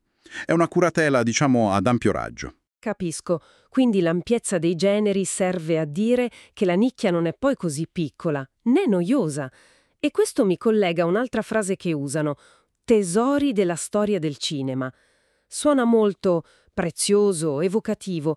Che funzione ha? È solo marketing? Un po' di polvere d'oro? Ma secondo me Tesori è più di un abbellimento. È strategico. Lavora su più piani. Evoca la scoperta, il valore nascosto, qualcosa di raro che non trovi ovunque. Pensa al sovraccarico di oggi, no? Gli algoritmi che propongono sempre cose simili. Tesori è come una bandiera. Qui c'è una scoperta guidata da persone, non da macchine. È un ottimo punto. Quindi tesori non è solo un modo carino per dire bei film vecchi. È una promessa attiva di scoperta guidata. Mette in luce la selezione umana, l'idea che qualcuno li ha cercati per noi. Esattamente, sottolinea l'aspetto curatoriale, l'idea di una selezione attenta, ragionata, fatta da esperti o appassionati, non un semplice accumulo. Promette qualità scelta e, forse ancora più importante, quella soddisfazione di trovare qualcosa di speciale, quasi segreto, che magari altri ignorano. Mette Brightflixx quasi come uno scrigno, una galleria d'arte, in contrasto con l'approccio da ipermercato delle altre piattaforme, ecco. È una risposta anche alla fatica della scelta che provano in molti. Di intenditori. È una promessa anche psicologica. Qui non c'è l'algoritmo casuale, ma la scelta ragionata. Un bel valore aggiunto se poi lo mantengono. E questo ci porta proprio al cuore della loro proposta, alla missione che dichiarano. Il testo dice: non solo conservare i classici, ma renderli esperibili nella migliore qualità per un nuovo pubblico. C'è un equilibrio qui, una dualità mi sembra. Assolutamente. Conservare suona quasi statico, da museo. Fa pensare alla protezione di un patrimonio, fondamentale certo, ma potrebbe sembrare un po' passivo. Invece, renderli esperibili, specialmente aggiunto a per un nuovo pubblico, suona molto più attivo, dinamico. È quasi una missione culturale, un ponte tra generazioni. È proprio lì, in questo equilibrio tra rispetto per il passato e slancio verso il futuro, che si gioca la partita strategica, vero? Non basta archiviare i vecchi film, bisogna farli vivere oggi. Esatto. Questo equilibrio è la strategia centrale che descrivono. Brightflixx non vuole apparire come un deposito polveroso, un cimitero di film dimenticati, per usare un'immagine un po' forte. Si propone come mediatore attivo, un traduttore culturale. che rende accessibile e rilevante il passato per lo spettatore di oggi. Conservare è il presupposto. Pensa alle pellicole fragili, ai diritti complicati. Ma il vero valore, la sfida, sta nel renderli esperienti. Parlano di film offerti nella migliore qualità, poi restaurati, digitalizzati e poi quell'elemento più soggettivo, presentati con passione. Allora, migliore qualità. È un po' vago, no? E presentati con passione. Cosa vuol dire? Il testo ci aiuta. Tocchi un punto chiave. Restaurati e digitalizzati sono promesse tecniche più concrete. Suggeriscono un investimento per superare un ostacolo classico, la qualità visiva non sempre adatta agli schermi di oggi. Anche se non specificano lo standard, sai, HD, 4K, l'intenzione è chiara, dare un'esperienza visiva moderna. È una promessa per creare fiducia, ma è su presentati con passione che la cosa si fa più intrigante e potenzialmente diversa dagli altri. È più sfumato, sì, ma pieno di implicazioni. Cosa potrebbe essere? Beh, pagine sui film curate bene, introduzioni critiche, magari contenuti extra, interviste, documentari, focus sui registi, playlist tematiche. Immagino significhi creare un contesto attorno al film, una narrazione, qualcosa che trasformi la visione da semplice consumo a un'esperienza più ricca, quasi educativa, ma piacevole. Come visitare una mostra ben fatta, non un magazzino. Proprio così. Suggerisce che dietro ci sono persone vere, appassionate, che vogliono condividere sapere ed entusiasmo. È un tentativo chiaro di creare un legame emotivo con chi usa la piattaforma, di fare community. Si differenziano da chi punta solo sulla tecnologia, sull'algoritmo. Promettono un'esperienza completa, anche se poi i dettagli pratici restano vaghi nel testo. Ma è proprio questo lato umano, se lo fanno bene, che potrebbe fidelizzare un certo pubblico, stanco dell'anonimato delle big. Quindi qualità tecnica e presentazione appassionata sono gli strumenti per lanciare questo ponte verso il pubblico, soprattutto verso quel nuovo pubblico che citano. Come pensano di conquistarlo? Solo con una bella immagine e qualche testo di accompagnamento? Beh, questi sono gli argomenti principali che mettono sul piatto, sì. Per un pubblico più giovane o meno abituato ai classici, che magari ha dei pregiudizi, sai, il ritmo lento, il bianco e nero, la recitazione strana, la qualità bassa, la doppia promessa di alta qualità, guarda che si vede benissimo, e di una presentazione coinvolgente, ti spiego perché è importante e bello, può abbassare le barriere psicologiche. E poi non sottovalutiamo parole come capolavori, tesori, stimolano la curiosità, la voglia di colmare lacune culturali, di acquisire capitale culturale, come si dice. E la passione nella presentazione, se si traduce in contenuti che ne mostrano la rilevanza oggi, può fare la differenza. Brightflixx si propone quasi come un cicerone digitale alla storia del cinema, ecco. E questo ci porta all'accessibilità, un punto che il testo sottolinea molto. In modo pratico. Su televisore, tablet o smartphone, Brightflixx è ovunque. Ma onestamente oggi non è la norma per qualunque streaming. Sembra quasi ovvio. Perché insistere tanto? Hai ragione. Per lo streaming in generale è lo standard. Ma la chiave è che per i classici del cinema, per tanto tempo, non è stato per niente così. Anzi. Ah, giusto. Mi fai venire in mente com'era difficile trovare certi film. Dovevi cercare DVD di importazione, sperare in passaggi TV notturni, andare in cineteca. Non era proprio on demand, eh? Proprio quello è il punto. Sottolineando la disponibilità immediata, ovunque, sui dispositivi che usiamo tutti i giorni, Brightflixx sta dicendo: abbiamo abbattuto quei muri che tenevano questi tesori in posti specifici, su supporti specifici. Ora te li portiamo noi, direttamente in tasca o sul divano, senza sforzo. Questa integrazione nell'ecosistema digitale è fondamentale, strategicamente, soprattutto per raggiungere il nuovo pubblico. Rende la scoperta di un classico facile come far partire una serie nuova. La comodità diventa un fattore chiave per far uscire i classici dalla loro immagine un po' faticosa, elitaria. Fa parte del renderli esperiensibili, capisci? Non solo tecnologicamente, ma anche logisticamente. Quindi l'accessibilità non è solo una caratteristica tecnica, ma un pilastro della strategia. È la condizione base perché la promessa di scoperta possa avvenire senza intoppi. Se mi viene voglia di vedere un vecchio film, devo poterlo fare subito, se no l'impulso passa. Perfettamente colto. L'onnipresenza digitale è quello che trasforma la conservazione potenzialmente passiva in un vivere e scoprire attivi, contemporanei. È la tecnologia che serve alla diffusione culturale, qui. E così arriviamo alla fine del testo, alla chiamata all'azione finale, quella che deve lasciare il segno. Immergetevi in un mondo in cui la storia del cinema rimane viva e scoprite opere che hanno commosso generazioni. Il classico finale a effetto, ma cosa aggiunge strategicamente? Beh, questa frase è un concentrato emotivo delle promesse chiave. Storia del cinema viva riprende la missione e sottolinea l'aspetto dinamico attuale. Non parliamo di reperti, ma di opere che parlano ancora oggi. Opere che hanno commosso generazioni. Fa leva sulla forza universale senza tempo del grande cinema. Sul bisogno di connessione, di significato che va oltre il momento. E, fondamentale, torna la parola chiave. Scoprite. È un invito esplicito non solo a rivedere cose note, ma ad avventurarsi nell'ignoto cinematografico. Vero, è un invito doppio. Parla sia al nostalgico che cerca il film conosciuto, sia al curioso che vuole esplorare mondi nuovi, anche se vecchi. Unisce passato e presente in un'unica promessa, un viaggio nel tempo, ma comodo. Esattamente. Un viaggio da fare dal salotto di casa, grazie alla tecnologia che abbatte le distanze. Bene, proviamo a tirare le somme di questa nostra analisi, basata solo sul testo di presentazione di Brightflixx. Emerge l'immagine di un servizio con un focus chiaro, l'eredità cinematografica di valore, i veri classici. Ma, attenzione, non è un semplice archivio. La sua missione è duplice, ambiziosa direi. Conservare questo patrimonio, ovvio, ma soprattutto, e qui sta il nodo strategico, renderlo attivamente esperibile per un pubblico moderno. Con un occhio particolare per chi si avvicina per la prima volta a questo mondo.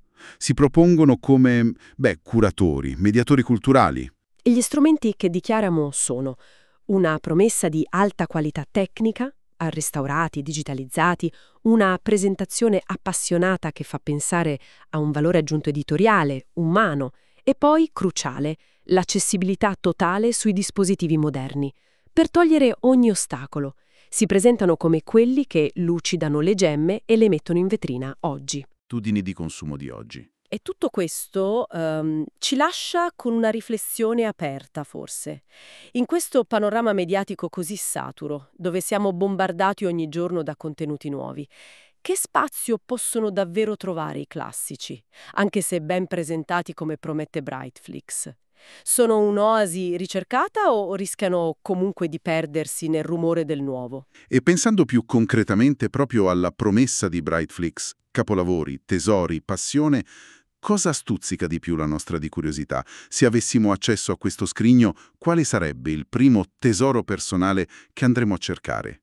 Quale regista? Quale film? Quale epoca ci attirerebbe, spinti da questa promessa di riscoperta curata? Ottime domande per continuare a riflettere sul nostro rapporto con la storia del cinema. Grazie per aver seguito questa analisi con noi. Alla prossima! Alla prossima! さて、今日の分析テーマ。これは架空のストリーミングプラットフォームブライトフリックスの自己紹介文です。これ一本ですね。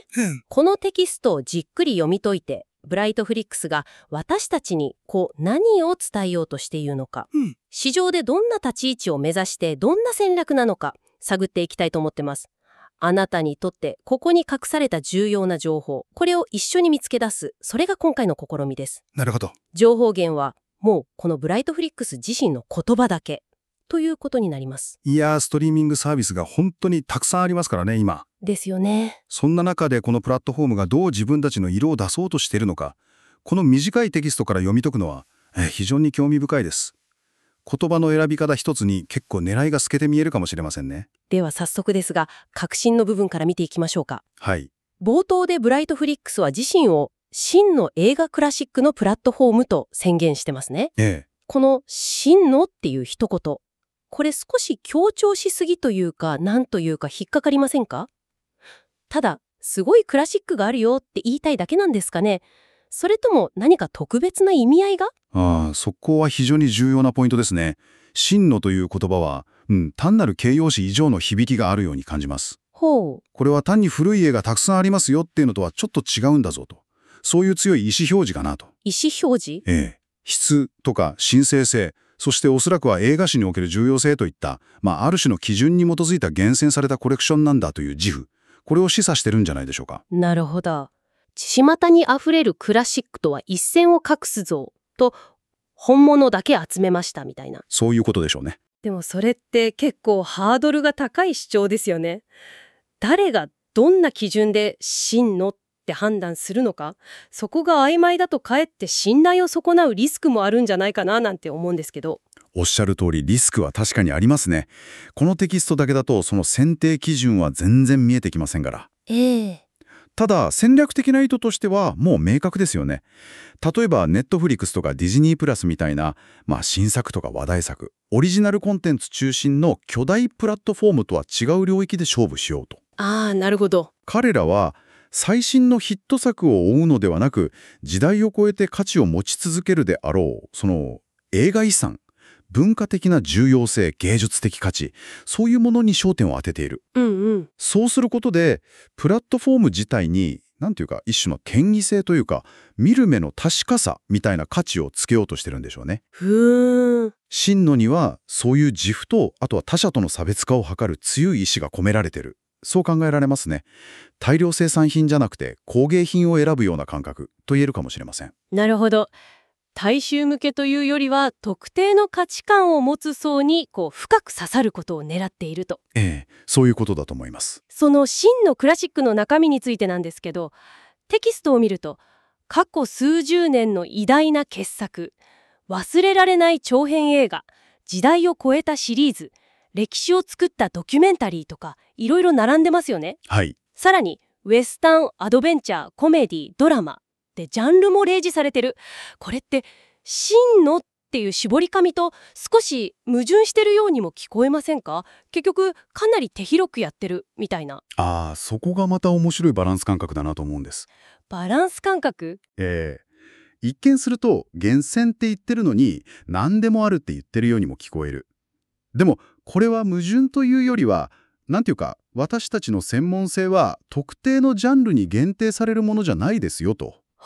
時代を超えた質と歴史重要性こそが我々の基準であって、それはあらゆるジャンルに存在するんですっていう、もっと洗練されたメッセージだと解釈できるんじゃないですかね。そういうことですか。なるほど。クラシック映画というその大きな枠組みの中での多様性ということですね。そうですそうです。つまりうちはウェスタン専門ですとかフィルムノワール専門ですみたいな狭い専門店じゃなくて、どのジャンルであっても歴史に残るような本物のクラシックなら扱いますよという姿勢を示していると。西部劇ファンも昔のコメディ好きも重厚なドラマ好きもそれぞれ自分の好みに合う真のクラシックを見つけられるかもしれないということですね。まさにその通りだと思います。クラシック映画ファンと一口に言っても好みは本当に様々ですからね。ですよね。あまり専門性を絞りすぎるとターゲット層を狭めてしまうリスクがある。そうじゃなくてクラシックという共通項で結びつつ、その中での多様性をちゃんと確保する。それでより広いクラシックファン層にアピールしようとしている。ある意味クラシック映画のセレクトショップみたいなイメージですかね。いろんなブランド、つまりジャンルから目利きが選んだ一品、つまり真のクラシックを集めてますよと。なるほど。セレクトショップ、わかりやすいですね。ただおっしゃるようにその目利きの基準、これが具体的に示されてないっていう点は依然として気になるところではありますけどね。そこは確かに。そしてもう一つ非常に印象的な表現がありますよね。映画史の手法という言葉。出ましたね。これもまた真のと同じようにちょっと大げさな、マーケティング的な美辞麗句にも聞こえなくもないですが、どう解釈されますか？これもですね、単なる飾り言葉以上、戦略的な意味合いを持ってると思いますね。司法っていう言葉は発見とか隠された価値、あるいは希少性、他では手に入らない特別なものみたいな、そういう感覚を強く刺激する言葉ですよね。確かにお宝みたいな感じですね。そうですそうです。で、考えてみてほしいんですけど、現代ってアルゴリズムが私たちの好みそうなものをもう延々と推薦してくる時代じゃないですか。もう次から次へと。便利ではあるんですけど、時としてなんか自分の興味の範囲が狭められてるような、あるいはいつも似たようなものばかり勧められてるなみたいな感覚に陥ることもありますよね。ありますね。レコメンデーションに頼りすぎると予期せぬ出会いが減るみたいな。そうなんですよ。そこで司法という言葉を使うことで、ブライトフリックスは私たちはアルゴリズム任せじゃありませんよって暗に示している可能性があると思うんです。なるほど。つまり人間の専門家による丁寧な選定作業、いわゆるキュレーションが行われてるんじゃないかと。キュレーション。ええ。ここでいうキュレーションというのは単に集めるだけじゃなくて、知識と、愛情を持って選び抜いて文脈を与えて価値あるものとして提示する、そういう行為ですね。なるほどな。巨大な倉庫から自分でわさわさ探し出すんじゃなくて、美術館の学芸員さんが選び抜いてちゃんと意味付けして展示してくれてるみたいな、そういう感覚。まさにそういうイメージです。それが司法という言葉に込められたメッセージかもしれないと。ええ。利用者に対して、ここではただ消費されるコンテンツじゃなくて、専門家が丹精込めて選び抜いた価値ある作品に出会えるんですよという期待感を与えようとしてる。これは効率性とか量を追求する多くのサービスとは違う質とか発展の喜びとか、もっと深いレベルでの満足感。つまり心理的な価値を提供しようとしている試みと言えるでしょうね。自分は何か特別なものを見ているんだっていう感覚は利用者にとってはかなり大きな魅力になり得ますから。確かにそうですね。次にブライトフリックスが掲げているミッションについて見ていきたいんですが。はい。クラシックを保存するだけでなく、最高の品質で新しい観客が体験できるようにすること、これが彼らの使命だと。ここで保存と体験っていう2つの言葉が出てきますけど、この2つの関係性、特に力自他はどっちにあると見ますか？保存っていうとちょっと受け身な感じもしますが。フィルムの物理的な劣化とか権利関係の複雑さとかを考えると、保存は文化遺産を守るっていう観点からはもう絶対に欠かせない基盤となる活動です。それは間違いないんです。それはそうですよね。ただこのテキスト全体のトーンとか現代のストリーミングビジネスの文脈なんかを考えると、ブライトフリックスが戦略的に、そしてより情熱を注いでいるのは明らかに体験可能にするっていう、もっと積極的でダイナミックな側面だろうなと感じますね。つまり過去の遺産をただ倉庫にしまい込んでおくのではなく、それを現代に注ぎらせて積極的に人々の目に触れさせて楽しんでもらう、そっちに重きを置いてるんじゃないかと。そう考えられますね。単なるデジタルアーカイブとして後世に残しますという正的な役割にとどまらずに、現代の視聴者にとって魅力的でかつアクセスしやすい形で提示する。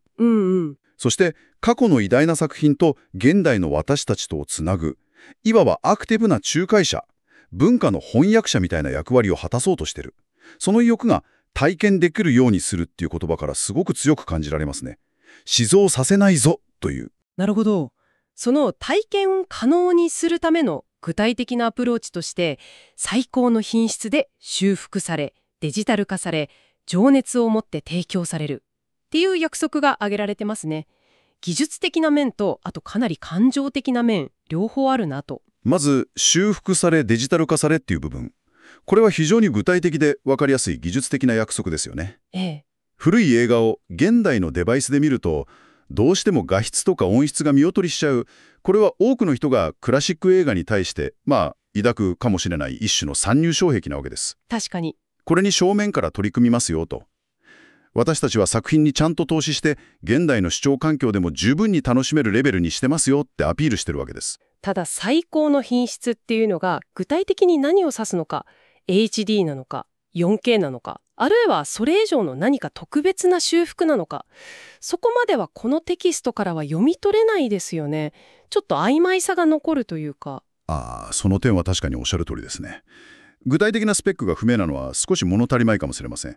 でも品質には徹底的にこだわってますよという姿勢を示すことで、作品への敬意と視聴者への配慮を伝えて信頼を得ようとしているという意図は明確でしょうね。そしてより興味深いのが、情熱を持って提供されるという部分。これは技術以上に曖昧ですけど、戦略的には非常に示唆に富んでるなと。情熱ですか。これもまたどう具体的に現れるのか想像しにくいですけど、単なるスローガンってわけでもないんですよね。だと思います。単なる精神論で終わらせたら意味がないですからね。この情熱っていう言葉は、プラットフォームの背後にいる人間の顔というか、彼らの映画への深い愛情とか知識、そういうものを示唆してるんじゃないかなと。なるほど。例えば、どんな形が考えられるかっていうと、愛情を込めて作られたテーマ別の特集ページとか。特集ページ。単に作品をずらっと並べるんじゃなくて、この監督の初期衝動を知る3本とか、あの名優の意外な一面が見える作品群みたいな、そういう切り口ですね。なるほど。キュレーションの質にまさに関わってくる部分ですね。それに加えて、専門家による解説記事とか、もしかしたら短い紹介映像とか、作品の背景とか見どころ、現代的な意義なんかを分かりやすく伝えてくれるような。あるいは、メイキング映像とか未公開シーン、インタビューみたいな貴重なボーナスコンテンツの提供。それは嬉しいですね。さらに踏み込んで、特定の監督とか俳優、あるいはテーマに焦点を当てたオンライン上の特集上映会みたいな企画ももしかしたらあるかもしれませんね。そう考えると、情熱っていうのは単なる作品配信にとどまらない付加価値の高い体験を生み出す、その源泉になり得るわけですね。そうですね。作品とその周辺情報、文脈を豊かに提供することで、より深く多角的に映画を楽しめるようにする。そうです。技術的なプラットフォームっていうちょっと無機質なイメージじゃなくて、映画愛好家が集まるコミュニティのような、なんていうか人間的な温みとか知識の共有みたいな側面を打ち出そうとしているのかもしれません。なるほど。このテキストだけだとどこまで実現されるかは未知数ですけど、もしうまく展開できれば、これは大規模なプラットフォームには真似のできない強力な差別化要因になり得りますよね。ユーザーとの感情的なつながりを築く鍵になると思います。そしてこのミッションで特にターゲットとして意識されているのは新しい観客ですよね。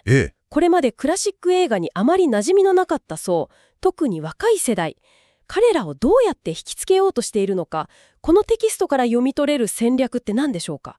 古い映画ってちょっと若い人には敷居が高いイメージもありますけど。このテキストから読み取れる主な武器としては、やっぱりさっきから出ている要素の組み合わせでしょうね。組み合わせ。第一に、品質の向上。古い映画特有の画質の荒さとか音の悪さみたいな物理的な醜さ。これを修復、デジタル化によって取り除く。これがまず基本的な抵抗感を下げる試み。第二に、現代的な利用しやすさ。つまりアクセシビリティですね。これは後でまた詳しく。品質と利便性、それに加えて何かありますか？言葉の力も活用してるでしょうね。偉大な傑作とか、映画史の手法といった言葉。これは知的好奇心を刺激しますよね。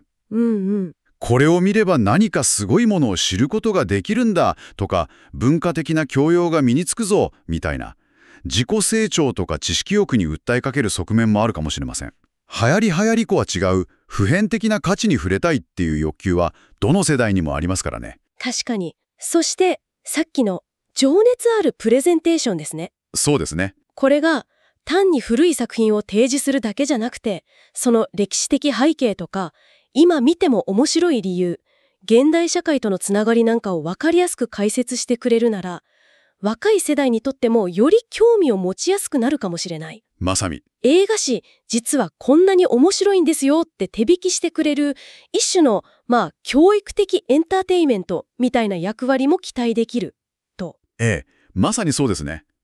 古典っていうとどうしても堅苦しいイメージがありますけど、それを魅力的なストーリーテリングで紹介することで、ぐっと身近なものに感じさせることができるかもしれない。過去と現在をつなぐ翻訳者としての役割がここでも重要になってくると思います。次に、その現代的な利用しやすさの、中核とも言えるアクセシビリティについてですけど、テレビ、タブレット、スマートフォンでどこでも利用可能と、マルチデバイス対応を強調してますね。でも正直なところ、これって今のストリーミングサービスではもはや標準装備というか当たり前のことじゃないですか？確かに。なんでわざわざここで声高にアピールする必要があるんでしょう？確かに現代の感覚からすれば、マルチデバイス対応はごく普通のことですよね。ネットフリックスも Amazon プライムビデオもみんなそうですから。ですよね。ただここで重要なのは、クラシック映画っていう文脈でこれを捉えることだと思うんです。なるほど。ほんの少し前まで特定のクラシック映画を見たいと思っても、それは決して簡単なことじゃなかった。そうでしたね。レンタル店を何軒もはしごしたり、廃盤になった DVD を高値で探したり、そうそう。あるいは名画座での特集上映を待つしかなかったりとか。その通りです。見たいと思ったその瞬間にすぐ見られる環境ではなかったんですよね。ブライトフリックスがここでマルチデバイス対応を強調するのは、私たちはかつてはアクセスが困難だったこれらの手法をあなたの日常生活の中に極めて簡単に手間なくお届けしますよっていう過去との対比を際立たせる意図があるんだと思います。なるほど。あの頃の不便さを知ってる層には特に響くでしょうし、知らない世代にはほらこんなに簡単にアクセスできるんですよっていう利便性をアピールする。日常的に使っているスマホやタブレットで特別な準備もいらず、思い立った時にすぐにクラシック映画の世界に飛び込める。これは特に新しい観客、つまりこれまでクラシック映画に縁がなかった層を引きつける上で決定的に重要な要素になりそうですね。手間がかかるとなるとそこで諦めちゃいますもんね。その通りです。あのヒッチコックの初期のサイレント作品ってどんな感じなんだろうってふと興味を持った瞬間にベッドに寝転がったまま、あるいは通勤電車の中で数タップで視聴を開始できる。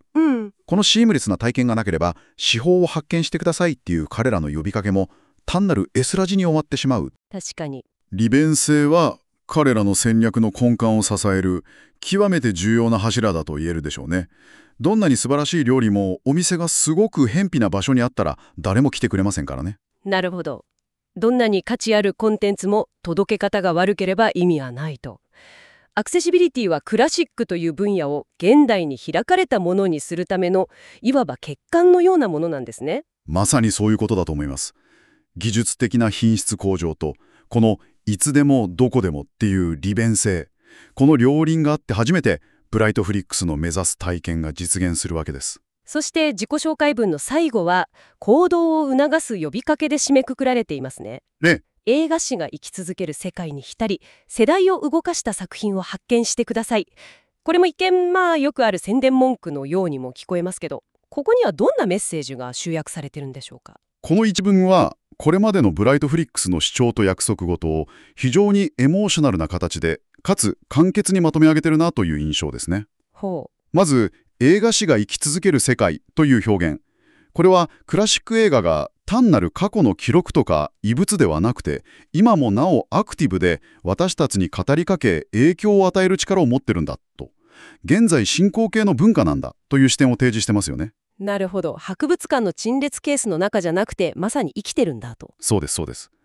世代を動かした作品という部分はどうでしょう。これはそこで提供される作品群が持つ時代を超えた普遍的な力、感動とか影響力の大きさ、これを強調してますね。単なる暇つぶしのエンターテインメントじゃなくて、人々の価値観を変えたり社会に議論を巻き起こしたりしてきたような、そういう重要な文化的資産なんだと。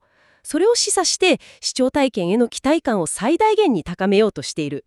あなたもその力を体験しませんかと問いかけているような。そしてここでもまた発見してくださいという言葉が鍵になってるんですね。これは非常に意図的でしょうね。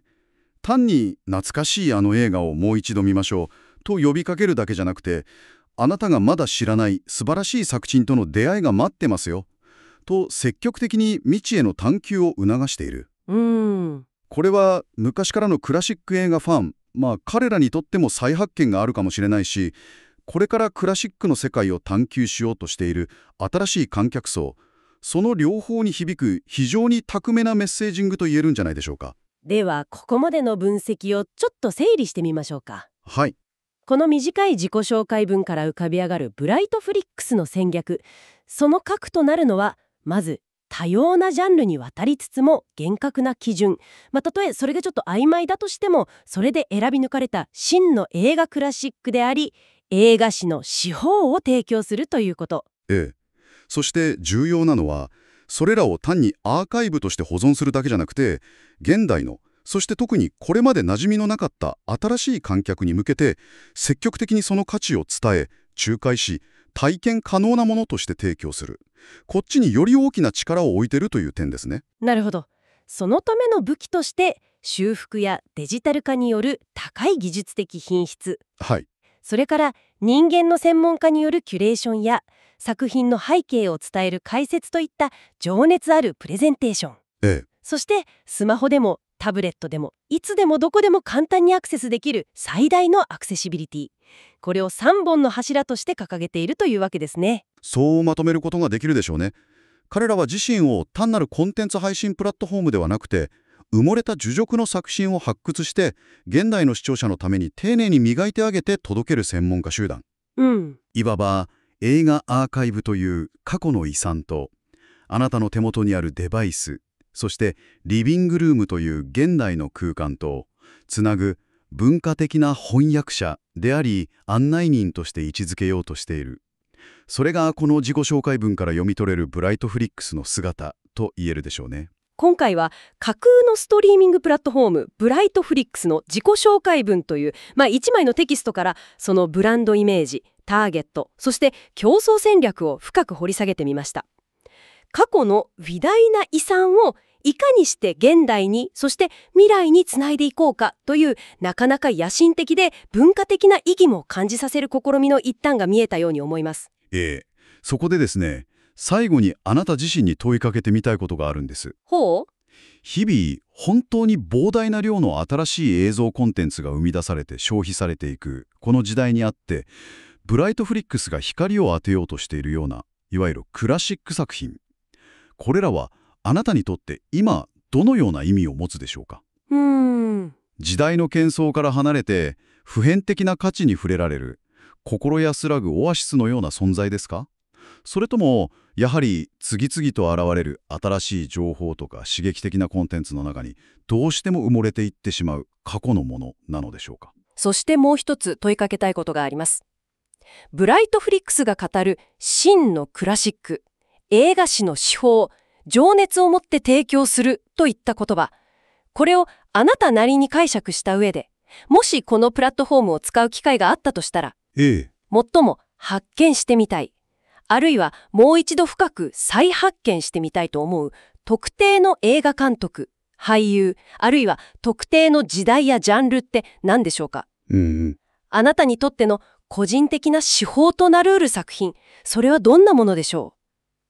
この機会にご自身の映画との向き合い方とか好み、それを少し深く見つめ直すきっかけとしていただけたら嬉しいなと思います。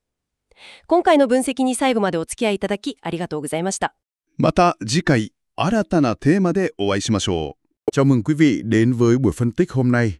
Chúng ta đang có trong tay một cái bản giới thiệu về Brightflixx, một nền tảng streaming nghe có vẻ khá là tham vọng. Vâng, xin chào. Mục tiêu của chúng ta là cùng mổ xẻ xem họ thực sự đang bán cái gì, chiến lược đằng sau mấy cái lời hứa hẹn có vẻ bõng bẩy kia là gì và liệu nó có đủ sức nặng không nhỉ? Trong cái thị trường streaming mà giờ nó quá chật chội rồi. Đúng là một thách thức thú vị đấy. Cái bản mô tả này nó như một tấm danh thiếp được thiết kế rất là cẩn thận. Câu hỏi lớn là liệu những gì viết trên đó có thực sự phản ánh một cái mô hình kinh doanh bền vững hay chỉ là những lời có cánh thôi? Họ muốn tạo ra một thế giới phim ảnh đã làm say mê nhiều thế hệ. Nghe thì rất kêu. Nghe hay quá. Nhưng mà làm thế nào để biến điều đó thành hiện thực mới là chuyện. Chính xác. Nguồn phân tích của chúng ta hôm nay chính là cái văn bản tự mô tả này. Chúng ta sẽ đào sâu vào từng tuyên bố một, cố gắng đọc vị cái chiến lược cốt lõi và xem nó có hợp lý không. Ok. Bắt đầu ngay với cái lời định vị trung tâm của họ nhé. Họ gọi mình là nền tảng streaming cho những tác phẩm kinh điển điện ảnh đích thực. Cái từ đích thực này, ngay lập tức nó làm tôi phải dừng lại nghĩ một chút. Một sự lựa chọn từ ngữ rất có chủ đích. Đích thực nó không chỉ đơn thuần là cũ. Đúng rồi. Nó hàm ý một sự chọn lọc, một tiêu chuẩn chất lượng nào đó, có thể là cả tính nguyên bản được công nhận nữa. Đây rõ ràng là một nỗ lực định vị khác biệt hẳn so với các nền tảng lớn như là Netflix hay là Disney Plus ấy, những nơi mà họ tập trung nhiều vào nội dung mới, bom tấn. Vậy thì đích thực ở đây có thể hiểu là một sự phân định ranh giới không? Kiểu như không phải phim cũ nào cũng được coi là kinh điển đích thực theo cách nhìn của Brightflixx à? Tôi nghĩ là thế. Nó gợi ý đến một cái quá trình tuyển chọn có vẻ kỹ lưỡng, dựa trên giá trị lịch sử này, nghệ thuật này, hoặc là văn hóa được công nhận, chứ không phải chỉ là một kho phim cũ đơn thuần. Đó chính xác là cái ý nổ đằng sau. Nó tạo ra cảm giác về một bộ sưu tập được tuyển lựa cẩn thận, tập trung vào di sản điện ảnh mà có giá trị lâu dài, những tác phẩm mà đã vượt qua thử thách của thời gian. Nhưng mà cái điều thú vị là ngay sau đó, cái văn bản này lại mở rộng cái định nghĩa này ra một chút. Đúng rồi. Họ liệt kê này, Các kiệt tác lớn của các thập kỷ đã qua, rồi phim Chuyện khó quên, series và phim tài liệu vượt thời gian đã làm nên lịch sử. Xong rồi các thể loại cũng rất đa dạng, từ miền Tây này, phiêu lưu, hài kịch đến chính kịch. Thoạt nghe thì có vẻ hơi mâu thuẫn với cái sự tập trung mà đích thực gợi ý ban đầu ấy nhỉ? Gần như là bao gồm tất cả. Vâng, đây là một điểm khá là tinh tế trong cái chiến lược truyền thông của họ. Một mặt nhá, họ muốn khẳng định sự khác biệt, cái tính chuyên môn hóa, kinh điển đích thực. Mặt khác, họ lại không muốn bị giới hạn trong một cái hộp quá nhỏ, kiểu như chỉ dành cho giới nghiên cứu phim ảnh. Việc liệt kê đa dạng thể loại là cách để nói rằng chúng tôi chuyên sâu về chất lượng và giá trị lịch sử, và những điều đó thì nó tồn tại ở mọi thể loại phim. Ra là vậy. Tức là họ muốn thu hút một phổ khán giả rộng hơn trong chính cái thị trường ngách của mình. Đúng thế. Nghĩa là dù mình thích phim cao bồi hay là phim hài lãng mạn kinh điển đi nữa, miễn là nó đạt cái chuẩn đích thực của Brightflixx, một cái chuẩn mà thú thực là họ cũng không định nghĩa rõ ràng trong cái văn bản này, thì mình đều có thể tìm thấy trên nền tảng. Vâng, đúng là họ không nói rõ cái chuẩn đó là gì. Nhưng liệu cái việc dàn trải trên nhiều thể loại như vậy có làm loãng đi cái mác đích thực không nhỉ? Liệu họ có đủ nguồn lực, đủ chuyên môn để mà tuyển chọn đích thực trên một phạm vi rộng như thế không? Cái đó là một câu hỏi còn bỏ ngỏ đấy. Một điểm rất đáng lưu ý. Sự thành công của chiến lược này nó phụ thuộc rất nhiều vào cái chất lượng thực tế của quá trình tuyển chọn đó. Tiếp theo, họ lại dùng một cái thuật ngữ nghe rất là gợi cảm, kho báu của lịch sử điện ảnh. Kho báu. Đúng, cái từ này nghe nó hấp dẫn hơn nhiều so với chỉ là phim hay là tác phẩm. Vâng, nó gợi lên cái cảm giác về sự quý giá này, ẩn giấu này, cần được khám phá. Nhất là trong cái thời đại mà thuật toán đề xuất phim ấy, nó cứ liên tục đẩy chúng ta vào những cái vòng lặp quen thuộc. Đúng rồi. Thì kho báu nó như ám chỉ đến một sự tuyển chọn, có tâm, có bàn tay con người nhúng vào. Chính xác. Nó nhấn mạnh vào cái khía cạnh curation, tức là sự tuyển chọn và biên tập có chủ đích. Curation. Nó định vị Brightflixx giống như là một cái bảo tàng hay là phòng trưng bày nghệ thuật số, đối lập hẳn với cái mô hình siêu thích, chứa đủ thứ của các nền tảng lớn khác. Hay, so sánh hay. Cái việc tuyển chọn này nó không chỉ hứa hẹn về chất lượng đâu, mà nó còn mang lại cái cảm giác khám phá được điều gì đó đặc biệt, có giá trị, mà có thể là mình đã bỏ lỡ. Tôi thích cái so sánh đó. Và nó cũng nâng cao cái trải nghiệm của người xem lên, tức là họ không chỉ tiêu thụ nội dung, mà còn đang khám phá kho báu. Điều này nó tạo ra một cái lời hứa về mặt tâm lý ấy. Đến với Brightflixx là tìm thấy những viên ngọc quý được các chuyên gia lựa chọn. Nó làm tôi nhớ lại cái cảm giác thích thú khi mà mình tìm được một cuốn sách hay trong hiệu sách cũ ấy, thay vì chỉ lướt qua mấy cái đầu sách bán chạy trên mạng. Một sự khác biệt quan trọng so với cái sự tiện lợi nhưng mà đôi khi nó khá là vô hồn của thuật toán. Và điều này nó dẫn chúng ta đến cái sứ mệnh cốt lõi mà họ tuyên bố này. Không chỉ bảo tồn các tác phẩm kinh điển, mà còn làm cho chúng có thể trải nghiệm được với chất lượng tốt nhất cho khán giả mới. Một sứ mệnh kép nghe thú vị đấy. Bảo tồn thì nghe nó có vẻ hơi tĩnh, kiểu như lưu trữ trong viện bảo tàng. Đúng rồi. Nhưng mà làm cho trải nghiệm được, đặc biệt là cho khán giả mới, thì lại mang tính chủ động, hiện đại, gần như là truyền bá văn hóa ấy nhỉ? Làm sao để cân bằng hai cái yếu tố này đây? Tôi nghĩ đây chính là cái trọng tâm chiến lược của họ. Brightflixx rõ ràng là không muốn chỉ là một cái kho lưu trữ số, một cái nghĩa địa phim cũ. Nghĩa địa phim cũ. Họ muốn trở thành người trung gian tích cực, xây một cây cầu nối giữa quá khứ và hiện tại. Bảo tồn thì nó đảm bảo sự tồn tại của di sản, nhưng mà cái vế làm cho trải nghiệm được mới là yếu tố then chốt để mà thu hút và giữ chân người xem. Cái việc bảo tồn này thực sự quan trọng đấy chứ. Đặc biệt khi mà mình nghĩ đến cái tình trạng xuống cấp của các bản phim gốc này, hay là những cái rắc rối về bản quyền khiến nhiều phim kinh điển nó cứ biến mất khỏi thị trường. Vâng, đúng vậy. Nhưng mà đúng là cái việc làm cho trải nghiệm được nó đòi hỏi nhiều nỗ lực hơn hẳn. Chắc chắn rồi. Nó không chỉ có nghĩa là đưa phim lên mạng đâu, nó đòi hỏi phải trình bày chúng một cách hấp dẫn, tạo ra cái sự liên quan với khán giả ngày nay, hóa và trình bày với đam mê. Phục chế và số hóa. Đây là những lời hứa về mặt kỹ thuật. Đây là điểm cộng lớn đấy. Vì nhiều người cũng hơi e ngại phim cũ, vì chất lượng hình ảnh nó không được tốt trên các thiết bị hiện đại bây giờ. Đúng vậy. Nó ngụ ý một sự đầu tư có vẻ là đáng kể đấy. Vâng, khi họ nói là phục chế và số hóa với chất lượng tốt nhất, thì điều này nó không chỉ đơn giản là quét cái phim cũ đâu. Nó có thể bao gồm cả việc sửa chữa từng khung hình bị hỏng này, khôi phục màu sắc gốc mà nó đã phai mờ theo thời gian, hay thậm chí là nghiên cứu sâu về ý đồ nghệ thuật ban đầu của đạo diễn nữa. Wow. Mấy cái công việc này nó đòi hỏi cả kỹ thuật lẫn kinh phí đáng kể đấy. Đây là một cái cam kết khá là tốn kém và không dễ thực hiện đồng bộ cho cả một cái thư viện phim lớn đâu. Vậy thì cái chất lượng tốt nhất đúng là một lời hứa khá tham vọng. Liệu có phải tất cả các phim đều đạt chuẩn 4K không, hay chỉ là những cái bản HD ổn định thôi? Cái này thì văn bản không nói rõ nhỉ? Đúng là không rõ ràng. Còn cái vế trình bày với đam mê thì sao? Nghe nó hơi mơ hồ một chút, liệu nó có ý nghĩa gì cụ thể không? Trình bày với đam mê đúng là một điểm khá mơ hồ trong marketing, nhưng mà lại rất quan trọng về mặt chiến lược. Nó có thể bao gồm nhiều thứ lắm, ví dụ như là giao diện người dùng được thiết kế đẹp mắt này, với thông tin phong phú về phim, hay là có các bài viết giới thiệu chuyên sâu. Rồi phim tài liệu hậu trường độc quyền chẳng hạn, hoặc là các danh sách phát do các nhà phê bình phim uy tín biên soạn, hay là các bộ sưu tập theo chủ đề giúp người xem khám phá sâu hơn. Tức là không chỉ cung cấp phim mà còn cung cấp cả bối cảnh này, kiến thức và trải nghiệm xung quanh bộ phim nữa. Chính xác. Cái đam mê này chính là cái yếu tố tạo nên sự khác biệt so với việc chỉ đơn thuần là một cái danh mục phim. Nó hứa hẹn một cái giá trị gia tăng, một cách kết nối cảm xúc, điều mà thuật toán thì khó lòng tạo ra được. Vâng. Nhưng mà liệu họ có thực hiện được cái điều này một cách nhất quán và có chiều sâu không? Hay là chỉ dừng lại ở vài dòng giới thiệu sơ sài thôi? Đó chính là cái thách thức. Nếu mà làm tốt ấy, cái đam mê này nó có thể trở thành yếu tố giữ trên người dùng rất hiệu quả. Đặc biệt là những người mà họ tìm kiếm nhiều hơn là chỉ xem phim. Nó giúp xây dựng một cái cộng đồng những người yêu điện ảnh thực sự. Và tất cả những cái điều này, chất lượng kỹ thuật này, cách trình bày có tâm này, chính là cái cầu nối để thu hút khán giả mới, những người mà có thể còn hơi e dè với phim kinh điển. Chính xác. Chất lượng hình ảnh tốt hơn và cái giao diện hiện đại, nó giúp phá bỏ cái rào cản tâm lý về phim cũ. Kiểu như hình ảnh mờ này, nhịp phim chậm, đen trắng. Đúng rồi. Rồi cái việc nhấn mạnh kiệt tác và kho báu, nó cũng khơi gợi sự tò mò, tạo cơ hội để khán giả trẻ khám phá và tích lũy cái gọi là vốn văn hóa. Vốn văn hóa. Cái đam mê trong trình bày, nếu mà được thực hiện tốt, nó sẽ cung cấp bối cảnh và làm nổi bật cái sự liên quan của những bộ phim này với ngày nay. Như vậy, có thể thấy là Brightflixx đang cố gắng định vị mình không chỉ là nhà cung cấp nội dung mà còn là một dạng hướng dẫn viên thân thiện vào thế giới lịch sử điện ảnh ấy nhỉ? Đúng vậy. Kiểu như xem phim kinh điển dễ dàng và thú vị. Đó dường như là cái thông điệp ngầm. Và để cái sự dễ dàng này nó trở nên trọn vẹn ấy, thì họ nhấn mạnh đến khả năng truy cập.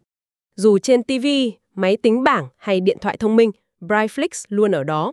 Cái điểm này thì ngày nay gần như là tiêu chuẩn cho mọi dịch vụ streaming rồi, đúng không? Có gì đặc biệt ở đây đâu nhỉ? Nhìn bên ngoài thì đúng là tiêu chuẩn thật, nhưng mà đặt trong cái bối cảnh phim kinh điển ấy, thì đây lại là một bước tiến lớn đấy.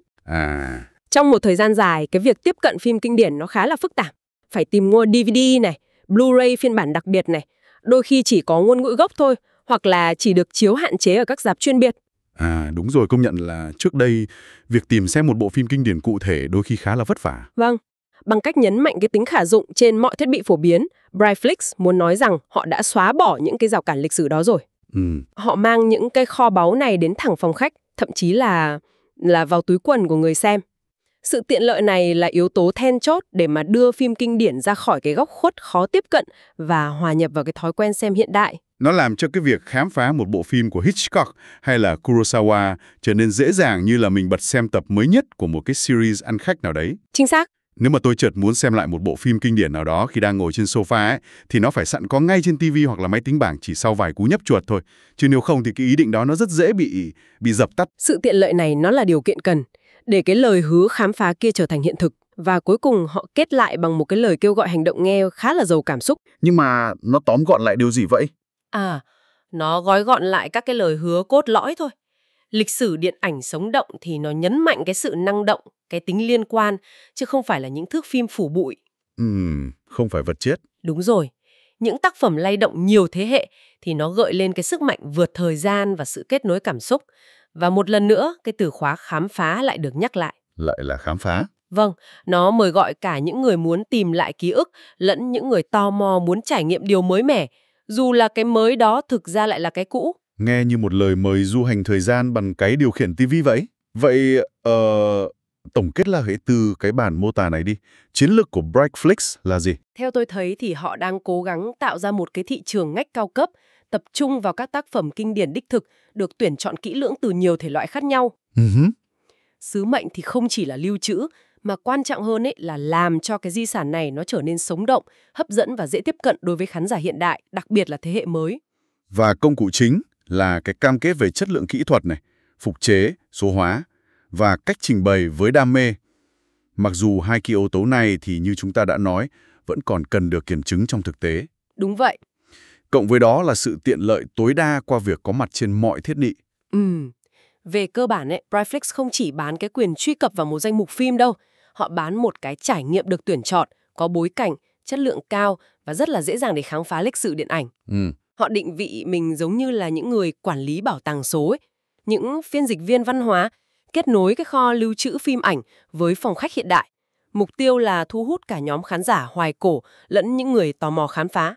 Một chiến lược nghe thì có vẻ hấp dẫn trên giấy tờ đấy, nhưng mà đầy thách thức trong việc thực thi. Liệu cái việc tập trung vào phim cũ, dù là kinh điển đích thực đi nữa, có đủ sức cạnh tranh với cái dòng thác nội dung mới mà nó cứ liên tục được sản xuất không? Đấy là câu hỏi lớn. Rồi liệu cái cam kết về chất lượng và đam mê có thể được duy trì ở quy mô lớn hay không? Đó chính xác là những câu hỏi lớn quyết định sự thành bại của Brightflixx. Họ đang đặt cược vào việc là khán giả ngày càng tìm kiếm chiều sâu này, bối cảnh này và sự tuyển chọn có chủ đích giữa cái biển thông tin hỗn loạn hiện nay. Vậy là chúng ta đã cùng nhau phân tích khá là kỹ lưỡng cái bản tự giới thiệu của Brightflixx, một nỗ lực đáng chú ý nhằm tạo dựng một cái vị thế riêng trong thế giới streaming. Vâng, và cuộc thảo luận này nó cũng gợi mở một câu hỏi khá thú vị cho những ai đang lắng nghe chúng ta. Xin mời chị chia sẻ. Trong cái bối cảnh truyền thông hiện nay ấy, khi mà cái mới nó liên tục lấn át cái cũ, thì liệu những cái kho báu điện ảnh mà Brightflixx hứa hẹn có thực sự tìm được chỗ đứng vững chắc không? Hay là chúng chỉ là một cái ốc đảo yên bình, nhưng mà rồi cũng sẽ bị nhấn chìm bởi cơn lũ nội dung tức thời? Một câu hỏi rất đáng suy ngẫm về giá trị của di sản trong cái văn hóa nghe nhìn đương đại của chúng ta. Và một câu hỏi có lẽ mang tính cá nhân hơn một chút. Nếu có một nền tảng như Brightflixx với cái lời hứa về những kiệt tác được phục chế và trình bày một cách tâm huyết, thì cái kho báu nào mà mỗi chúng ta muốn tìm lại hoặc là khám phá nhất? Đó, có thể là một bộ phim cụ thể nào đó, một đạo diễn mình yêu thích, hay là cả một giai đoạn lịch sử điện ảnh chẳng hạn. Cái việc suy nghĩ về điều này nó cũng là một cách thú vị để kết nối lại về cái niềm đam mê điện ảnh của chính mình đấy. Những câu hỏi rất hay để chúng ta tiếp tục suy tư sau buổi nói chuyện này. Cảm ơn chị đã cùng tham gia buổi phân tích chuyên sâu hôm nay. Vâng, cảm ơn anh. Hẹn gặp lại trong những lần thảo luận tới. 你好，欢迎收听。今天呢，咱们一起来看一份挺有意思的资料。是什么呢？它来自一个叫 Brightflixx 的流媒体平台，你可以就把它想象成，Brightflixx 递给你的一张名片，一张设计的挺讲究的名片。哦，名片就是一份自我陈述，告诉你我是谁，我做什么。没错。所以咱们今天的任务就是要把这张名片啊，给你彻底的解读一下，它到底在承诺什么，想给你留下个什么样的印象。然后呢，我们能不能从它这些话里话外挖出点它没明说，但可能在悄悄做的事儿，就是它的策略。明白了。行，那我们就是把它这个描述拆开来，一点点分析，为你梳理清楚他想表达的核心信息，还有，它背后可能的想法。好，那第一眼看过去，最明显的就是它的定位了。他说自己是做经典电影的。这个定位倒是很清晰，一下子就跟那些主流平台区分开了。是啊，而且他一上来就给你画了个大饼，一个让几代人都为之着迷的电影世界。你想想，现在这个新片新剧多的都看不过来的时代，敢这么说，这口气，可真不小。的确，感觉像是在说，我们这儿有真东西，真正的好东西。对，这绝对是个响亮的口号。现在流媒体竞争这么厉害，没点特色真的很难活下去。他这个承诺本身就挺有分量的。好吧，那我们就仔细看看他是怎么支撑这个承诺的。行，从哪儿开始呢？先看他的核心定位吧。他称自己是真正的电影经典，德语是 Wahre Filmklassiker 这么一个流媒体平台。真正这个词，用的特别有讲究。你觉得他想强调什么？这个词啊，确实很关键。他不光是说我们这儿有老电影，他加了个真正的限定。这，可能首先是一种营销手法吧，让平台听起来更有分量，更权威一点。但往深了想，他好像在暗示一种，品质保证，像一个正宗或者官方认证的印记。我懂了，就像在说我们这儿的经典是经过选挑的，是真家伙。跟那些可能也收了些老片子，但也许就是随便放放，不那么专业，或者说没那么用心去选的平台，要划清界限。对，就是这个意思。他在暗示啊，背后是有一套筛选标准的，可能是基于比如说公认的电影史价值啊、艺术成就啊，或者文化影响力这些，而不光是看年份老不老，不是简单的旧片库。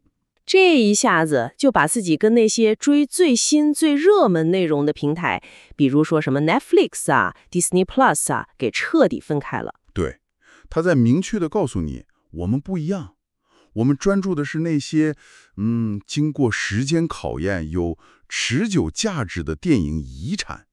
这其实是一种典型的小众市场策略，不求多，但求精。对，强调的不是数量，而是那种价值感，甚至还带了点文化品味和声望在里面。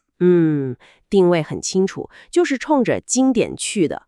但接下来啊，这个文本又开始列内容了，说包括什么过去几十年的伟大杰作、令人难忘的故事片、永恒的剧集，还有书写历史的纪录片，甚至还具体提了西部片、冒险片、喜剧片、剧情片等等好多类型。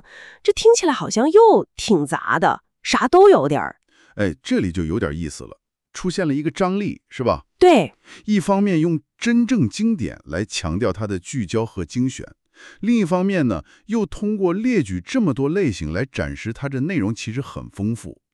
这会不会让人觉得它的定位有点模糊了？是啊，我刚才就在琢磨，这到底是精选呢，还是个大杂烩？要是啥类型都有，那它那个真正经典的精体现在哪儿呢？我觉得他的意图可能是想说，我们的专业性不在于只做某一种类型的经典，比如说不是只放黑色电影，或者只放法国新浪潮，而在于我们能在所有这些不同的类型里面，都给你挑出那些真正够得上经典标准的作品。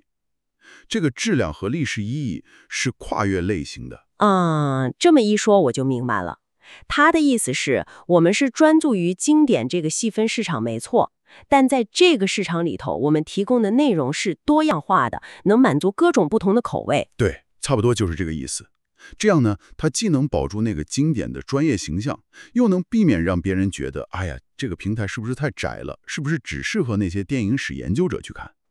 他的目标其实是想吸引那些热爱经典电影，但是口味可能五花八门的观众。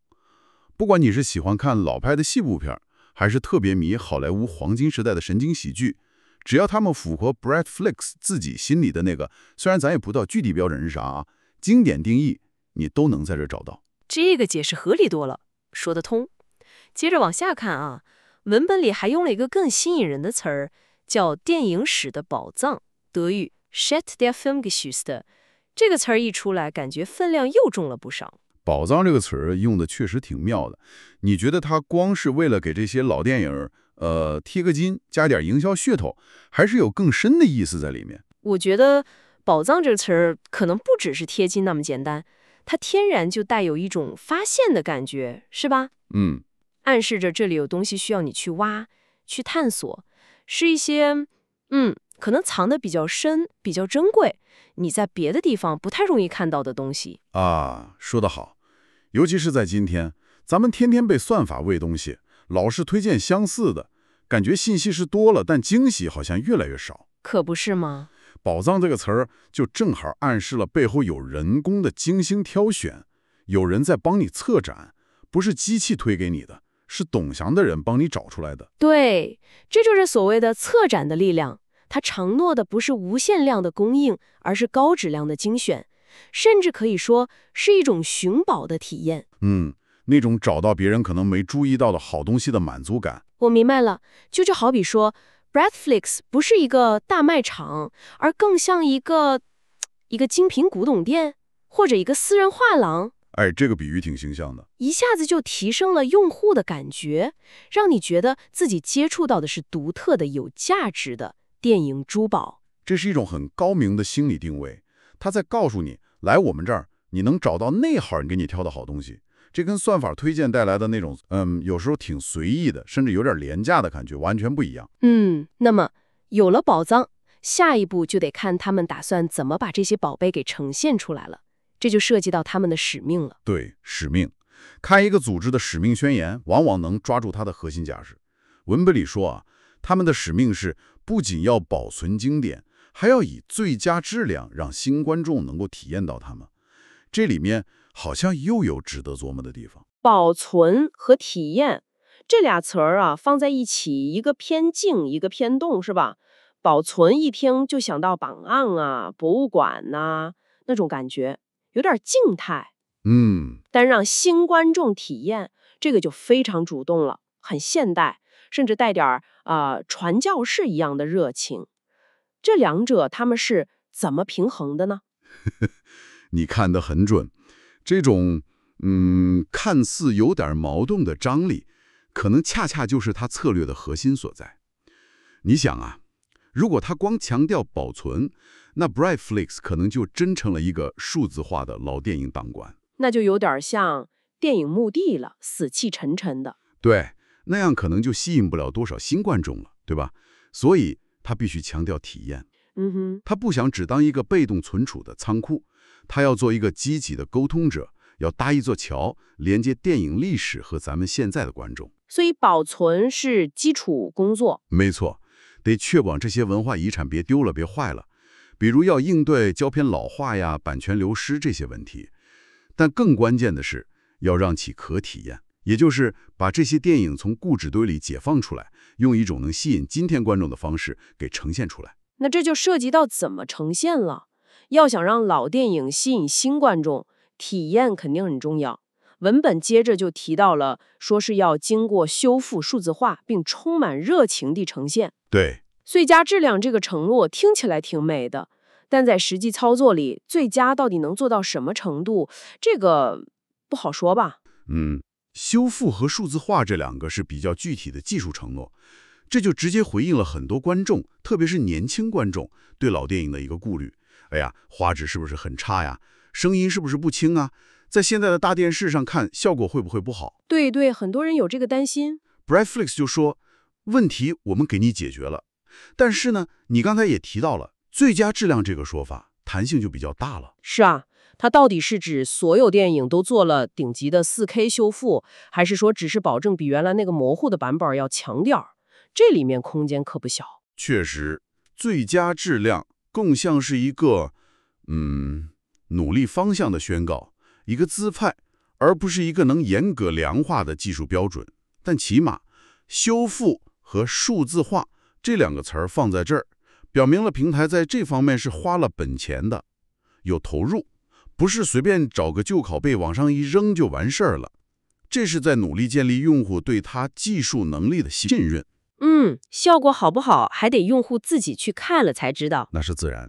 好，那技术承诺这块咱们大概清楚了，后面那个充满热情的呈现呢，这个听起来就更感性了。这到底指的是啥？就是一种感觉吗？文本里好像没给太多线索。你这个问题问得非常好，这确实是整个描述里最软，但也可能最关键的一个部分。充满热情的呈现，它不像数字化那么具体，但它在战略上可能非常重要。怎么说？它可能包上很多东西，比如说精心设计的主题影单，编辑团队写的深度介绍，相关的幕后花絮或者访谈，再比如围绕某个导演或者某个流派策划的专题系列，这些都可能算。我明白了，他是在暗示这个平台背后是一群真正爱电影的人在做，他们不只是扔给你一堆片子就完了，还想跟你分享他们的见解和热爱。对，这就不是冷冰冰的技术参数了，他是在尝试建立一种情感连接，他想把自己和那些就靠海量内容和算法推荐的平台区分开来。他承诺的是一种更有人情味、更有深度的体验。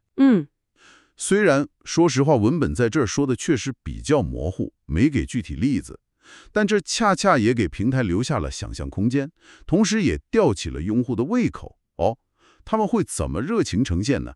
我得去看看。有道理，这种所谓的人情味和深度，对于那些不光想看个热闹，还想多了解点电影门道的观众来说，可能特别有吸引力。那么，把高质量的技术呈现和这种充满热情的策展方式结合起来，应该就是他们吸引新观众的主要办法了。对，这明显是他们战略里的一个重点。毕竟光靠怀旧的老观众，这个市场可能还不够大。那么单从这段文字来看，除了画质好、有背景介绍，还有什么别的点在吸引那些对老电影不太熟的新观众呢？你刚才说的这2点肯定是核心。高质量修复解决了老电影不好看这个硬件门槛问题。他好像在说，别担心，在我们这儿看老电影，跟你平时看新片一样舒服。在你家大电视、平板上看，效果都棒棒的。先把入门门槛给降下来。没错，这是第一步。然后充满热情的呈现，如果真能做好，就能提供必要的背景知识和解读，帮助新观众理解这些电影为什么是经典，他们跟咱们今天的生活又有什么关系。这就像是提供了一个友好的电影史入门导览。还有咱们前面提到的杰作和宝藏这种说法，本身可能也会激发好奇心吧。怎么说？比如年轻人可能会觉得，这是我应该知道的经典吗？看了是不是显得更有文化？这种获取文化资本的心理也可能是一个驱动力吧。完全有可能。所以你看 Brightflixx 的策略是组合卷，用技术消除障碍，用策展提供引导和深度，再用经典、宝藏这些标签来激发你的好奇心和对文化价值的认同感。目标就是让新观众觉得探索经典电影这事不仅不难，反而还挺酷的，挺有收获的。对，是这个意思。这就自然而然地连到下一个关键点了，可访问性。文本特别强调了，无论是在电视、平板电脑还是智能手机上， Brightflixx 随时随地为您服务。等等，这个在今天难道不是所有流媒体的标配吗？为啥还要特意拿出来说？问得好。从技术层面讲，这确实是现在流媒体服务的基操了，没什么可吹的。但是你得把它放在经典电影这个特定的语境里来看，意义就不一样了。有什么不一样？你想想看，在流媒体这么方便之前，你要想看一部特定的经典老片得多麻烦。确实，可能得去淘碟吧， DVD 或者蓝光，还不一定合适的字幕，或者只能指望哪个艺术影院偶尔放一场。网上的资源呢，可能质量也参差不齐，甚至还有版权风险。总之就是很不方便。可不是吗？我记得以前想看一部稍微冷门点的老片子，真是得费老大劲儿。所以啊，当 Brightflixx 强调在所有主流设备上都能随时随地看的时候，它实际上是在告诉你，我们已经帮你把过去那些接触经典电影的障碍全都给扫清了。它把这些曾经可能束之高阁的宝藏直接送到了你口袋里的手机上，你客厅的电视里，让它融入了你日常的媒体消费习惯。原来是这样，它不是在炫耀技术本身，而是在强调一种历史性的便捷化。对于吸引那些习惯了及时满足的新观众来说，这一点太重要了。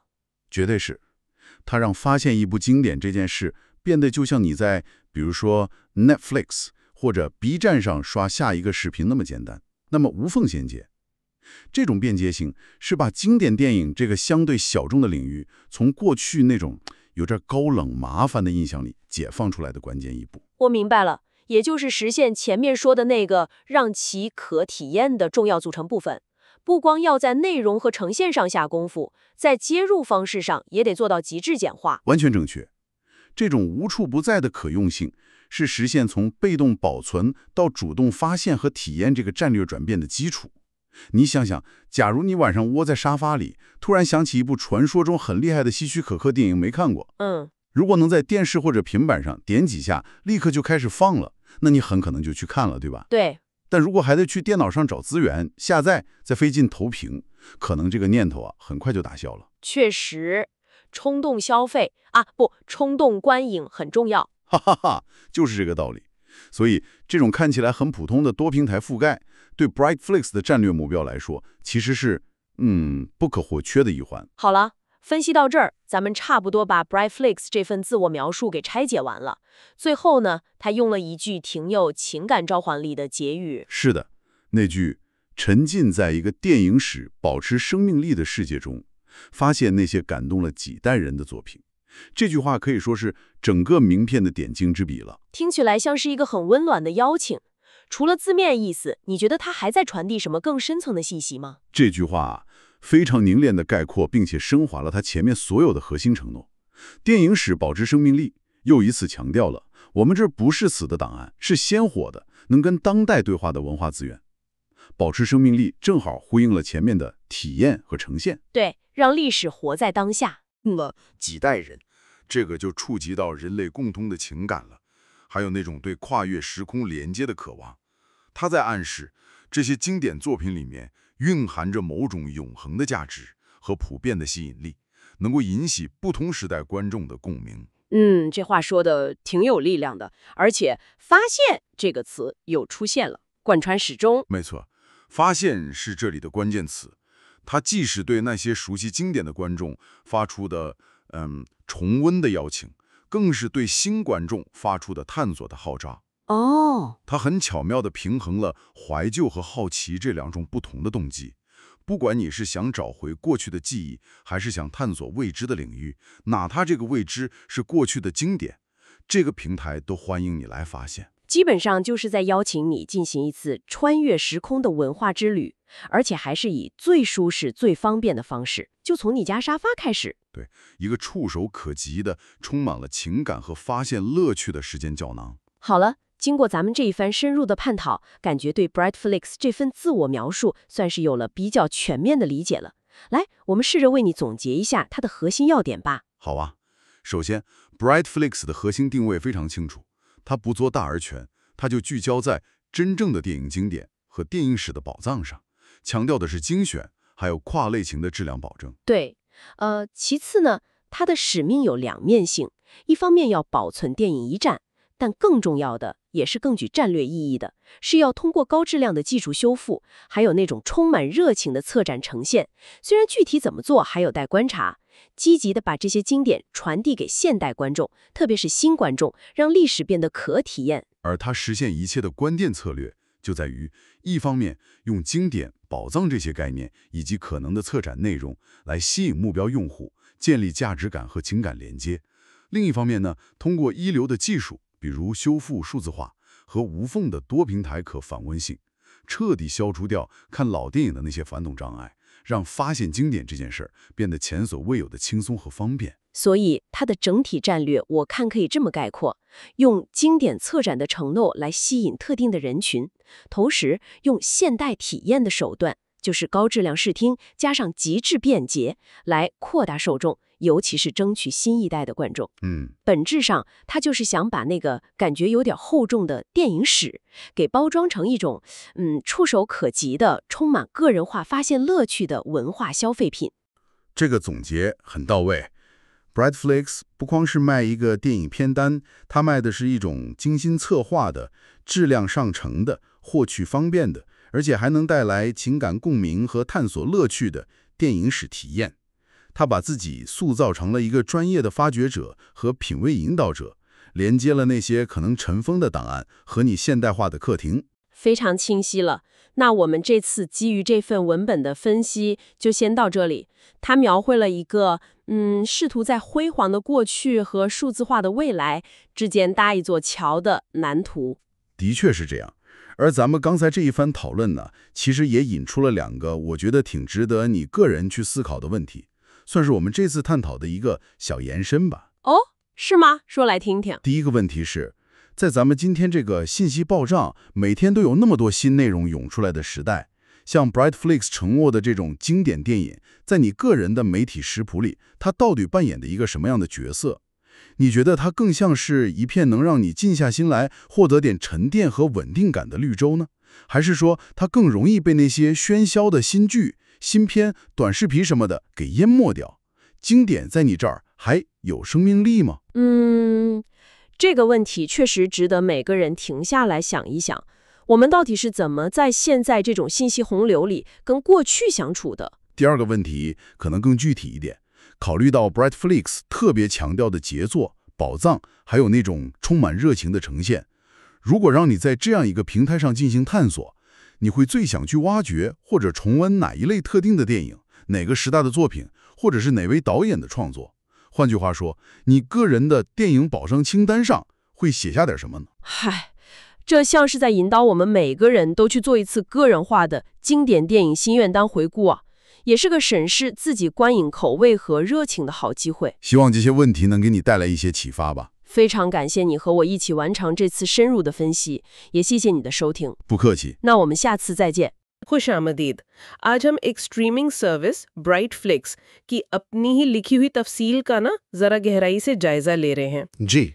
ये वो तहरीर है जो बताती है कि भाई ब्राइटफ्लिक्स क्या है, क्यों अहम है, खास तौर पर उनके लिए जो फिल्मी क्लासिक्स में दिलचस्पी रखते हैं। हाँ, यूँ समझें कि हम उनका विजिटिंग कार्ड या तारुफनामा देख रहे हैं। बिल्कुल। और हमारा मकसद इससे ये समझना है कि आखिर उनका असल पैगाम क्या है, क्या खास वादे हैं उनके, मार्केट में खुद को कैसे मतलब मुनफरिद दिखा रहे हैं, और इस सब के पीछे क्या सोच है, क्या हिकमत अमली है। सही। और शुरुआत ही बड़ी दिलचस्प है। एक बड़ा दावा है कि ऐसी फिल्मों की दुनिया जो नस्लों को मुतासिर कर चुकी हैं। आजकल जहां हर तरफ नया मवाद, नई सीरीज, वहां माजी की फिल्मों पर इतना जोर देना, ये तो वाकई एक अलग बात है।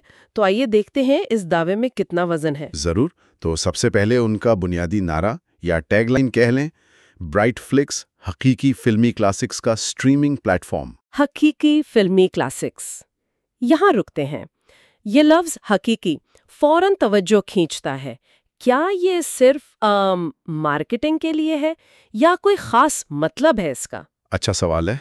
आखिर क्या चीज किसी क्लासिक को हकीकी बनाती है उनके ख्याल में? मेरे ख्याल में ये लफ्ज हकीकी ना एक तरह से क्वालिटी की मोहर है, म्यार की निशानदेही कर रहा है। अच्छा। यूं लगता है जैसे वो कह रहे हों, देखो हमारे पास सिर्फ पुरानी फिल्में नहीं हैं, नहीं, बल्कि मुंतखब मुस्तनिद क्लासिक्स हैं। ओह। तो ये उन्हें शायद उन प्लेटफॉर्म से अलग करता है जो बहुत सारी फिल्में रखते तो हैं मगर क्लासिक्स उनकी आप कह लें अवलीन तरजीह नहीं होती।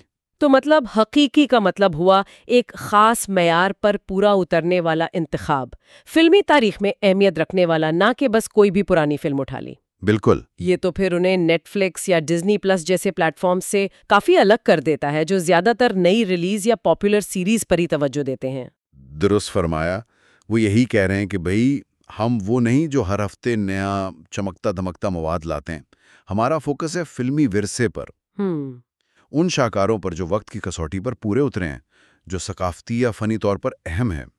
ये एक खास एक नीश मार्केट में अपनी जगह बनाना है, कदर और वकार की बुनियाद पर। जी हाँ, कदर और वकार पर मबनी। ये बात तो समझ आती है, लेकिन फिर आगे चलकर मतन में ये भी लिखा है कि इन हकीकी क्लासिक्स में पिछली दहाइयों के शाहकार, फीचर फिल्में, लाजवाल सीरीज और तारीख साज दस्तावेजी फिल्में भी हैं। और फिर वो साफ साफ मुख्तलिफ अनवा का जिक्र भी करते हैं, वेस्टर्न, एडवेंचर, कॉमेडी, ड्रामा। ये तो काफी वसी लगता है। हाँ, ये है। तो क्या ये तखसीस यानी स्पेशलाइजेशन के दावे से थोड़ा टकराता नहीं? ये एक दिलचस्प तवाज़ुन है। बज़ाहिर तो लगता है कि एक तरफ हकीकी क्लासिक्स कहकर दायरा तंग किया, दूसरी तरफ इतनी सारी अनवा गिनवा कर फैला दिया। जी। लेकिन मेरे ख्याल में पैगाम यह है कि उनकी तखसीस किसी एक सिन्फ में नहीं है। अच्छा। बल्कि मेयार और तारीखी अहमियत में है। और ये मेयार, ये अहमियत किसी भी सिन्फ में मिल सकती है, वेस्टर्न में भी, कॉमेडी में भी। ओह, अच्छा। तो मतलब ये हुआ कि अगर कोई वेस्टर्न फिल्म भी उनके मेयार पर पूरी उतरती है तो वो भी हकीकी क्लासिक है। वो ये नहीं कह रहे कि हम सिर्फ आप कह लें आर्ट हाउस ड्रामे ही दिखाते हैं। बिल्कुल नहीं। वो कह रहे हैं कि भाई क्लासिक्स के शौकीन तो कई तरह के होते हैं। सही। तो हम उन सब को मुतवज्जे करना चाहते हैं, चाहे आपको पुरानी कॉमेडीज पसंद हो या सनसनीखेज फिल्में। अगर वो फिल्म हमारे क्लासिक के मेयार पर पूरी उतरती है, जो भी उनकी अंदरूनी तारीफ हो, वो तो यहाँ लिखी नहीं, वो वाज़ेह नहीं, तो वो यहाँ मिलेगी। इससे ये तासुर ख़त्म होता है कि ये प्लेटफॉर्म बहुत ही महदूद है या सिर्फ फिल्मी तारीख दानों के लिए है। सही। यहाँ वाकई दिलचस्प बात यह है, फिर ये जुमला आता है, फिल्मी तारीख के खजाने, शत से देर फिल्म गशिश्ते। जी। ये लफ्ज़ खजाने बहुत पुरकशिश है, लेकिन क्या ये सिर्फ मार्केटिंग की खूबसूरती है या इसमें कोई गहराई भी है? बेशक में ना, खजाने का लफ्ज़ सिर्फ फिल्म की कदर बढ़ाने के लिए नहीं है। अच्छा। ये दरियाफ्त यानी डिस्कवरी के ख्याल से जुड़ा है। ऐसी कीमती चीजें तलाश करना जो आमतौर पर नजर नहीं आते या आसानी से मिलती नहीं।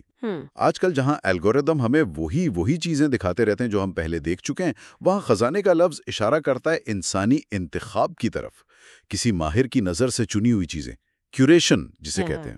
یعنی یہ نیٹ فلکس کے سب کچھ لے لو والے سپر مارکیٹ ماڈل کے بجائے ایک منتخب گیلری کا تاثر دیتا ہے، بالکل، جہاں ہر چیز کسی ماہر نے چن کر رکھی ہو۔ کیا واقعی یہ اتنا مختلف ہے؟ کم از کم دعویٰ تو یہی ہے، اور یہ صارف کو بھی ایک خاص احساس دلاتا ہے کہ بھائی مجھے کسی نایاب، کسی خاص چیز تک رسائی مل رہی ہے۔ یہ صرف فلمیں نہیں بلکہ فلمی تاریخ کے چھپے ہوئے جواہرات پیش کرنے کا وعدہ ہے۔ یہ ایک نفسیاتی پہلو ہے، آپ یہاں آئیں گے تو کچھ خاص دریافت کریں گے۔ ٹھیک ہے، اب آتے ہیں ان کے مشن پر۔ وہ کہتے ہیں کہ ان کا مقصد صرف کلاسکس کو محفوظ کرنا نہیں ہے، پریزرونگ نہیں، جی، بلکہ انہیں بہترین کوالٹی میں نئے سامعین کے لیے تجربے کے قابل بنانا ہے، ایکسپیرینسیبل۔ یہ محفوظ کرنے اور تجربہ کرانے کے بیچ میں ایک توازن بنانے کی کوشش لگتی ہے۔ درست۔ محفوظ کرنا تو ایک طرح سے آرکائیو یا میوزیم کا کام ہو گیا، ٹھیک ہے؟ ہاں، لیکن تجربے کے قابل بنانا اور خاص طور پر نئے سامعین کے لیے یہ ایک فعال قدم ہے، یہ جدید سوچ ہے، آگے دیکھنے والا قدم ہے۔ تو یہ ان کی بنیادی حکمت عملی ہوئی ماضی کو حال سے جوڑنا؟ یہی لگتا ہے، وہ خود کو ماضی اور حال کے درمیان ایک پل، ایک برج کے طور پر پیش کر رہے ہیں۔ تحفظ ضروری ہے تاکہ یہ فلمیں ضائع نہ ہو جائیں، حقوق کے مسائل نہ ہوں، لیکن اصل کھیل، اصل حکمت عملی تجربے کے قابل بنانا ہے۔ مطلب فلموں کو آرکائیو کی دھول سے نکال کر اس شکل میں پیش کرنا جو آج کے ناظرین کو پسند آئیں، ان کے لیے آسان ہو، صرف دستیابی نہیں بلکہ ریلیونس پیدا کرنا، مطابقت۔ اور شاید اسی لیے وہ بہترین کوالٹی کا ذکر کرتے ہیں، ساتھ میں بحال شدہ، ریسٹورڈ اور ڈیجیٹائزڈ یہ تکنیکی وعدے ہیں۔ ہاں بالکل، بحال شدہ اور ڈیجیٹلائزڈ کا مطلب ہے کہ فلم کی جو پرانی پرنٹ تھی اس سے تصویر اور آواز کو صاف کیا گیا ہے۔ اچھا، رنگوں کو بہتر بنایا گیا ہے تاکہ وہ آج کی بڑی ہائی ڈیفینیشن سکرینوں پر اچھی لگیں۔ یہ جو ایک عام مسئلہ ہوتا ہے نا پرانی فلمیں دیکھنے میں، ہاں، کوالٹی کا مسئلہ، اس کا حل پیش کرنے کی کوشش ہے۔ لیکن بہترین کوالٹی پھر بھی تھوڑا مبہم سا ہے۔ یہ کتنی بہترین ہے؟ کیا ہر فلم 4K میں بحال شدہ ہے؟ یہ تو واضح نہیں۔ صحیح کہا، یہ تفصیل یہاں نہیں ہے، لیکن ان الفاظ کا استعمال کم از کم یہ تاثر تو دیتا ہے کہ وہ صرف پرانی VHS ٹیپ نہیں چلا رہے ہیں، ٹھیک، بلکہ کچھ محنت کر رہے ہیں، کچھ سرمایہ کاری کر رہے ہیں، یہ اعتماد پیدا کرنے کی کوشش ہے۔ ٹھیک ہے، اب آتے ہیں اس دوسرے اور بھی زیادہ غیر واضح وعدے پر، جذبے کے ساتھ پیش کیا گیا، presented with passion۔ اس کا کیا مطلب ہو سکتا ہے؟ ہاں، یہ واقعی یہ تو بہت ہی مبہم ہے۔ کیا یہ صرف ایک اچھا احساس دلانے کی بات ہے؟ تو مبہم، لیکن حکمت عملی کے لحاظ سے دلچسپ ہے۔ عملی طور پر اس کا مطلب ہو سکتا ہے کہ شاید فلموں کو تھیم کے مطابق گروپ کیا گیا ہو، اچھا، ان کے ساتھ کچھ معلوماتی تعارف ہوں، ہدایت کاروں پر خصوصی فیچرز ہوں یا پس پردہ کہانیاں۔ یہ ہو سکتا ہے۔ یہ انسانی رابطے، فلم سے محبت کو ظاہر کرنے کا طریقہ ہو سکتا ہے۔ تو یہ پلیٹ فارم کو صرف ایک تکنیکی سہولت سے بڑھ کر کچھ بنانے کی کوشش ہے، ایک تجربہ؟ بالکل، یہ ایک جذباتی تعلق قائم کرنے کی کوشش ہے جو صارفین کو صرف فلموں کی ایک لمبی فہرست سے زیادہ جوڑے رکھے۔ یہ تجربے کا وعدہ ہے، حالانکہ اس کی عملی شکل کیا ہوگی یہ متن سے صاف نہیں، لیکن یہی وہ چیز ہو سکتی ہے جو انہیں دوسروں سے ممتاز کرے اگر وہ اسے اچھی طرح نبھا سکیں۔ ٹھیک ہے، تو یہ بہتر کوالٹی اور پرجوش پیشکش، یہ ہیں نئے سامعین کو لانے کی کلید؟ متن کہتا ہے وہ خاص طور پر نئے سامعین تک پہنچنا چاہتے ہیں۔ یہ کیسے ممکن ہوگا؟ صرف ان باتوں سے؟ یہ اہم دلائل ہیں۔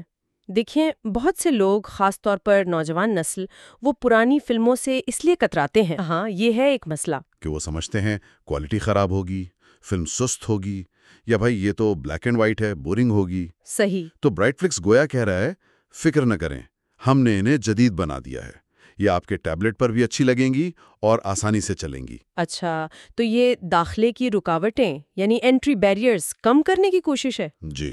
اور شاہکار اور خزانوں جیسے الفاظ وہ تجسس بھی پیدا کر سکتے ہیں کہ شاید کچھ ایسا ہے جو مجھے معلوم ہونا چاہیے، کچھ ثقافتی طور پر اہم۔ آج بھی کیوں اہم ہے؟ گویا برائٹ فلکس کہہ رہا ہو فلمی تاریخ مشکل نہیں، ہم اسے آپ کے لیے آسان اور دلچسپ بناتے ہیں۔ یعنی فلم ہسٹری میڈ ایزی۔ ہاں، کچھ ایسا ہی۔ تصور کریں کسی دوست نے کسی پرانی کلاسک کا ذکر کیا اور آپ فوراً فون نکال کر اسے ڈھونڈ لیتے ہیں۔ یہ وہ آسانی ہے جس کا وعدہ کیا جا رہا ہے، جو ہمیں رسائی، ایکسیسیبلٹی کے عملی پہلو پر لاتا ہے۔ متن کہتا ہے چاہے ٹی وی پر، ٹیبلٹ پر یا اسمارٹ فون پر۔ آج کل تو یہ معیاری بات ہے نا، ہر ایپ چلتی ہے ہر جگہ۔ اس پر اتنا زور کیوں؟ آج یہ معیار بن چکا ہے، آپ ٹھیک کہہ رہی ہیں، لیکن فلمی کلاسکس کے لیے یہ ہمیشہ سے ایسا نہیں تھا۔ اوہ ہاں، یہ بات بھی ہے۔ پہلے کئی کلاسکس کو ڈھونڈنا، کوئی خاص ورژن تلاش کرنا یا صرف کسی خاص ڈیوائس پر ہی دیکھ پانا ممکن تھا۔ بڑا مشکل کام تھا۔ صحیح کہا، انہیں ہر جگہ آسانی سے سٹریم کرنا یہ نسبتاً نئی بات ہے۔ اسی لیے تمام جدید آلات پر دستیابی پر زور دینا، یہ ان تاریخی رکاوٹوں کو توڑنے کا اعلان ہے، پیغام ہے۔ ہم ان خزانوں کو آپ کے روزمرہ کے استعمال کی ڈیوائسز پر لا رہے ہیں، کوئی خاص اہتمام کرنے کی ضرورت نہیں ہے۔ یہ تو نئے سامعین تک پہنچنے کے لیے بہت اہم ہے۔ اگر کسی کلاسک کو دیکھنا اتنا ہی آسان ہو جتنا کوئی نئی نیٹ فلکس سیریز شروع کرنا، تو لوگ شاید اسے آزما بھی لیں۔ یقیناً، یہ سہولت، کنوینئنس ان کے تجربے کے قابل بنانے والے مشن کا لازمی حصہ ہے۔ ٹیکنیکل تیاری کے ساتھ ساتھ لاجسٹکس کو بھی آسان بنانا، تاکہ اگر دریافت کا شوق پیدا ہو تو فوراً پورا کیا جا سکے۔ اگر کوئی صوفے پر بیٹھا سوچ رہا ہو کہ یار وہ فلاں پرانی فلم کیسی تھی، تو وہ وہیں اسی وقت اسے دیکھ سکے۔ یہ بات بالکل واضح ہو گئی۔ اب آتے ہیں اختتامی پیغام پر۔ وہ کہتے ہیں ڈوب جائیں ایک ایسی دنیا میں جہاں فلمی تاریخ زندہ رہتی ہے، اور ان کاموں کو دریافت کریں جنہوں نے نسلوں کو متاثر کیا ہے۔ یہ ایک جذباتی اپیل ہے۔ ہاں، یہ ان کے بنیادی وعدوں کا نچوڑ ہے۔ فلمی تاریخ زندہ رہتی ہے، یہ ان کے مشن کا فعال پہلو ہے کہ یہ ماضی کا قصہ نہیں، آج بھی متعلقہ ہے، زندہ ہے۔ اور کام جنہوں نے نسلوں کو متاثر کیا، یہ ان فلموں کی لازوال طاقت، ان کی یونیورسل اپیل کو اجاگر کرتا ہے۔ بالکل۔ اور پھر وہی لفظ دریافت کریں، ڈسکور۔ یہ صرف پرانی یادیں تازہ کرنے کی دعوت نہیں، بلکہ کچھ نیا جاننے کی بھی ہے۔ صحیح، یہ ان لوگوں کو بھی اپیل کرتا ہے جو شاید ان فلموں سے ناواقف ہیں لیکن تجسس رکھتے ہیں۔ یہ گویا آپ کو اپنے گھر بیٹھے آرام سے وقت کے سفر کی دعوت دے رہا ہے۔ ٹھیک ہے، تو آئیے اس سب کا خلاصہ کرتے ہیں۔ اس تحریر کی بنیاد پر برائٹ فلکس خود کو کیسے پیش کرتا ہے؟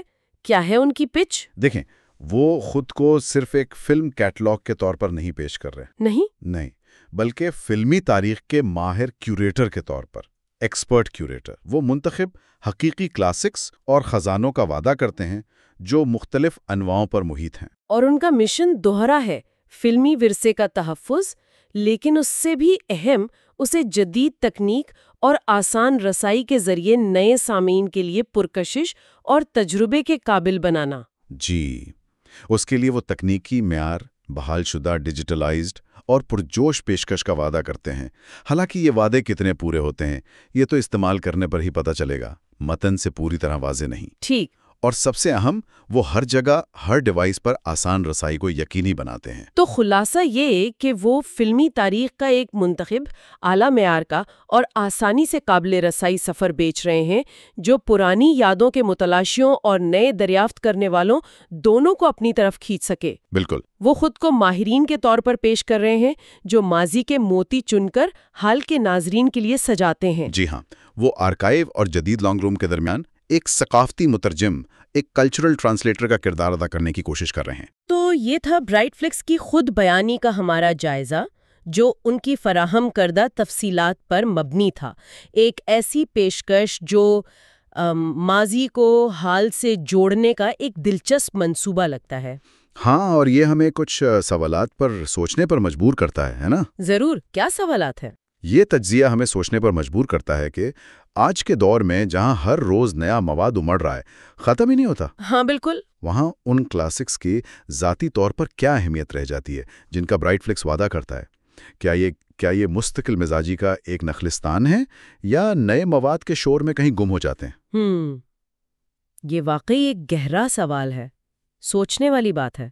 اور ایک اور بات، اگر ہم خاص طور پر برائٹ فلکس کی باتوں کو دیکھیں، شاہکار، خزانے، جذبے سے پیشکش، तो कौन सी खास किस्म की फिल्में, कौन सा दौर या कौन से हिदायतकार हैं जिन्हें कोई इस प्लेटफॉर्म पर दरियाफ्त करना चाहेगा? वो कौन सा ज़ाती खजाना होगा जिसकी तलाश में कोई निकलेगा? अपना पर्सनल ट्रेजर। वाह, ये वो सवालात है जो हर फिल्म बीन खुद से पूछ सकता है अपनी फिल्मी मोहब्बत को और गहरा करने के लिए। इस गुफ्तगू में शामिल होने का बहुत शुक्रिया। अगली बार मिलते हैं। मुझे भी बहुत खुशी हुई। शुक्रिया। Здравствуйте. Сегодня у нас такой детальный разбор. Мы посмотрим на самоописание стриминговой платформы Brightflixx. У нас есть их собственный текст, ну, как бы их визитная карточка. И наша задача, собственно, понять, что они обещают, как себя позиционируют, какая там стратегия прослеживается. В общем, расшифруем их ключевые идеи, опираясь вот только на этот документ. Да, материал интересный, и сразу, конечно, цепляет вот это обещание «мир фильмов, которые вдохновляли поколение».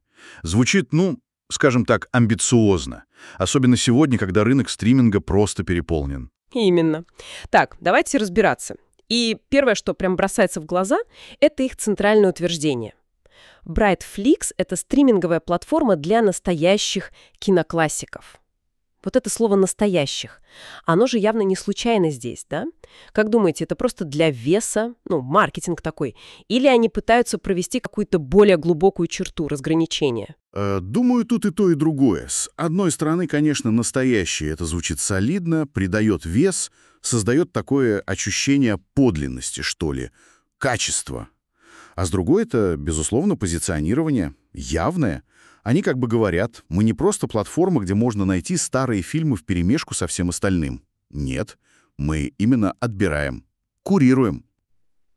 То есть вы хотите сказать, предполагается какой-то отбор по критериям, которые нам, может, и не до конца ясны с текста, но они, видимо, связаны с какой-то киноведческой ценностью, исторической значимостью. И это такое сознательное отмежевание от мейнстрима, где фокус скорее на новинках, блокбастерах. Совершенно верно. Именно. Они сразу задают планку. Наша территория — это наследие, проверенное временем, культурное или художественно значимое. Это не Netflix, не Disney+, где главное свежий контент и большие релизы. Brightflixx, получается, метит в нишу в ценителей, предлагая что-то такое, более эксклюзивное, может быть, даже престижное. Но вот что интересно. Сразу после вот этого фокуса на настоящих классиках текст начинает перечислять довольно широкий спектр. Там и великие шедевры прошлых десятилетий, и незабываемые художественные фильмы, и вечные сериалы, и документальные фильмы, плюс конкретные жанры – вестерны, приключения, комедии, драмы. Звучит, очень широко. Не возникает тут какого-то противоречия? Сначала вроде бы сузили до настоящих, а потом такой разброс показывают. Любопытный момент, правда? На первый взгляд, да, кажется, что это может как-то размывать вот эту первоначальную идею фокусировки, но, возможно, их посыл все-таки другой. Возможно, они хотят сказать, смотрите, настоящие шедевры, то есть вот эти самые произведения высокого качества, исторически значимые, они есть во всех этих жанрах. Их специализация не в конкретном жанре, понимаете, а именно в этом критерии классики, как они его для себя определяют, качество и значимость. Понимаю. То есть они как бы говорят, да, мы ниша, классика, но внутри этой ниши мы предлагаем разнообразие. Так. И это помогает им не выглядеть платформой только для снобов-киноведов, например. Именно. Чтобы и любитель классических вестернов, и ценитель старых французских комедий, и поклонник серьезной драмы все нашли что-то для себя. Но при условии, что фильм прошел их внутренний вот этот фильтр классичности. Точно. Стратегия понятная — охватить разные вкусы, разные сегменты, но внутри своей целевой аудитории тех, кто в принципе интересуется классикой. Они определяют свою уникальность через качество и историческую значимость, а не через узкие жанровые рамки. И это позволяет им, скажем так, привлечь более широкую аудиторию, не теряя при этом своего вот этого кураторского имиджа. И этот имидж, кстати, отлично подкрепляется фразой «сокровище истории кино». Прям вот «сокровище». Звучит очень заманчиво. Это просто такое красивое слово или за ним что-то большее стоит? Я думаю, здесь заложено гораздо больше. «Сокровище» — это ведь не просто синоним «хорошие старые фильмы», согласитесь. Это апелляция к идее открытия, находки. В нашем мире, где мы просто тонем в контенте, где алгоритмы постоянно подсовывают нам что-то похожее на то, что мы уже видели, слово «сокровище» намекает на нечто редкое, ценное, возможно, даже скрытое от массового зрителя. Это такой тонкий намек на ручной отбор, на человеческий подход, кураторский. Получается, Brightflixx себя видит не как супермаркет фильмов, где всего полно, а скорее как такую галерею или сокровищницу, кунсткамеру, где не просто много всего, а где отобрано самое-самое ценное. И пользователь, получая доступ, он как бы приобщается к этим жемчужинам. Вот, вы точно уловили суть. Это создает совершенно другую ценность для подписчика. Он здесь не просто потребитель контента, а почти что исследователь, первооткрыватель. Плюс это такое психологическое обещание. Здесь можно найти что-то особенное, отобранное знатоками, а не то, что тебе случайно подкинул бездушный алгоритм. Это явная отстройка от массовости и, некоторой безликости больших платформ. Хорошо. Давайте тогда перейдем к миссии. Она сформулирована довольно четко, мне кажется. Не только сохранять классику, но и делать ее доступной для новой аудитории. Вот эта двойственность сохранять и делать доступной для переживания, она, кажется, тут ключевая, нет? Да, здесь очень интересный баланс виден. Сохранять — это такая, почти музейная функция, архивная. И это важно, конечно, учитывая, что пленки разрушаются, права теряются и так далее. Но вторая часть — делать доступной для переживания, и особенно подчеркнуто для новой аудитории, это уже совсем другая задача. Активная, почти миссионерская. Это не просто положить фильм на полку в цифровом архиве, а это значит вдохнуть в него жизнь, сделать его релевантным сегодня, понятным, привлекательным. То есть они не хотят быть таким, знаете, цифровым кладбищем старых фильмов, где все лежит, но никто не смотрит. Они видят себя скорее как посредники, строители мостов между кинематографическим прошлым и современным зрителем. Именно так. Делать доступным для переживания — это ведь гораздо больше, чем просто дать ссылку на файл. Это подразумевает, возможно, какую-то контекстуализацию, современную подачу, устранение барьеров восприятия, которые могут быть у современного зрителя перед старым кино. Речь идет о создании актуальности, о том, чтобы фильм зазвучал сегодня, а не только о том, чтобы он просто был в каталоге. И вот тут мы как раз подходим к качеству и подаче. Да, вот как раз об этом. Текст обещает отреставрированные, оцифрованные фильмы в наилучшем качестве. Это же прямой ответ на боль многих зрителей, да? Что старые фильмы часто выглядят, мягко говоря, не очень на современных больших экранах. Но вот эта формулировка «в наилучшем качестве», она же довольно расплывчатая, не так ли? Что это значит на практике? Безусловно. Это, конечно, маркетинговое обещание, и его реальное наполнение может быть разным. Означает ли это всегда полноценную 4К-реставрацию, или иногда это просто хороший HD-мастер? Текст нам этого не говорит. Однако сама вот эта связка отреставрированные и оцифрованные, она уже сигнализирует об определенных усилиях, о вложениях в техническую подготовку контента, и это важно для создания доверия у аудитории, особенно у той, которая уже привыкла к высокому качеству картинки современных фильмов и сериалов. А как насчет другого обещания? Представлено с энтузиазмом. Вот это еще более туманно, по-моему. Что это вообще может означать на практике? Какие-то сопроводительные тексты, особый дизайн страниц? Да, это действительно такое мягкое обещание. Но стратегически оно может быть очень важным. Энтузиазм, он же может проявляться по-разному. Это могут быть, например, кураторские подборки с какими-то пояснениями от киноведов, редакционные статьи о фильмах или режиссерах, может быть, интервью какие-то архивные или новые, бонусные материалы о создании фильма, портреты режиссеров. Это такой намек на то, что за платформой стоят люди, увлеченные люди, которые любят кино и хотят поделиться своей страстью, своими знаниями. То есть это попытка добавить такого человеческого лица, создать какую-то эмоциональную связь, чтобы отличаться от чисто функциональных, может быть, немного бездушных каталогов. Именно так. Это обещание не просто просмотра, а некоего опыта, погружения. Хотя текст, опять же, не дает конкретики, как именно этот энтузиазм будет реализовываться, само по себе обещание работает. Оно работает на создание более глубокой связи с пользователем, на удержание той аудитории, которая ищет чего-то большего, чем просто доступ к файлам. Это часть вот той самой стратегии делать доступным для переживания. И все это, как я понимаю, направлено в том числе и на привлечение той самой новой аудитории, о которой они говорят. Как они еще планируют ее заинтересовать, судя по этому тексту, кроме вот качества картинки и этого потенциального энтузиазма? Ну, смотрите, текст делает большую ставку на простоту доступа. Прямо подчеркивается, что Brightflixx доступен везде. На телевизоре, на планшете, на смартфоне. Казалось бы, ну что тут такого? Сегодня это стандарт для любого стриминга. Но почему они делают на этом акцент? Как думаете? Возможно, потому что для классики это как раз долгое время не было стандартом.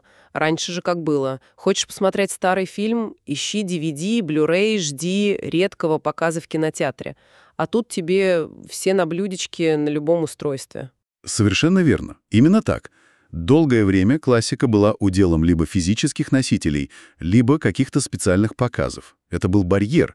А Brightflixx, подчеркивая доступность на всех современных платформах, как бы говорит: смотрите, мы убрали все эти преграды. Мы доставляем эти сокровища прямо в вашу привычную медиасреду, так же легко, как вы смотрите новый сериал на Netflix. То есть, получается, комфорт, вот эта бесшовность интеграции — это ключевые элементы для привлечения тех, кто, может быть, немного побаивается старого кино из-за стереотипов о его какой-то недоступности, сложности, неудобства просмотра. Снижение порога входа — это тоже часть их миссии? Абсолютно. Это критически важно как раз для той самой новой аудитории. Сделать открытие классики таким же простым и удобным, как запуск любого другого стримингового приложения. Это и есть, по сути, логистическая сторона вот этого делания доступным для переживания. Если условный молодой зритель вдруг заинтересуется, скажем, фильмом Годара или Хичкока, он должен иметь возможность сделать это моментально, в пару кликов, не вставая с дивана. Иначе этот импульс, это любопытство, оно просто пропадет, пока он будет искать, где это посмотреть легально и в хорошем качестве. Если посмотреть на это шире, то получается, что вот эта техническая доступность, простота использования — это фундамент. Без него все остальные обещания про сокровища, про энтузиазм, про переживания, они просто повиснут в воздухе. Именно. Повсеместность и простота доступа — это необходимые условия, база, чтобы превратить пассивное сохранение наследия в активное его открытие и переживание современной аудитории. Без этого никак. И все это как бы логично подводит нас к финальному призыву. Он такой классический, рекламный, но очень емкий. Погрузитесь в мир, где история кино остается живой, и откройте для себя произведения, которые волновали поколения. Да, это такой хороший эмоциональный итог. Он суммирует все ключевые обещания. История кино остается живой. Вот это важно, да? Подчеркивается актуальность, динамика, связь с настоящим, что это не пыльный архив, не что-то мертвое, а живой продолжающийся процесс. А фраза «произведения, волновавшие поколения», она апеллирует к чему-то вневременному, к универсальным ценностям, эмоциям, к связи времен. Это попытка зацепить такую глубинную потребность в чем-то подлинном, значительном. Не просто пересмотреть что-то знакомое, а именно совершить новое открытие. И это работает, наверное, и на ностальгирующую аудиторию, вспомнить забытое, и на любопытных новичков узнать новое, пусть и старое. По сути, да. Это приглашение в такое комфортное путешествие во времени. Куда-то в историю кино, но доступное прямо из вашей гостиной. Причем путешествие, которое для вас уже подготовили, и курируют знатоки, предлагая только самое ценное. Хорошо, давайте попробуем теперь собрать все воедино. Что же мы поняли о Brightflixx, исходя от чисто из их самоописания? Они четко позиционируют себя как кураторский сервис, фокус на настоящих киноклассиках и сокровищах, причем из разных жанров. Да, и их миссия, она двойственна. С одной стороны, сохранить наследие, а с другой, и это кажется важнее стратегически, сделать его живым, актуальным и доступным для современной аудитории, включая новичков. Они хотят быть не просто архивом, а таким мостом между эпохами. А инструменты для этого какие? Во-первых, обещанное высокое качество, техническое, отреставрированные и оцифрованные фильмы. Во-вторых, некая подача с энтузиазмом, хотя детали тут пока не ясны. И в-третьих, максимальная доступность на всех устройствах, чтобы убрать барьеры. При этом, конечно, стоит отметить, что вот эти обещания вроде наилучшего качества или энтузиазма, Они остаются довольно абстрактными в самом тексте. Их реальное воплощение — это уже то, что пользователь сможет оценить только на самой платформе. Но как маркетинговые сигналы они, безусловно, работают. Они создают образ такого качественного, заботливо собранного, бутикового сервиса. То есть в сухом остатке Brightflixx продает не просто фильмы, они продают опыт. Курируемое, качественно подготовленное и, что важно, легко доступное путешествие по истории кино. И рассчитано это и на тех, кто ищет ностальгию, и на тех, кто хочет открывать для себя классику впервые. Первооткрывателей. Да, они выступают в роли таких экспертов-проводников, которые отбирают жемчужины из прошлого и представляют их современному зрителю в наилучшем виде. Такие, знаете, культурные переводчики между богатейшим киноархивом и нашей сегодняшней медиасредой. Ну, конечно, важно еще раз подчеркнуть. Все наши выводы сделаны исключительно на основе вот этого текста самоописания Brightflixx. Как это все будет реализовано на практике, это уже совсем другой вопрос. И вот тут, кстати, возникает такая, любопытная мысль для размышления, возможно. В нашем сегодняшнем мире, который буквально затоплен новым контентом, который требует нашего внимания каждую секунду, какое место на самом деле остается для вот такой классики, которую обещает Brightflixx? Становится ли она действительно таким желанным островком стабильности, смысла? Или все-таки она неизбежно теряется в этом бесконечном потоке новинок, хайпа, трендов? И еще один связанный вопрос, который прям вытекает из описания Brightflixx, вот с их акцентом на шедевры, сокровища, которые поданы с энтузиазмом. Вот если бы такая платформа появилась, какой конкретный фильм, или какая эпоха, или какой режиссер из прошлого лично вызвал бы наибольший интерес? Для открытия или для пересмотра? Какое личное сокровище каждому захотелось бы там отыскать? Вот над этим, возможно, стоит подумать. На этих вопросах мы, пожалуй, завершим наш сегодняшний разбор. Спасибо, что были с нами. Спасибо. До новых встреч. สวัสดีค่ะวันนี้เราจะมาคุยกันเรื่องแพลตฟอร์มสตรีมมิ่งที่น่าสนใจอันนึงชื่อ Brightflixx นะคะคือเราจะมาลองเจาะลึกคำอธิบายตัวตนของเขาดูกัน สวัสดีครับก็เหมือนกับว่าเรากำลังจะแกะรอยความคิดของ Brightflixx เลยนะครับว่าจริงๆแล้วเขาอยากบอกอะไรเราเกี่ยวกับตัวเองแล้วก็กลยุทธ์ของเขาในตลาดสตรีมมิ่งที่แบบโอ้โหแข่งกันดุเดือดมากตอนนี้ใช่เลยค่ะเป้าหมายเราก็คืออยากถอดรหัสให้ได้ว่าแก่นสารจริงๆหรือคำสัญญาหรือภาพลักษณ์ที่ Brightflixx เขาพยายามจะสร้างขึ้นมาเนี่ยจากตัวหนังสือไม่กี่บรรทัดเนี่ยมันมีอะไรซ่อนอยู่บ้างซึ่งเอาจริงๆแค่จุดเริ่มต้นก็น่าสนใจแล้วนะครับคือคำโปรยที่เขาบอกว่าเป็นโลกที่เต็มไปด้วยภาพยนตร์ที่สร้างแรงบันดาลใจให้คนหลายยุคหลายสมัยฟังดูทะเยอทะยานดีนะแล้วก็รู้สึกว่ามันแตกต่างจากพวกเจ้าใหญ่ๆชัดเจนเลยแตกต่างจริงๆค่ะมันชวนให้ทันทีเลยว่าอะไร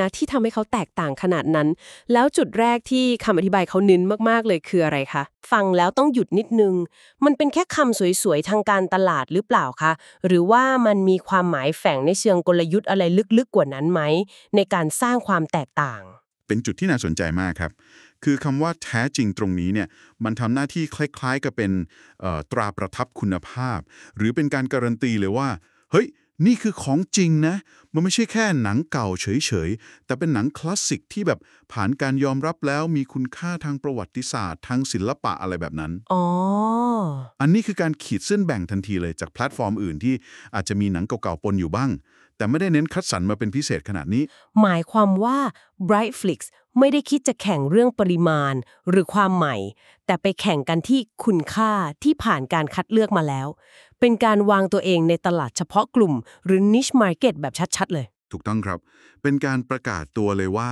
จะไม่ลงไปเล่นในสนามเดียวกับพวกแพลตฟอร์มกระแสหลักที่เน้นคอนเทนต์ใหม่ๆแต่จะมุ่งไปที่มรดกทางภาพยนตร์ที่มันแบบยืนยงข้ามเวลาแต่ว่านะการใช้คำว่าแท้จริงเนี่ยมันก็อาจจะมีความเสี่ยงอยู่เหมือนกันนะครับความเสี่ยงแบบไหนหรอคะเช่นอาจจะทำให้ดูเข้าถึงยากไปหรือว่ากีดกันคนดูหน้าใหม่ๆที่อาจจะยังไม่คุ้นกับคำว่าคลาสสิกอะไรแบบนี้หรือเปล่าคะมีความเป็นไปได้ครับมันอาจจะสร้างความรู้สึกที่แบบสูงส่งไปนิดนึงหรือเฉพาะทางเกินไปซึ่งก็อาจจะเป็นดาบสองคมได้นะถ้าการนำเสนอส่วนอื่นๆเนี่ยมันไม่สามารถทำให้คนดูรู้สึกว่ามันน่าค้นหานะมันเข้าถึงง่ายพอ แต่ในขณะเดียวกันมันก็สร้างภาพลักษณ์ของความพิถีพิถันความน่าเชื่อถือแล้วก็ความพิเศษได้ทันทีเลยเหมือนกันน่าคิดค่ะเป็นการเดิมพันกับภาพลักษณ์ที่ชัดเจนไปเลยแล้วพอมาดูเนื้อหาที่เขาบอกว่ามีให้บริการล่ะคะเขาบอกว่ามีอะไรบ้าง ตรงนี้ก็น่าสนใจไม่แพ้กันเลยครับเขาบอกว่ามีทั้งผลงานชิ้นเอกอันยิ่งใหญ่จากทศวรรษที่ผ่านมานะครับแล้วก็มีภาพยนตร์ที่น่าจดจำมีซีรีส์อมตะด้วยแล้วก็สารคดีที่สร้างประวัติศาสตร์แถมยังระบุแนวหนังหลากหลายเลยนะเช่นเวสเทิร์นผจญภัยคอมเมดี้ดราม่าโหฟังดูเหมือนจะกว้างกว่าที่คิดนะคะตอนแรกนึกว่าจะเฉพาะทางมากๆพอเน้นคำว่าคลาสสิกที่แท้จริงแล้วการที่เขาเสนอแนวหลากหลายขนาดนี้มันดูขัดกันเองไหมคะหรือว่าเขากำลังพยายามจะสื่อสารอะไรบางอย่างอันนี้เป็นผมเรียกว่าเป็นความตึงเครียด tension ที่น่าสนใจในคำอธิบายเขานะคือด้านหนึ่งเนี่ยเขาจำกัดกรอบด้วยคำว่าคลาสสิกแท้จริงใช่ไหมครับใช่ค่ะแต่อีกด้านหนึ่งเขาก็เปิดกว้างด้วยแนวที่หลากหลายมากผมมองว่านี่ไม่ใช่ความขัดแย้งนะแต่มันเป็นกลยุทธ์ที่ว่าคืออะไรคะคือการบอกว่าไอ้คุณภาพหรือความสำคัญทางประวัติศาสตร์ที่ Brightflixx ยึดเป็นแกนหลักเนี่ยมันไม่ได้จำกัดอยู่แค่หนังแนวใดแนวหนึ่งเท่านั้นไงผลงานชั้นยอดเนี่ยมันหาเจอได้ในทุกแนวแหละไม่ว่าจะเป็นคอมเมดี้ขำๆหรือดราม่าหนักๆมันคือการนำเสนอความหลากหลายภายในขอบเขตของความคลาสสิกนั่นเองอ๋อเข้าใจแล้วค่ะเหมือนการสร้างความมั่นใจให้คนใช้ว่าถึงแม้จะเป็นแพลตฟอร์มเฉพาะทางนะแต่ก็มีตัวเลือกที่ตอบโจทย์รสนิยมต่างๆได้ไม่ได้มีแต่หนังอาร์ตดูยากๆหรือหนังประวัติศาสตร์อย่างเดียวแต่ยังรวมถึงความบันเทิงคลาสสิกในรูปแบบอื่นๆด้วยใช่เลยครับเพื่อป้องกันภาพลักษณ์ที่อาจจะดูน่าเบื่อหรือวิชาการเกินไปแล้วก็เป็นการส่งสัญญาณว่าไม่ว่าคุณจะชอบหนังคาวบอยหรือหนังรักโรแมนติกถ้ามันเป็นคลาสสิกที่แท้จริงแล้วก็คุณจะเจอมันได้ที่นี่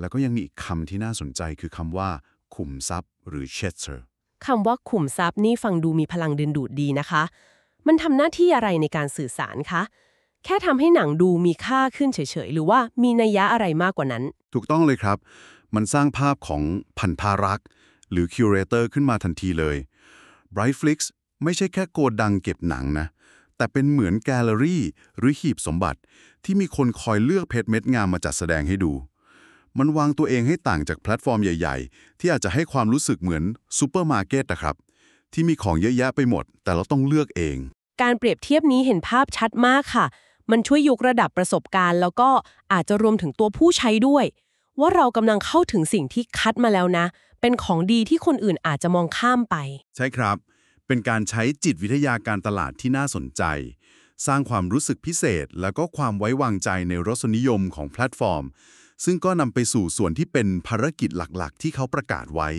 ค่ะแล้วภารกิจที่ว่านั้นคืออะไรบ้างคะมี2 ส่วนที่ชัดเจนครับ1คืออนุรักษ์หรือ Bewahren มรดกภาพยนตร์เอาไว้ซึ่งก็ฟังดูสมเหตุสมผลนะครับกับการเป็นแพลตฟอร์มหนังคลาสสิกที่ต้องต่อสู้กับปัญหาเรื่องฟิล์มเสื่อมสภาพหรือว่าการสูญหายไปการอนุรักษ์ในรูปแบบดิจิทัลก็เลยสำคัญแต่ว่าแค่เก็บไว้เฉยๆก็คงไม่พอใช่ไหมคะใช่ครับนั่นคือส่วนที่2ซึ่งผมว่าเป็นหัวใจเชิงกลยุทธ์เลยนะคือการทำให้มรดกเหล่านั้นสัมผัสได้หรือเข้าถึงประสบการณ์ได้หรือเอเลบามาเคนด้วยคุณภาพที่ดีที่สุดสำหรับผู้ชมกลุ่มใหม่นี่คือส่วนที่ท้าทายแล้วก็น่าสนใจที่สุดเลยคำว่าอนุรักษ์มันให้ความรู้สึกนิ่งๆนะคะเหมือนของในพิพิธภัณฑ์แต่พอเป็นทำให้สัมผัสได้สำหรับผู้ชมกลุ่มใหม่นี่มันฟังดูแอคทีฟมีพลังขับเคลื่อนมันจะไปด้วยกันได้ยังไงคะโดยที่ไม่ทำให้เสียคุณค่าเดิมไปความท้าทายตรงนี้แหละครับคือแกนกลางของกลยุทธ์ที่ Brightflixx เขานำเสนอคือเขาไม่อยากเป็นแค่คลังข้อมูลหรือที่บางคนอาจจะมองว่าเป็นสุสานหนังเก่าไปแต่อยากเป็นตัวกลางหรือเป็นสะพานเชื่อมถูกต้องครับเขาวางตำแหน่งตัวเองเป็นผู้เชื่อมโยงหรือ mediator ระหว่างอดีตกับปัจจุบันแบบแข็งขันเลยการอนุรักษ์คือการรักษาต้นทุนไว้นะแต่การทำให้สัมผัสได้เนี่ยคือการสร้างมูลค่าเพิ่มแล้วก็ทำให้มันมีความหมายกับคนยุคนี้มันคือการดึงเอาขุมทรัพย์ออกมาปัดฝุ่นแล้วนำเสนอในรูปแบบที่มันน่าดึงดูดใจ เป็นการสร้างความเกี่ยวข้องหรือ relevance ให้เกิดขึ้นไม่ใช่แค่มีให้ดูหรือ availability เฉยๆซึ่งก็น่าจะเชื่อมโยงโดยตรงกับเรื่องคุณภาพแล้วก็การนำเสนอที่เขาพูดถึงต่อเลย ใช่เลยครับเขาให้คำมั่นสัญญาด้านเทคนิคว่าจะนำเสนอในคุณภาพที่ดีที่สุด investor quality โดยมีการระบุถึงการบูรณะ restaurate แล้วก็แปลงเป็นดิจิทัล digitalize ด้วยก็เป็นการพยายามแก้ปัญหาคลาสสิกของหนังคลาสสิกเลยนะคะคือเรื่องภาพเสียงที่อาจจะไม่คมชัดบนจอยุคใหม่แต่คำว่าคุณภาพดีที่สุดนี่ก็ยังค่อนข้างกว้างๆอยู่นะคะไม่ได้ระบุสเปคชัดเจนว่าจะเป็น HD หรือ 4K หรือมีมาตรฐานอะไรมารองรับแน่นอนครับมันเป็นภาษาการตลาดที่เปิดกว้างแหละแต่การที่เขาเอ่ยถึงคำว่าการบูรณะแล้วก็การแปลงเป็นดิจิทัลเนี่ยมันก็เป็นการส่งสัญญาณนะว่าเขามีการลงทุนลงแรงในส่วนนี้ไม่ใช่แค่เอาไฟล์เก่าๆมาฉายมันก็สร้างความคาดหวังได้ในระดับหนึ่งแม้จะไม่ได้ลงรายละเอียดเทคนิคเป๊ะๆก็พอจะสร้างความน่าเชื่อถือได้บ้างแล้วอีกคำที่มาคู่กันคือนำเสนอด้วยใจรักหรือ mit Leidenschaft präsentiert อันนี้ยิ่งดูเป็นนามธรรมเข้าไปใหญ่เลยนะคะมันหมายถึงอะไรกันแน่ในทางปฏิบัติคำนี้เป็นจุดที่อ่อนที่สุดในแง่ของการวัดผลเลยนะครับแต่ในเชิงกลยุทธ์เนี่ยมันอาจจะเป็นจุดที่สร้างความแตกต่างทางอารมณ์ได้มากที่สุดเลยก็ได้คำว่าด้วยใจรักเนี่ยมันอาจจะไม่ได้หมายถึงฟีเจอร์ใดฟีเจอร์หนึ่งโดยเฉพาะเจาะจงนะแล้วมันทำหน้าที่อะไรในการสื่อสารล่ะคะมันทำหน้าที่สร้างบุคลิกภาพให้กับแบรนด์ครับคือบ่งบอกว่าเบื้องหลังแพลตฟอร์มนี้ไม่ใช่แค่อัลกอริทึมนะแต่มีคนที่มีความรู้มีความหลงใหลในภาพยนตร์จริงๆคอยดูแลคอยคัดสรรคอยนำเสนอให้เราอาจจะออกมาในรูปของการจัดหมวดหมู่ที่น่าสนใจมีบทความประกอบมีเกรดความรู้หรือการสร้างเพลย์ลิสต์พิเศษก็ได้แต่มันสัญญาถึงการดูแลเอาใจใส่แล้วก็ความเชี่ยวชาญอ๋อเหมือนเป็นความพยายามสร้างความผูกพันทางอารมณ์กับผู้ใช้สร้างความรู้สึกว่าที่นี่มีคอมมูนิตี้หรือมีมุมมองที่น่าสนใจมากกว่าแค่การเป็นแหล่งรวมไฟล์หนังเฉยใช่ครับมันเป็นการสร้างความแตกต่างจากแพลตฟอร์มที่เน้นแต่เทคโนโลยีหรือปริมาณอย่างเดียวถึงแม้คำอธิบายนี้จะไม่ได้บอกหรอกว่าใจรักที่ว่าเนี่ยจะแสดงออกมาเป็นรูปธรรมยังไงแต่การใส่คำนี้เข้ามาก็เป็นการส่งสัญญาณที่สำคัญถึงโทนแล้วก็บรรยากาศของแพลตฟอร์มเขาสิ่งทั้งเรื่องคุณภาพทางเทคนิคที่ดีขึ้นแล้วก็การนำเสนอที่ดูใส่ใจแบบนี้ก็น่าจะเป็นเครื่องมือสำคัญในการบรรลุภารกิจที่2ของเขาคือการเข้าถึงผู้ชมกลุ่มใหม่ด้วยหรือเปล่าคะถูกต้องเลยครับเพราะว่าสำหรับผู้ชมกลุ่มใหม่หรือคนที่ไม่คุ้นเคยกับหนังคลาสสิกเนี่ยอาจจะมีกำแพงทางความคิดบางอย่างอยู่เช่นกลัวภาพไม่สวยกลัวเนื้อเรื่องจะเชยหรือกลัวดูไม่รู้เรื่องอะไรแบบนี้เป็นอุปสรรคที่ทำให้หลายคนไม่กล้าลองดูทั้งที่อาจจะมีหนังดีๆรออยู่เยอะแยะเลยการเน้นเรื่องคุณภาพดีที่สุดจึงเป็นการลดกำแพงเรื่องภาพและเสียงไปส่วนการนำเสนอด้วยใจรักก็อาจจะเข้ามาช่วยให้บริบทชี้ชวนหรือจัดกลุ่มหนังในแบบที่มันเข้าใจง่ายขึ้นทำให้ Brightflixx อาจทำหน้าที่คล้ายๆกับเป็นไกด์นำเที่ยวประวัติศาสตร์ภาพยนตร์ฉบับย่อยง่ายไปด้วยในตัวการเน้นว่าเป็นผลงานชิ้นเอกและขุมทรัพย์ก็อาจจะไปกระตุ้นความอยากรู้อยากลองหรือแม้แต่ความรู้สึกอยากเติมเต็มสิ่งที่เรียกว่าทุนทางวัฒนธรรมซึ่งก็คือความรู้ความเข้าใจในศิลปะวัฒนธรรมที่ช่วยเสริมภาพลักษณ์ได้เหมือนกันนะคะมีส่วนอย่างมากครับมันไปแตะที่ความต้องการพื้นฐานของมนุษย์ในการเรียนรู้และพัฒนาตัวเองนอกจากนี้ยังมีอีกปัจจัยสำคัญที่ถูกเน้นย้ำคือเรื่องความสะดวกในการเข้าถึงที่บอกว่าดูได้ทั้งบนทีวีแท็บเล็ตหรือสมาร์ทโฟนทุกที่ทุกเวลาจุดนี้มันดูเหมือนจะเป็นมาตรฐานของสตรีมมิ่งยุคนี้ไปแล้วนะคะทำไม Brightflixx ถึงยังต้องเน้นย้ำเป็นพิเศษด้วยล่ะคะอาจจะดูเป็นเรื่องธรรมดานะครับสำหรับพวก Netflix หรือ Disney Plus แต่ว่าในบริบทของภาพยนตร์คลาสสิกเนี่ยการเข้าถึงที่ง่ายดายแบบนี้ถือเป็นความก้าวหน้าครั้งใหญ่เลยนะที่เพิ่งเกิดขึ้นได้ไม่นานนี้เองอ๋อจริงด้วยค่ะถ้ามองย้อนกลับไปเนี่ยการจะหาหนังคลาสสิกดีๆสักเรื่องดูมันไม่ใช่เรื่องง่ายเลยต้องไปพึ่งพาแผ่นที่หายากๆหรือรอโอกาสพิเศษตามโรงหนังทางเลือกเท่านั้นเลยถูกต้องครับ การที่ Brightflixx ตอกย้ำเรื่องความพร้อมใช้งานบนทุกอุปกรณ์สมัยใหม่เนี่ยก็คือการประกาศว่าพวกเขาได้ทลายกำแพงในอดีตลงไปแล้วนะพวกเขากำลังนำเอาคุ้มทรัพย์เหล่านี้ออกจากหอจดหมายเหตุหรือชั้นวาง DVD มาสู่ห้องนั่งเล่นหรือแม้กระทั่งบนมือถือในมือของผู้คนเลยทีเดียวทำให้การเข้าถึงหนังเหล่านี้ไม่ต้องใช้ความพยายามเหมือนเมื่อก่อนซึ่งสำหรับเป้าหมายในการดึงดูดผู้ชมกลุ่มใหม่ความสะดวกสบายหรือคอมฟอร์ตแบบไร้รอยต่อนี้คือกุญแจสำคัญมากๆเลยมันทำให้การตัดสินใจลองดูหนังคลาสสิกสักเรื่องเนี่ยมันง่ายพอๆกับการกดดูซีรีส์เรื่องใหม่เลยนะความสะดวกสบายนี้จึงไม่ใช่แค่ฟีเจอร์แต่เป็นส่วนหนึ่งของกลยุทธ์หลักในการทำให้มรดกภาพยนตร์สามารถสัมผัสได้จริงๆในชีวิตประจำวันของผู้คนยุคปัจจุบันเข้าใจเลยค่ะมันเชื่อมโยงกลับไปที่ภารกิจแอลเลียบบางมาเข็นอย่างแนบแน่นเลยไม่ใช่แค่ปรับปรุงคุณภาพแต่ต้องให้มันง่ายในเชิงปฏิบัติด้วยความพร้อมใช้งานทางเทคนิคที่ครอบคลุมนี้จึงเป็นเหมือนฐานรากที่จะทำให้คำเชื้อเชิญในประโยคสุดท้ายของข้อความนี้มันเป็นไปได้จริงซึ่งก็คือประโยคที่ว่าดำดิ่งสู่โลกที่ประวัติศาสตร์ภาพยนตร์ยังคงมีชีวิตชีวาและค้นพบผลงานที่ขับเคลื่อนคนหลายรุ่นเป็นการปิดท้ายที่ทั้งสรุปและเชิญชวนเลยนะคะใช่ครับนี่จะฟังดูเป็นสูตรสำเร็จของคำโฆษณาทั่วไปนะแต่ถ้าเราลองแกะดูเนี่ยมันก็ยังคงตอกย้ำแก่นสารที่เราคุยกันมาทั้งหมดเลยตอกย้ำยังไงบ้างคะประวัติศาสตร์ภาพยนตร์ยังคงมีชีวิตชีวาหรือ lebendig bleibt เนี่ยก็ย้ำอีกครั้งว่านี่ไม่ใช่ของเก่าเก็บที่ตายไปแล้วนะแต่มันยังสื่อสารแล้วก็มีความหมายอยู่ส่วนผลงานที่ขับเคลื่อนคนหลายรุ่นหรือ generation and befekaben เนี่ยก็เน้นย้ำถึงพลังที่เป็นสากลที่อยู่เหนือการเวลาของหนังเหล่านี้